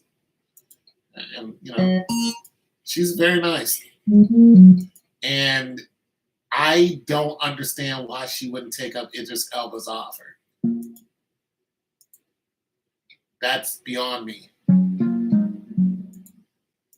Why would you not? I don't get that, Angela. At your age, I don't understand. I don't understand that. I don't understand that at all. Yes, she regrets it. I mean, there's some. I was listening to this one woman. She was talking about Leonardo DiCaprio, and he wanted to have sex with her. She was like, I told him no. Then she said, I wish I would have. You women ignore some of these prominent men, and because you think you have these wide prospects, these men are just going to keep flocking to you. But what you don't know is Leonardo DiCaprio cuts his women off at, I think it's either 25 or something like that. Even Kevin Samuels won't date a woman in her 30s. Yet Idris Elba is a high value target. Why would you say no to him? Like these men who are high value, who are in the 1%, have so many pussy options. And I'm saying it just like that. Like you're a woman who has a womb, and that's what they're interested in.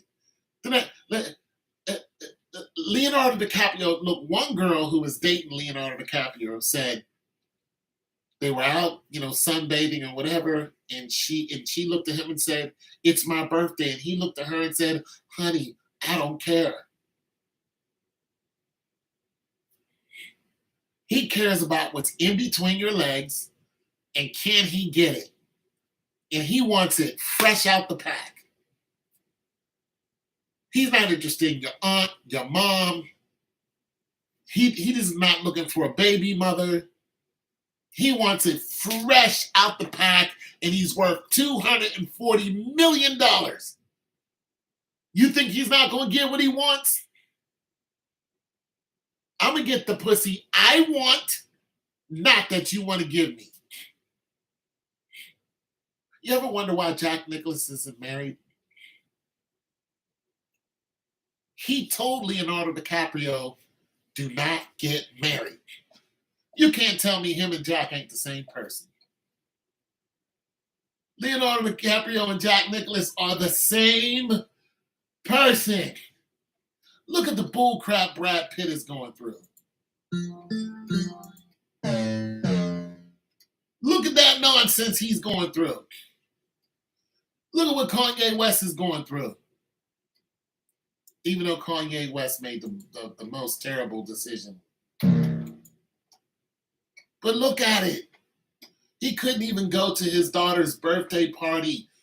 She wouldn't even tell him where the party was. He had to find out from another dude that was dating the Kardashians. And then they tried to get him kicked out of his daughter's birthday party. And then he caught hell because his daughter, who's, I don't know how old she is, but she's now on TikTok. And he don't want her on TikTok. He's like, I don't want my kid on TikTok.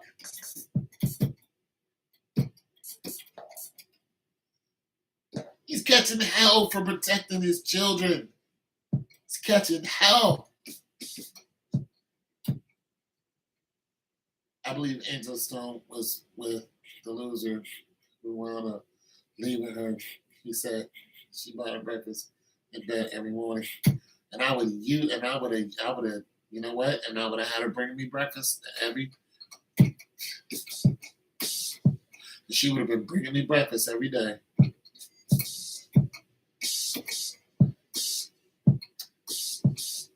She'd have been bringing me breakfast every day. I was talking to this one lady, and she was talking about her cousin and how this guy cheats on her cousin. And her cousin, I met her cousin. I sold her a stove. And then she said, he goes out, knocks off a chick, and then comes home the next day. She doesn't deserve that. I said, yes, she does. Because she lets him in the door. She sits there and cries. She deserves every bit of it. But listen, do you think she wants to date somebody who's not going to do that? If she dated some milquetoast who came home to her every day, she would go out and cheat on him?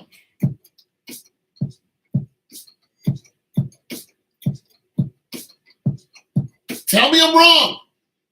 Tell me I'm wrong.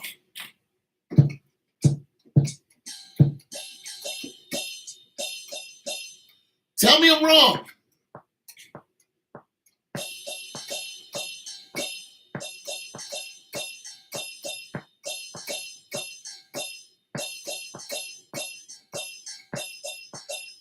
Please stop me when I'm wrong.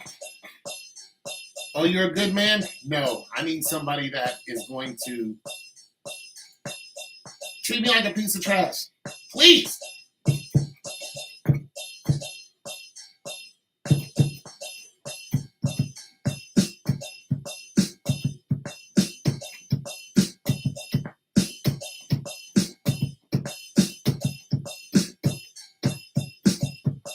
Tell me I'm wrong.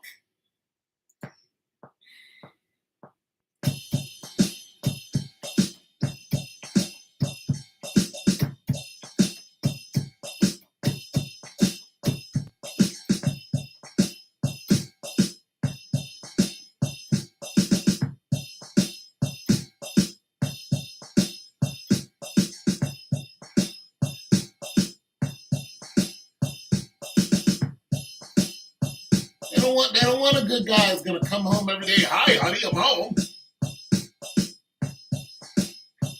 She wants a guy who's gonna go out and sling dick and then come home so she can cry about it and tell her to shut up. Because I'll leave you and your 2 kids. And he comes home and he crawls right into bed. You better go cook my breakfast if you know what's good for you. Oh, you want to what? We got a problem here. I don't want to hear it.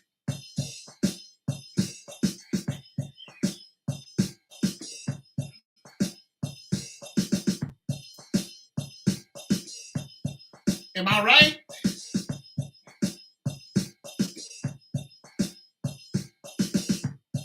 Oh, we got a situation? You're tired? All right. Oh, you want to get loud? All right.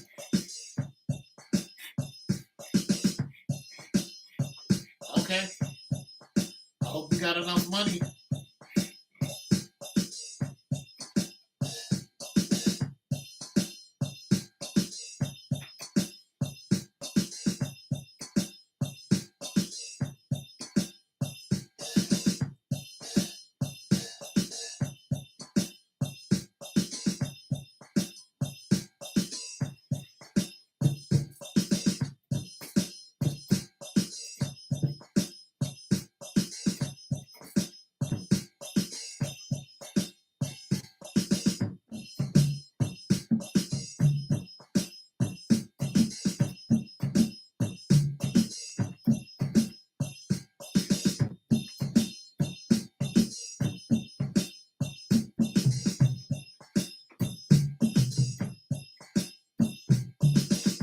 You want to get loud? Okay. Women's lib.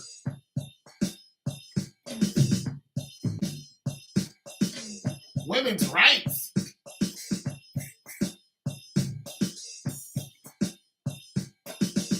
Okay. Eggs and grits.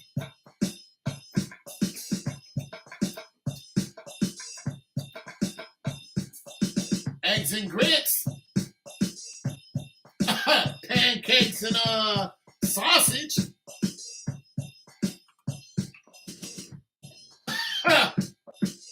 Eggs and grits.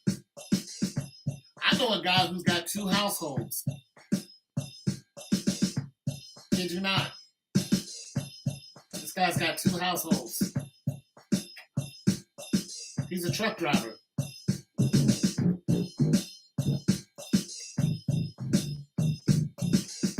He's got 2 households. He's like, if she knows about it, he'll call his one woman from his other woman's house. What happened? Yes, he will.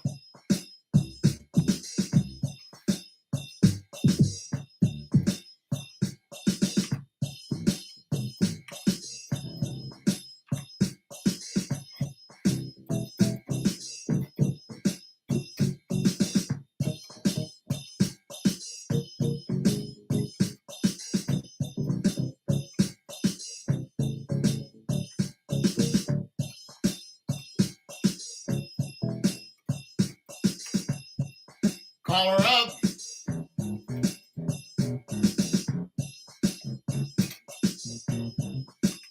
Oh.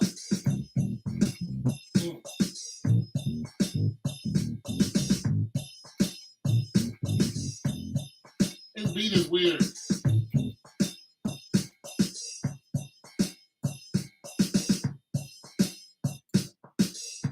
I'll just do that. All that noise was, he'll call her right up. How you doing? Where you at? I'm down at so-and-so. What's she gonna do? Nothing? Okay, how's she doing? How's her kids doing? Good, good. I see you when you get home.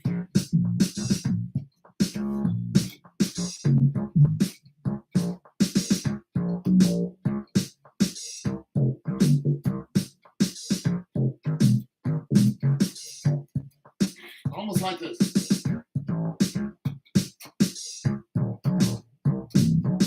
Almost like it.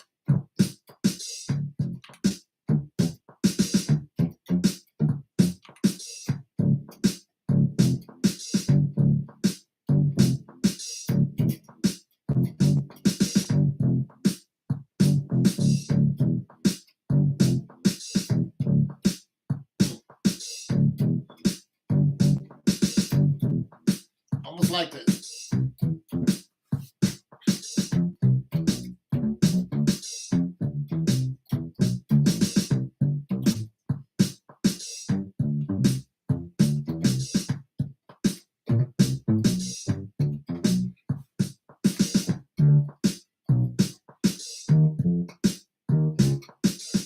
Oh, I might have to start out with something else.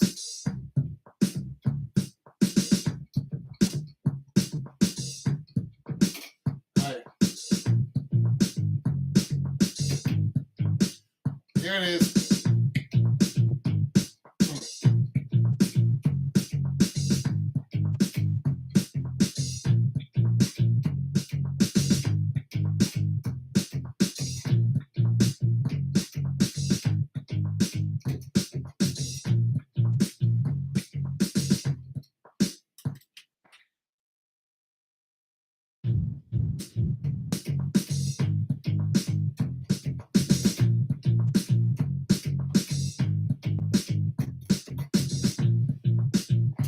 Eggs and grits? You better shut up, shutting up. I don't even think he has to tell her to be quiet. I think he just walks in the house like,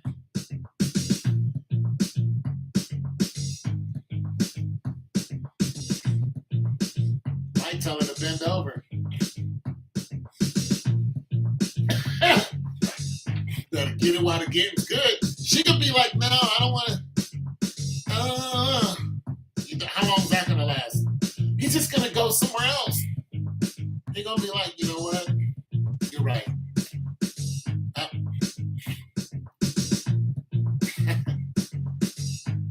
You're absolutely right.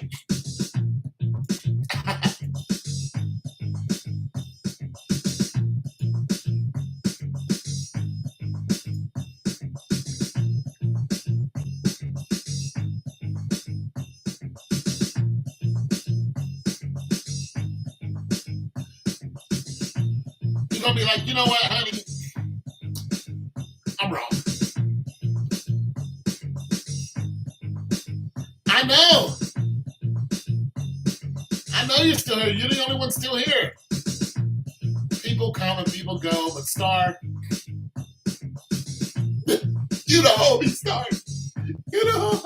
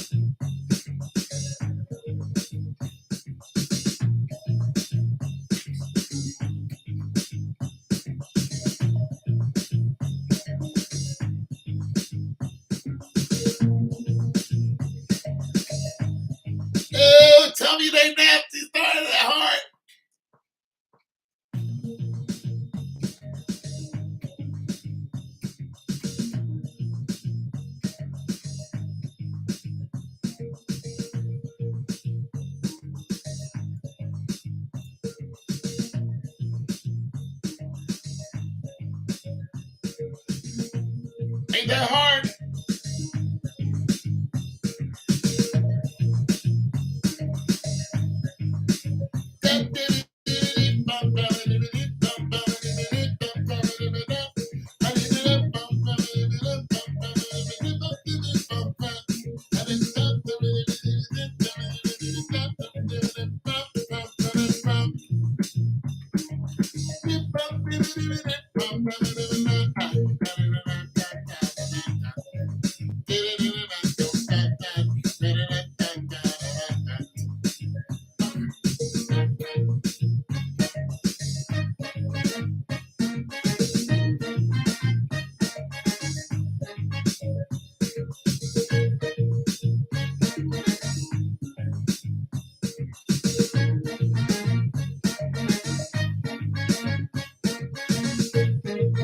Almost, almost done. Sorry, you messed me up.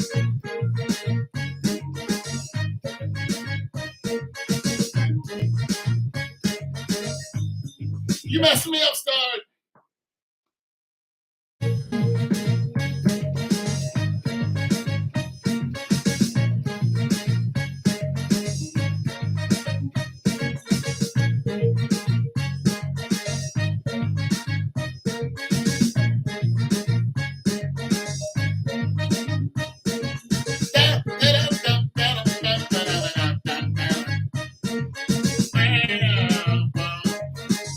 You messed me up, Star. Uh,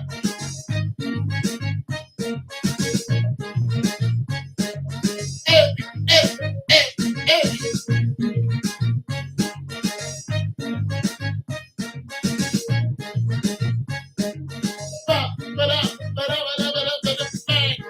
It needs more drums.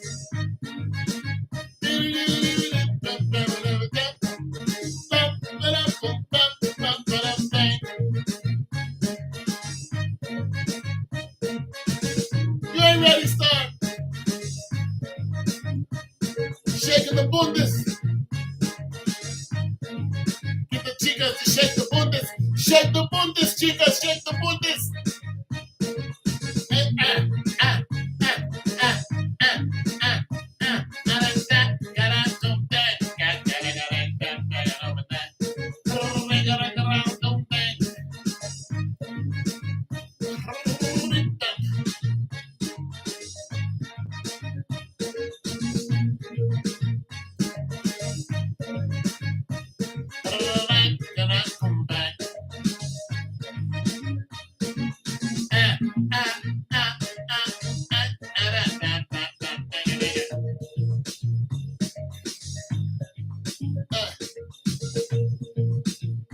You ain't putting no shoulder into it. That's what's wrong. That's what's wrong with the world today. That's what's wrong with the world today, Star. You ain't putting no shoulder into it. That's what's wrong with the world, Star.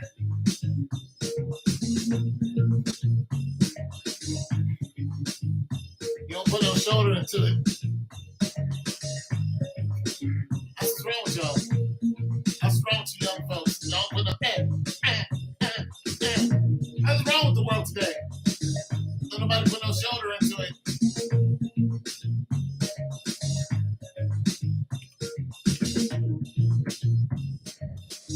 Can't deal with y'all.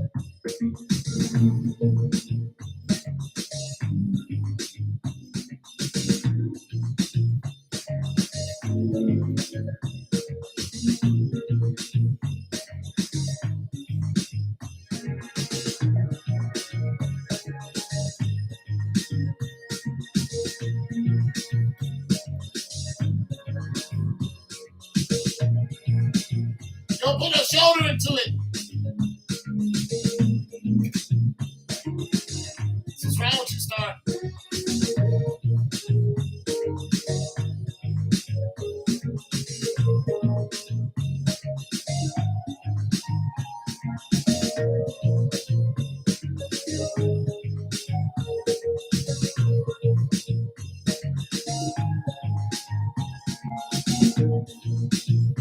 What's wrong with you?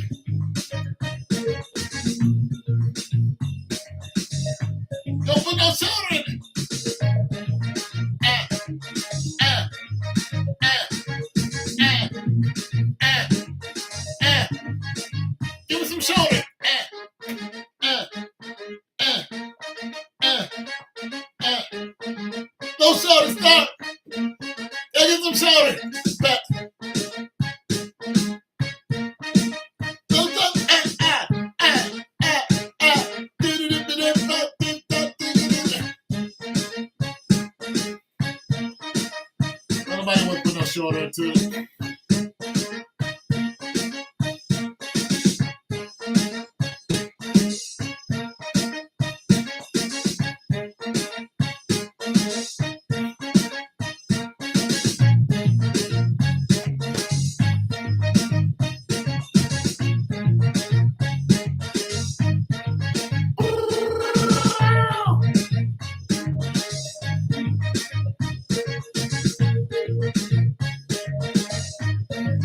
Little shoulder.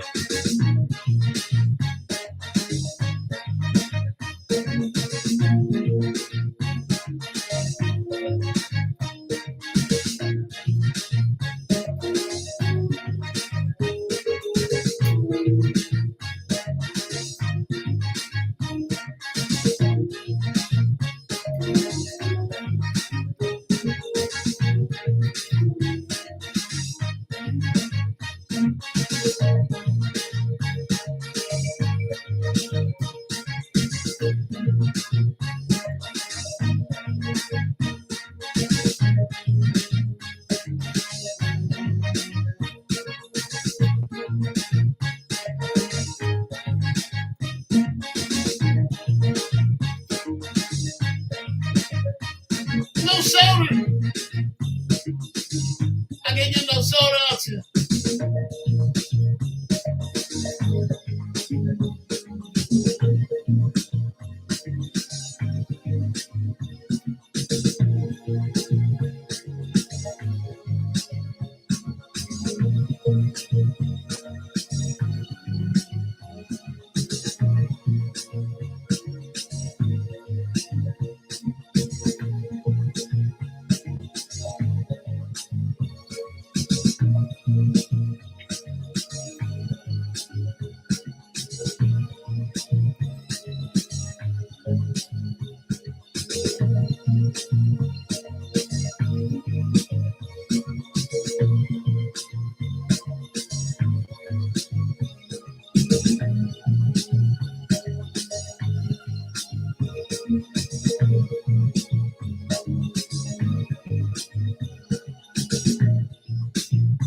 I can't get no shoulder out here.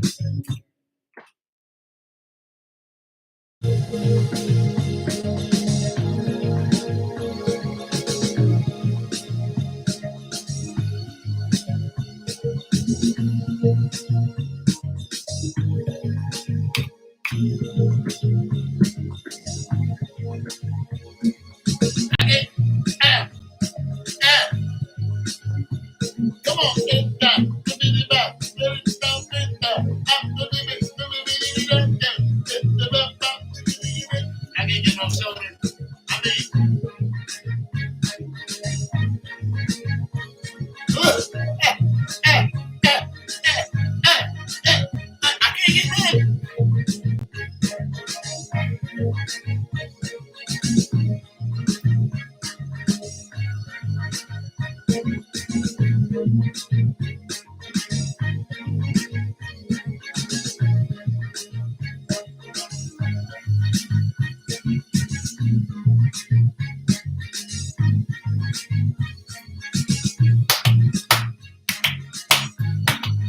I can't.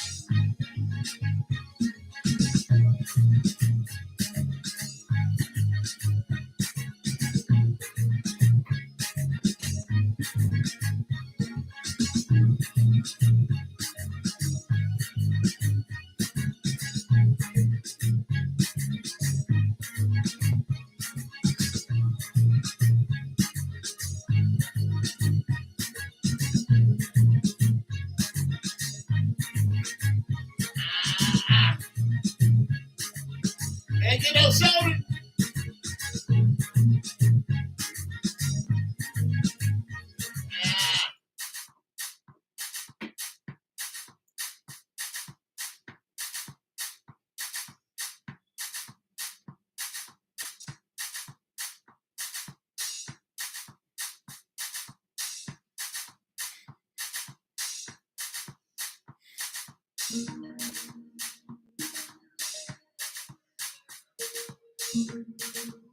Can't get no shoulder nowadays.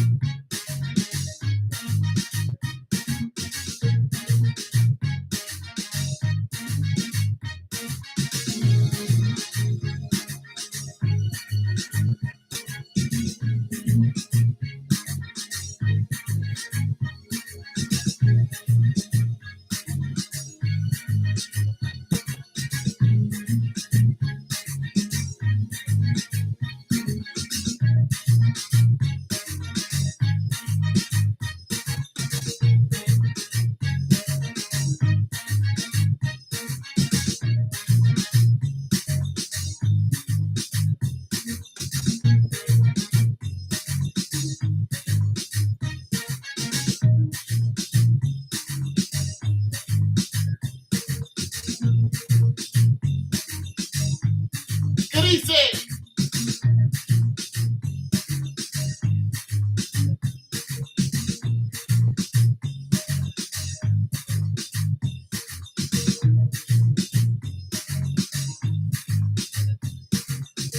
What he say? She's beautiful, no?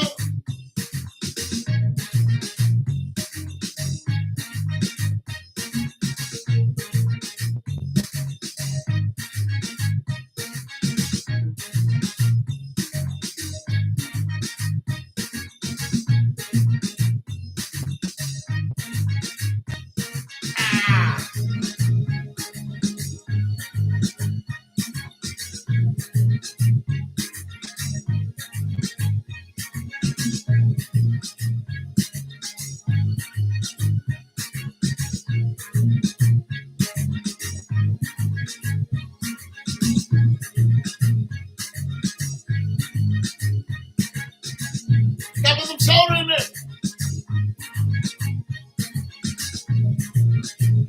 That's what food needs.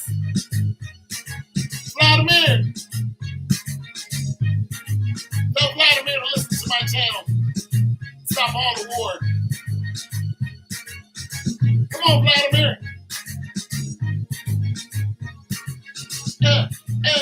Come on, Tarvich.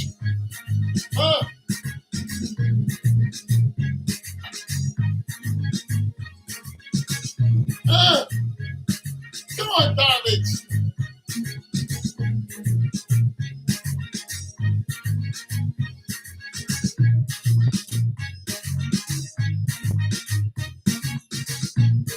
That's what he needs.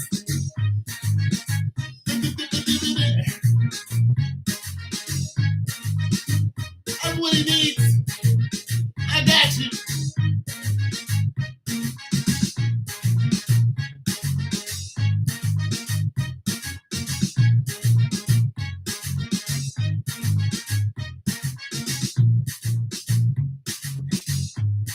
Vladimir, I got you, big dog.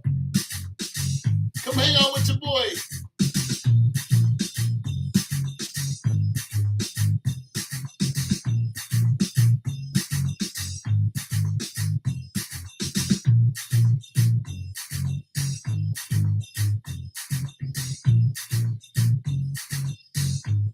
Hang out with your boy. Stop all the tanks. No more tanks going into the Ukraine. Hang out with your boy. Vladimir, what's up with your homie? We're gonna hang out with Star.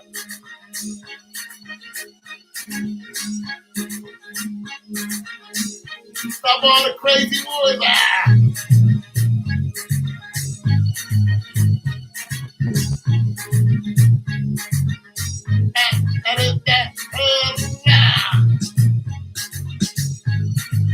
Yeah, no more wars. We don't want them.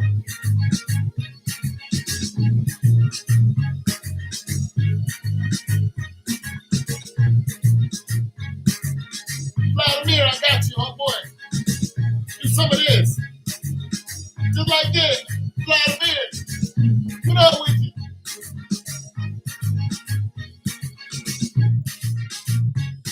Ah, ah, ah, ah, ah. You need some shoulder, Vladimir. I got you.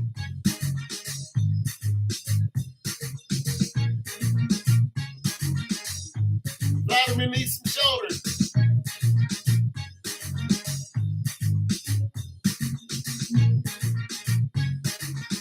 That's what he needs. Some of this. Hey, hey, hey. Oh, oh. Okay. Ah, ah, ah, ah, ah, ah, ah. Bow, bow, bow, bow. That's what you need, Vladimir. That's what the problem is. You don't get out much. Vladimir, the Kremlin, you don't get out much, homie. Let's go down to the sock hop. Let's go down to the sock hop. Just me and you, big dog. Let's go talk about it. Let's get those tanks out of there.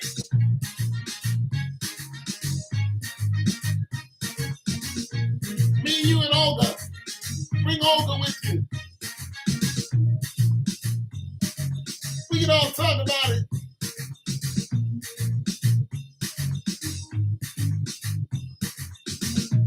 You don't get no shoulder in your life. That's what's wrong with you. The suits are too tight. The suits are too tight. Yeah, we're gonna hang out with Helga. Me, you, and Helga.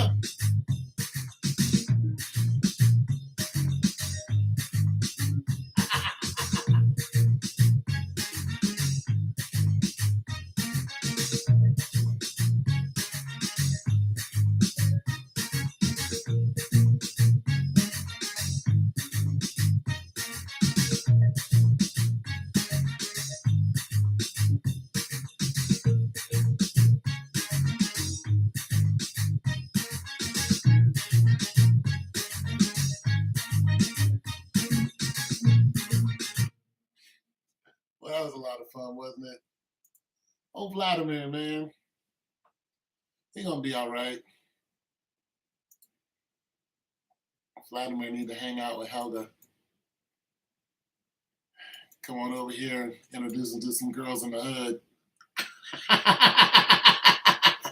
He'll forget all about that.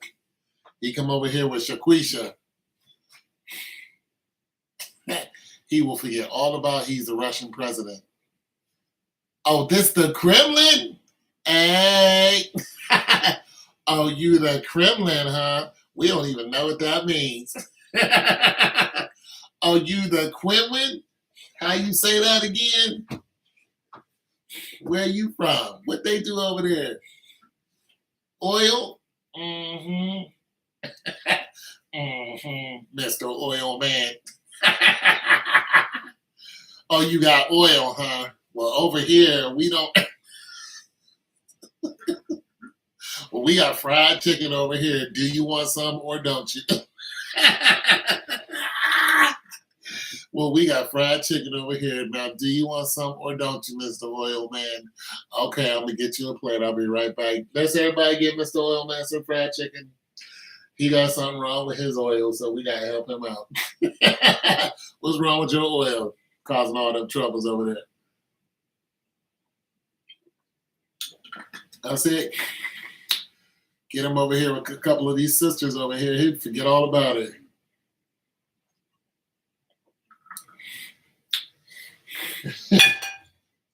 Sit down with some of these crazy children. JJ, show him how to play that PS69 you got right there. Show him how to play that PS69 right there. He'd be lights out for him. He come over here in the hood, he'll stay. These American women, these black American women, they got so much energy, yeah. Yeah. It's beautiful wonders, yeah. Yeah. I want to stay here in the project with you. I want to stay here in the projects. It's a lot of life here. Yeah, you like it. They got everything he wants. Shooting, killings. You want to invade something? They invade something every day in the projects. Every day somebody's getting invaded. You just go on Snapchat or Instagram and look at who got invaded. Oh, you like invading people. Okay, well, you check this out. They invading somebody every day over here. There you go. What you got? You Kuwait and Iran? No, we got Miss Davis' house got invaded. Brother Smith got invaded. Let's see. Sister Carmichael, she got invaded 3 days ago. We invading people every day over here. Come on over here. You want guns? We got guns all day. Show them guns y'all got.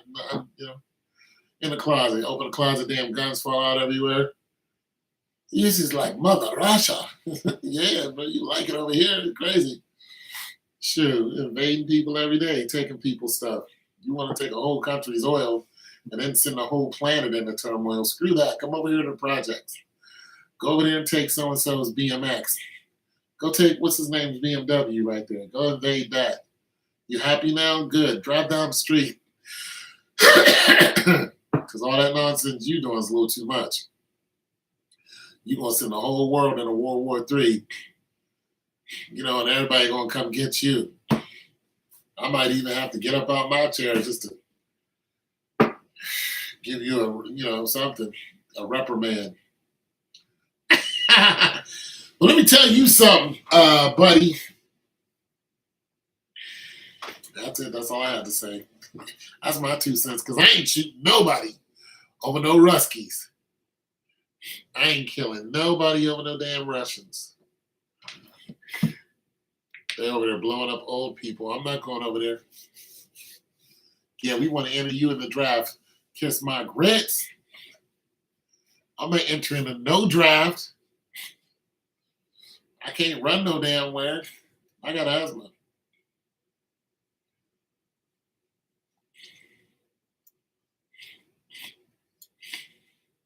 What's going on? Where? To a club or something? Where was I going? I'm not going anywhere. It's 8:34. I'm usually in bed in a half an hour. I'm not going anywhere. I'm going to eat me another sandwich. No, I'm happy.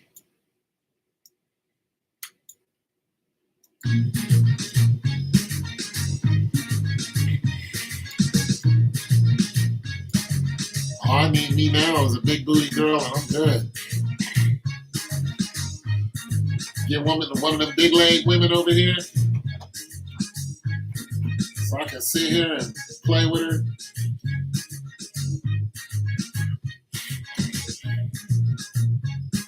Watch me some Netflix. You know what I'm saying? Play with her stomach with her fupa. But she got a couple kids. Play with her fupa.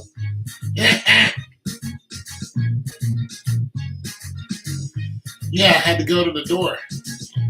I had to deliver a package to one of my neighbors. Yeah, I delivered a package to one of my neighbors. She used to live over here. And she sent the package to the wrong address, old address, and I went over to my new neighbor who lived in my old neighbor's house and got the package. And then when she came, I gave it to her. I'm gonna go over here and hang out with her one of these days. She used to like me. She used to want me to come over and do stuff for her in her yard. You know, I ain't like her like that. I wasn't attractive to her.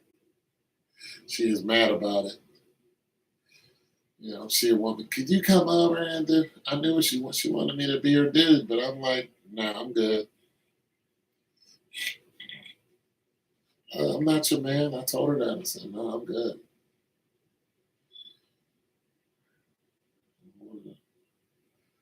I didn't find her sexually attractive, so I really couldn't do anything with it. Her daughter's, I didn't find her daughter attractive either, so I really couldn't do anything over there. But she was nice to me. There's not a lot of people who's nice to me around here. They think I'm some kind of villain.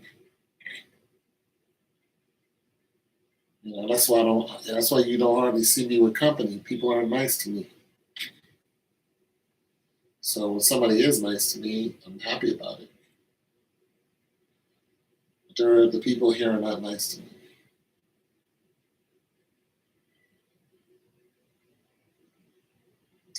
So I just deal with it. But Auntie was nice to me. Yeah, she was nice to me.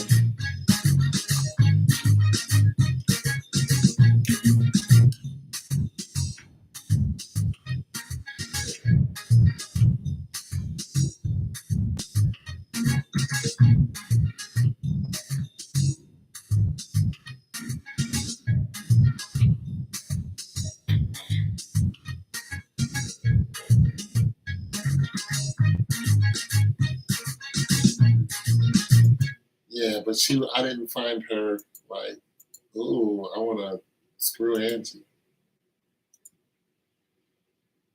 No, I don't mind older women, but you got to be, I don't, I don't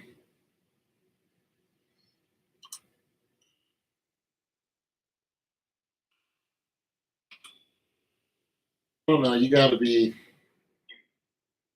That'd be something I really dig about you for me to be like all in like that. You know what I mean? Or you got to have a daughter that's a suitable age. Like if you're gonna be in your 60s and your daughter should be 30, 40. You know what I'm saying? If she's hot, then okay, I can manage that. But that wasn't the case. Plus, her daughter was her daughter is a homosexual, so she was not interested in me.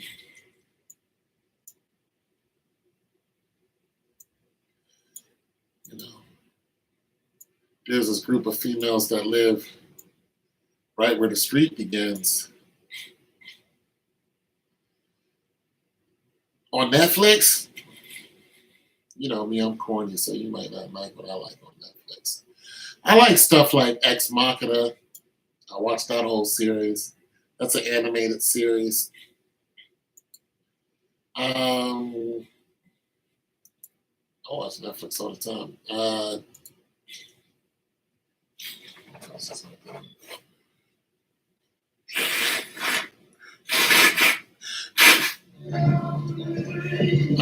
Dad's favorite song. Yeah, me too. Okay. So who did that? Well, there's all kind of stuff on there that. What would I recommend watching?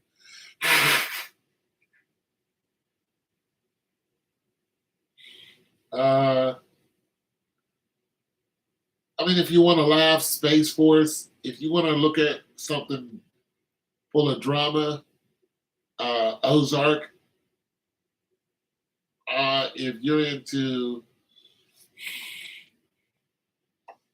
sci-fi, Starship Troopers. If you like superhero stuff, Watchmen. Watchmen is real good. All depends on what you like.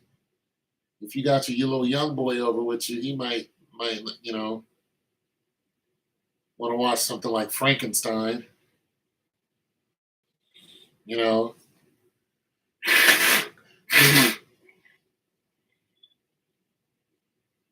or he might want to watch, I don't know, Star Trek, Afterlife. So there's all kind of stuff that's on there that I will watch, that I have watched. Stranger Things.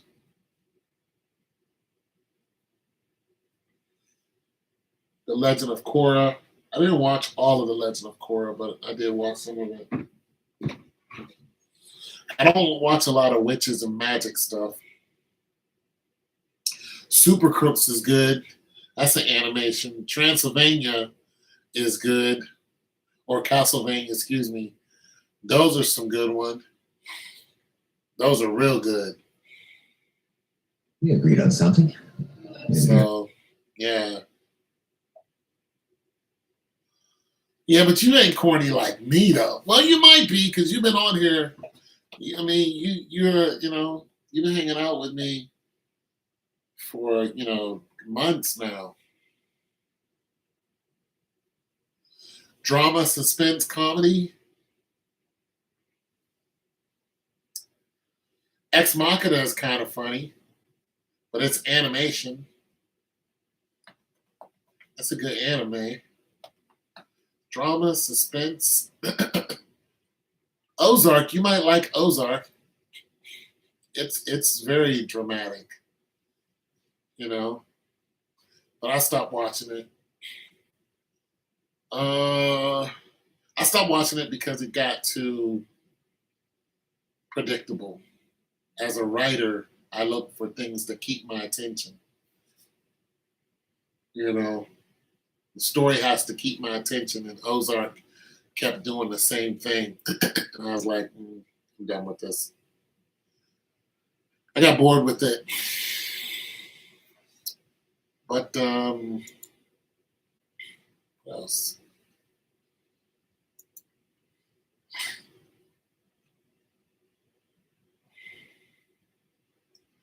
I might check out the Atom Project because it looks Dad's favorite song. it looks futuristic.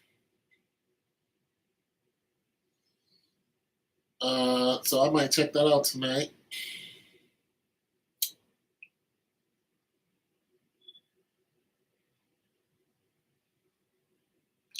Stranger Things was good.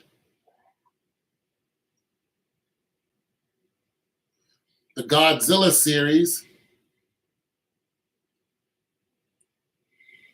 also very good.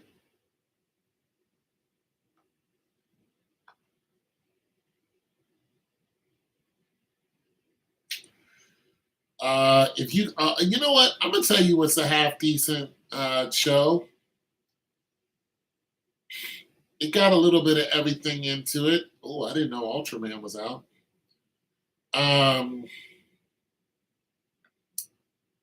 It's a show called The Nevers.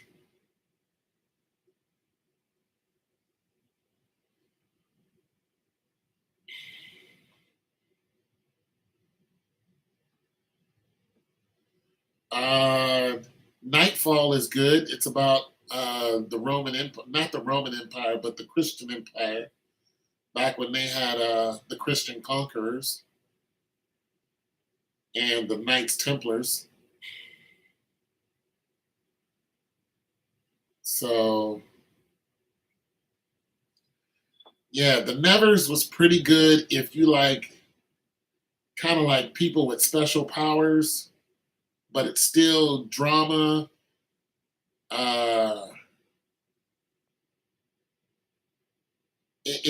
Okay. So the Nevers. Let me see if I can find it because I was waiting for the next episodes to come out.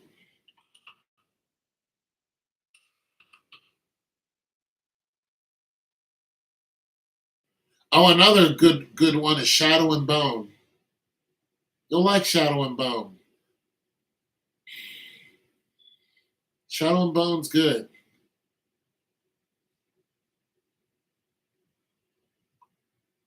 Uh,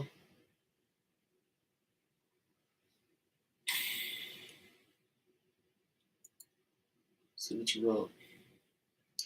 Yes, I never cared for movies with vampires, witches, and stuff like that. Okay, so well, the Nevers doesn't have vampires and witches. I don't do vampires. Well, the only thing I watch with vampires in it is Castlevania, and The Witcher. But The Witcher doesn't have a bunch of vampires running around in it. It just got different creatures in it, but it's so good. Oh my god! My biggest problem with The Witchers is I watched everything within a couple days, and then I gotta wait a whole year for the rest of it to come out. If you like space, see, I don't know if you're that nerdy, because that's nerdy. If you like space, watch The Expanse, and there's 6 seasons of it already out, so that'll keep you busy. The Expanse is the number one choice if you like space.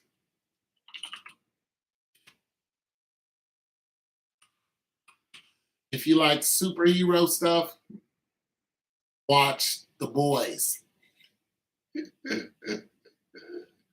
Watch The Boys. The Nevers season 2, the series of Nevers was created.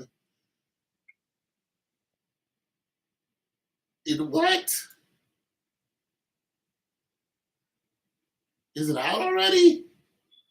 Season 2, date release, cast, plot, all we know so far. No, it's not out. What are you talking about? Yeah, so yeah, watch. Okay, yeah, it's on HBO. If you have HBO, Nevers is on HBO, but The Boys is on Amazon. So yeah, but yeah, there's some good stuff on Netflix. It's just I watch. Uh, so I have HBO. Oh, and Raised by Wolves. If you have HBO, Raised by Wolves is not bad at all. It's pretty interesting. But there's a lot of stuff on HBO that's interesting. The Watchmen, the Justice League Gray, Peacemaker. Peacemaker's funny as heck. What? Game of Thrones last watch. Let me check that out. Let me see something. I think I want to be on one of these shows.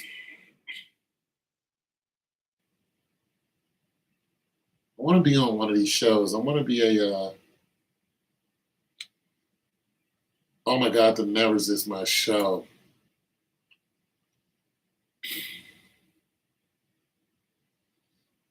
I can't wait till season 2 comes out. There's a lot of stuff that's coming out. Peacemaker is out. Peacemaker 2. It was a movie. Yeah, or Snowpiercer. Excuse me. Snowpiercer's out. There's a lot of good stuff that's coming back out. Yeah, HBO Max. You like Godzilla? Okay, well, there's all kind of Godzilla. There's Godzilla animation. There's 3 movies of Godzilla animation that's out. I can't say I enjoy them fully, but I enjoyed them. They just have a different take on Godzilla to me. And, you know, And the way they did King Ghidorah just sucked. They just sucked. It was terrible. But it's their version. So if you like animes, they got 3 animations of Godzilla out. And it's Godzilla pretty much destroyed the world. So the people fled. And they stayed in the spaceship for, years. And then they decided they wanted to come back down and try to recapture the planet and kill Godzilla. So I'm not going to tell you everything because you might watch it. It's entertaining. So yeah, Godzilla.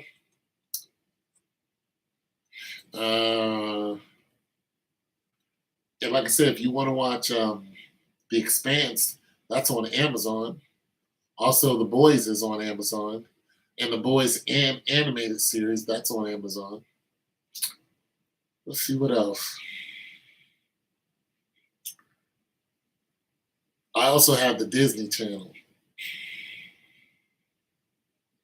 So I have Disney. That's where I go and watch my Star Wars stuff. I told you, man. One time this woman wanted to date me. And she asked me what I do, like what I have fun to do. I said I sit at home and I watch Game of Thrones. That was the last phone call we had. Next time she saw me, she acted like she never knew me. Kid you not. And I was like, you know what? Thank you. Thank you very much.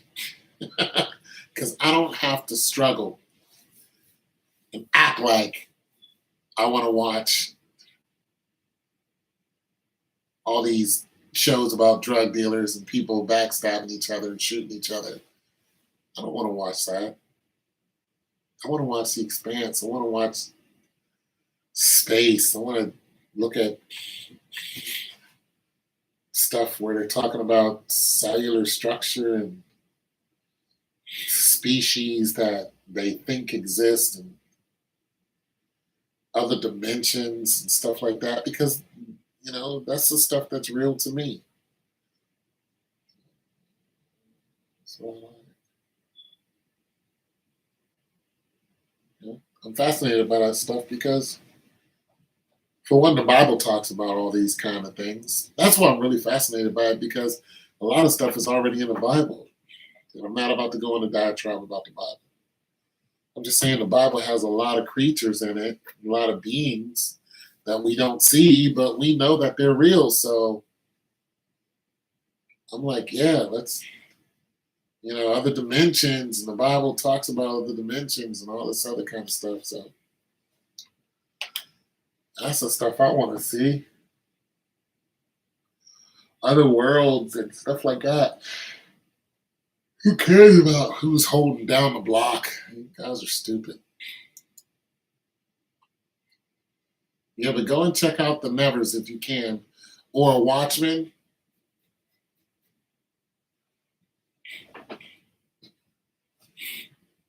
Look at the movie Watchmen and then look at the Watchmen series with Regina King. I'm not necessarily happy about what they did with the Watchmen, but don't watch Lovecraft Country because that's about witchcraft. Western World, I never did get into it, but it's interesting.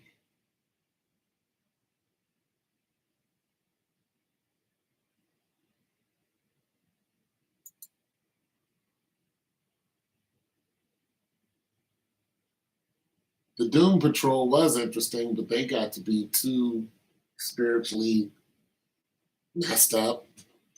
And they had my boy B. Fraser in it, Brendan Fraser. I was so happy to see him again. But then they went and messed it all up, and they had all these beings in it that, signified, evil, like pure evil. And I'm like, I recognize the name of this being you're talking about. Like, I don't want that floating around in here. So that's a no for me. And I had to stop watching it, and I was really into it. You know, there's a bunch of people who had special powers. They are in the DC world, so they're in the Superman world. So these are just a bunch of low tier, not really. I mean, they're just not as famous. A bunch of beings that were not as famous, but they're just as dangerous. One guy controls reality. Another girl had like 50 different powers because she had about 50 different personalities in her. And every now and then, one of those personalities will pop up and it had a different power. I mean, this girl couldn't be beat. So I'm just like, good grief. Just imagine Superman going up against that. Another guy, uh, I forgot what his ability is, but he went to this city and he went to this town. It wasn't a city, it was a town. It was a small town. And whenever he went to this town, these other people went too. But the reason why he went there is because he went there to actually find out what was going on in this town and stop what was going on in the town. But it come to find out that the town itself, actually just the one street that had all these buildings on it and all these people living in it, were all different people. They, had all different abilities. And they were all special in some kind of way. And it turns out that the government had been looking for this one street, and they were looking for it because the street itself was a superhero. It had superpowers. The street would move. It would jump from one state to another, whenever it felt threatened. So whenever the government would come looking for it, the whole town, the whole street, the people on it, and everything in it would actually just pick up and just vanish and would end up somewhere else. And you would think it's the people. It wasn't the people. You thought like it's somebody teleporting this. No, it wasn't anybody teleporting it. It was the street itself was alive. And whenever you came looking for it, if it didn't like you, it left and jumped somewhere else. And its whole thing was the people who are on this street and in this town doing whatever in this street can just be whoever they want to be, and I'll protect you. So you don't have to run. You don't have to do nothing. Whenever we feel threatened, we'll end up somewhere else. And that's exactly what will happen. They would just get up and boom, and vanish.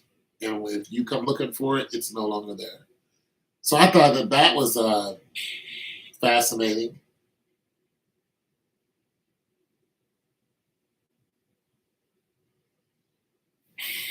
Of the old black and white movies, yeah, I like Taming of the Shrew. I like stuff like The Witch, the Lion, and the Wardrobe. I mean, Taming of the Shrew was so good. I like stuff like The King and I, uh, Planet of the Apes. I don't know if that was black and white. Uh, you did it. You blew it all up. Charlton Heston. Let's see. I mean, yeah, I like some of the stuff from back then. King Lear. Back when Anthony Hopkins was young. Such a good actor.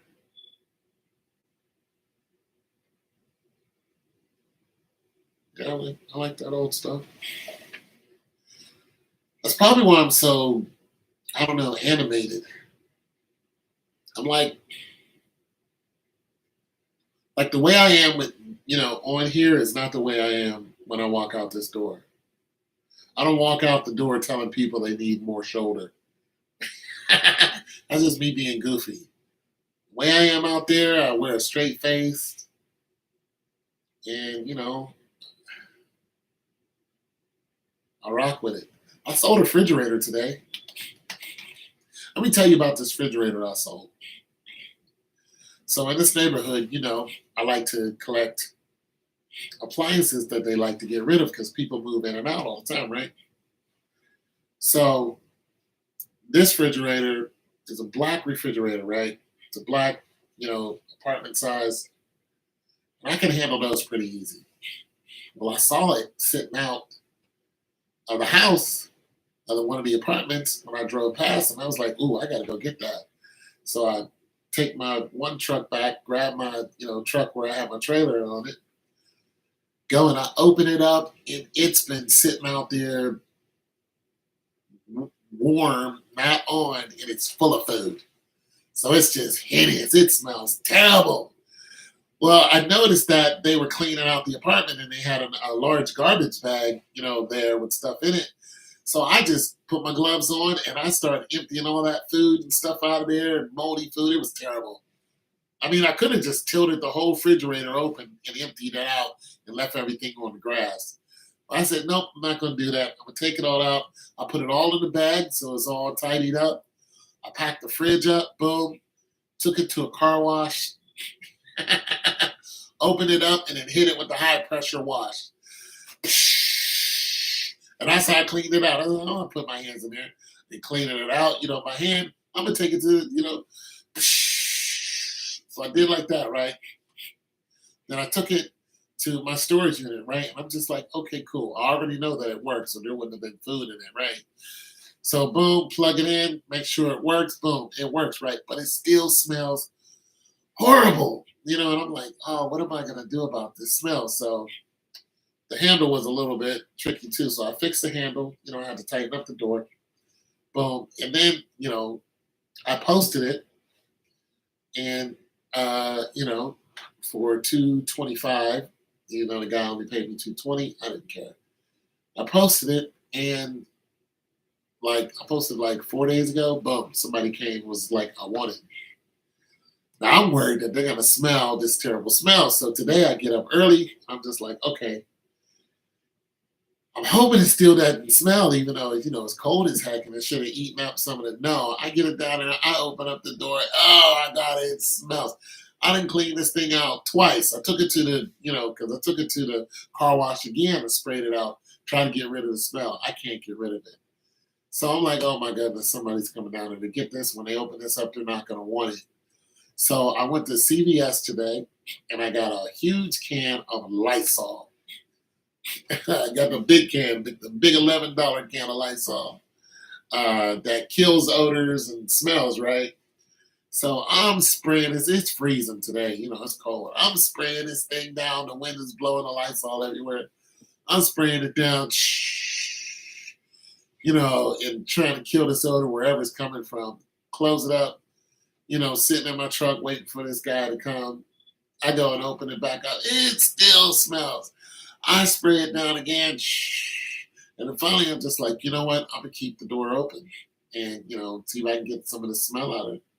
So I kept the door open, in the freezing cold, it will kill some germs, but other germs, it won't kill it. So I opened up the door and left it like that until old dude pulled up. Then I went and got him, let him in, let him see it, but he didn't open the door to smell it. I knew it would have a scent of Lysol and still a little bit of that terrible odor, but I said when he gets home, he'll probably, hit me up and say, this smells terrible. But I haven't heard from him, So I got a free refrigerator and I sold it for $220. That's the moral of the story. That's what I did today. And I came home and celebrated. Yeah. Yeah, $220, just like that. Also, I got I could have made more money today because I have a washer, and these people who had moved, the people who do the maintenance around here, they know me. So the one girl who is the manager, she saw me. She's like, "Hey, there's a washer back there if you want it. You have it." And I was just like, "Okay, cool." People don't usually leave washers that work. They would have been and replaced it already. So I was like, okay, I know it works. Boom, take it. I got it in my little shed. I wanted 175 for it. Somebody wanted to pay like a lot less for it. And I was like, nah, 175 is a good price. So I could have sold it for 150 today, but I said, nope, I'm gonna hang on to it. Somebody will buy it for 175, or I might sell it for 150. I don't know. I might raise the price to 200 to see if I can get 175. But yeah, so that's another free item. Paid little to, I paid nothing for it. I just got it sitting outside of my shed. So somebody's gonna buy it. And there's another 100, whatever I'm gonna get from it, $150 for nothing, just for hanging around and you know what I'm saying, driving around, seeing what people got. So I like when stuff like that happens. And there's people moving out all the time. Like my neighbors just moved. So being that they moved, there's a good chance that there might be a washer and dryer downstairs. I don't know. They're Latino, so they're from El Salvador actually. So no, I don't think they left anything, but they left in a hurry. So I know that they'll go over there and start cleaning soon. When they do, if there's an appliance, they'll take them and they'll sit them out back, and then I'll just go over there and take them. Just go over there and swipe, put them in my little shed or take them down to my little storage area. Make sure they're clean, and then sell both of them for $100 each. An easy $100. Take the $100, put it in the bank, and then that's it. Anyways, so yeah. Did you eat your dinner already?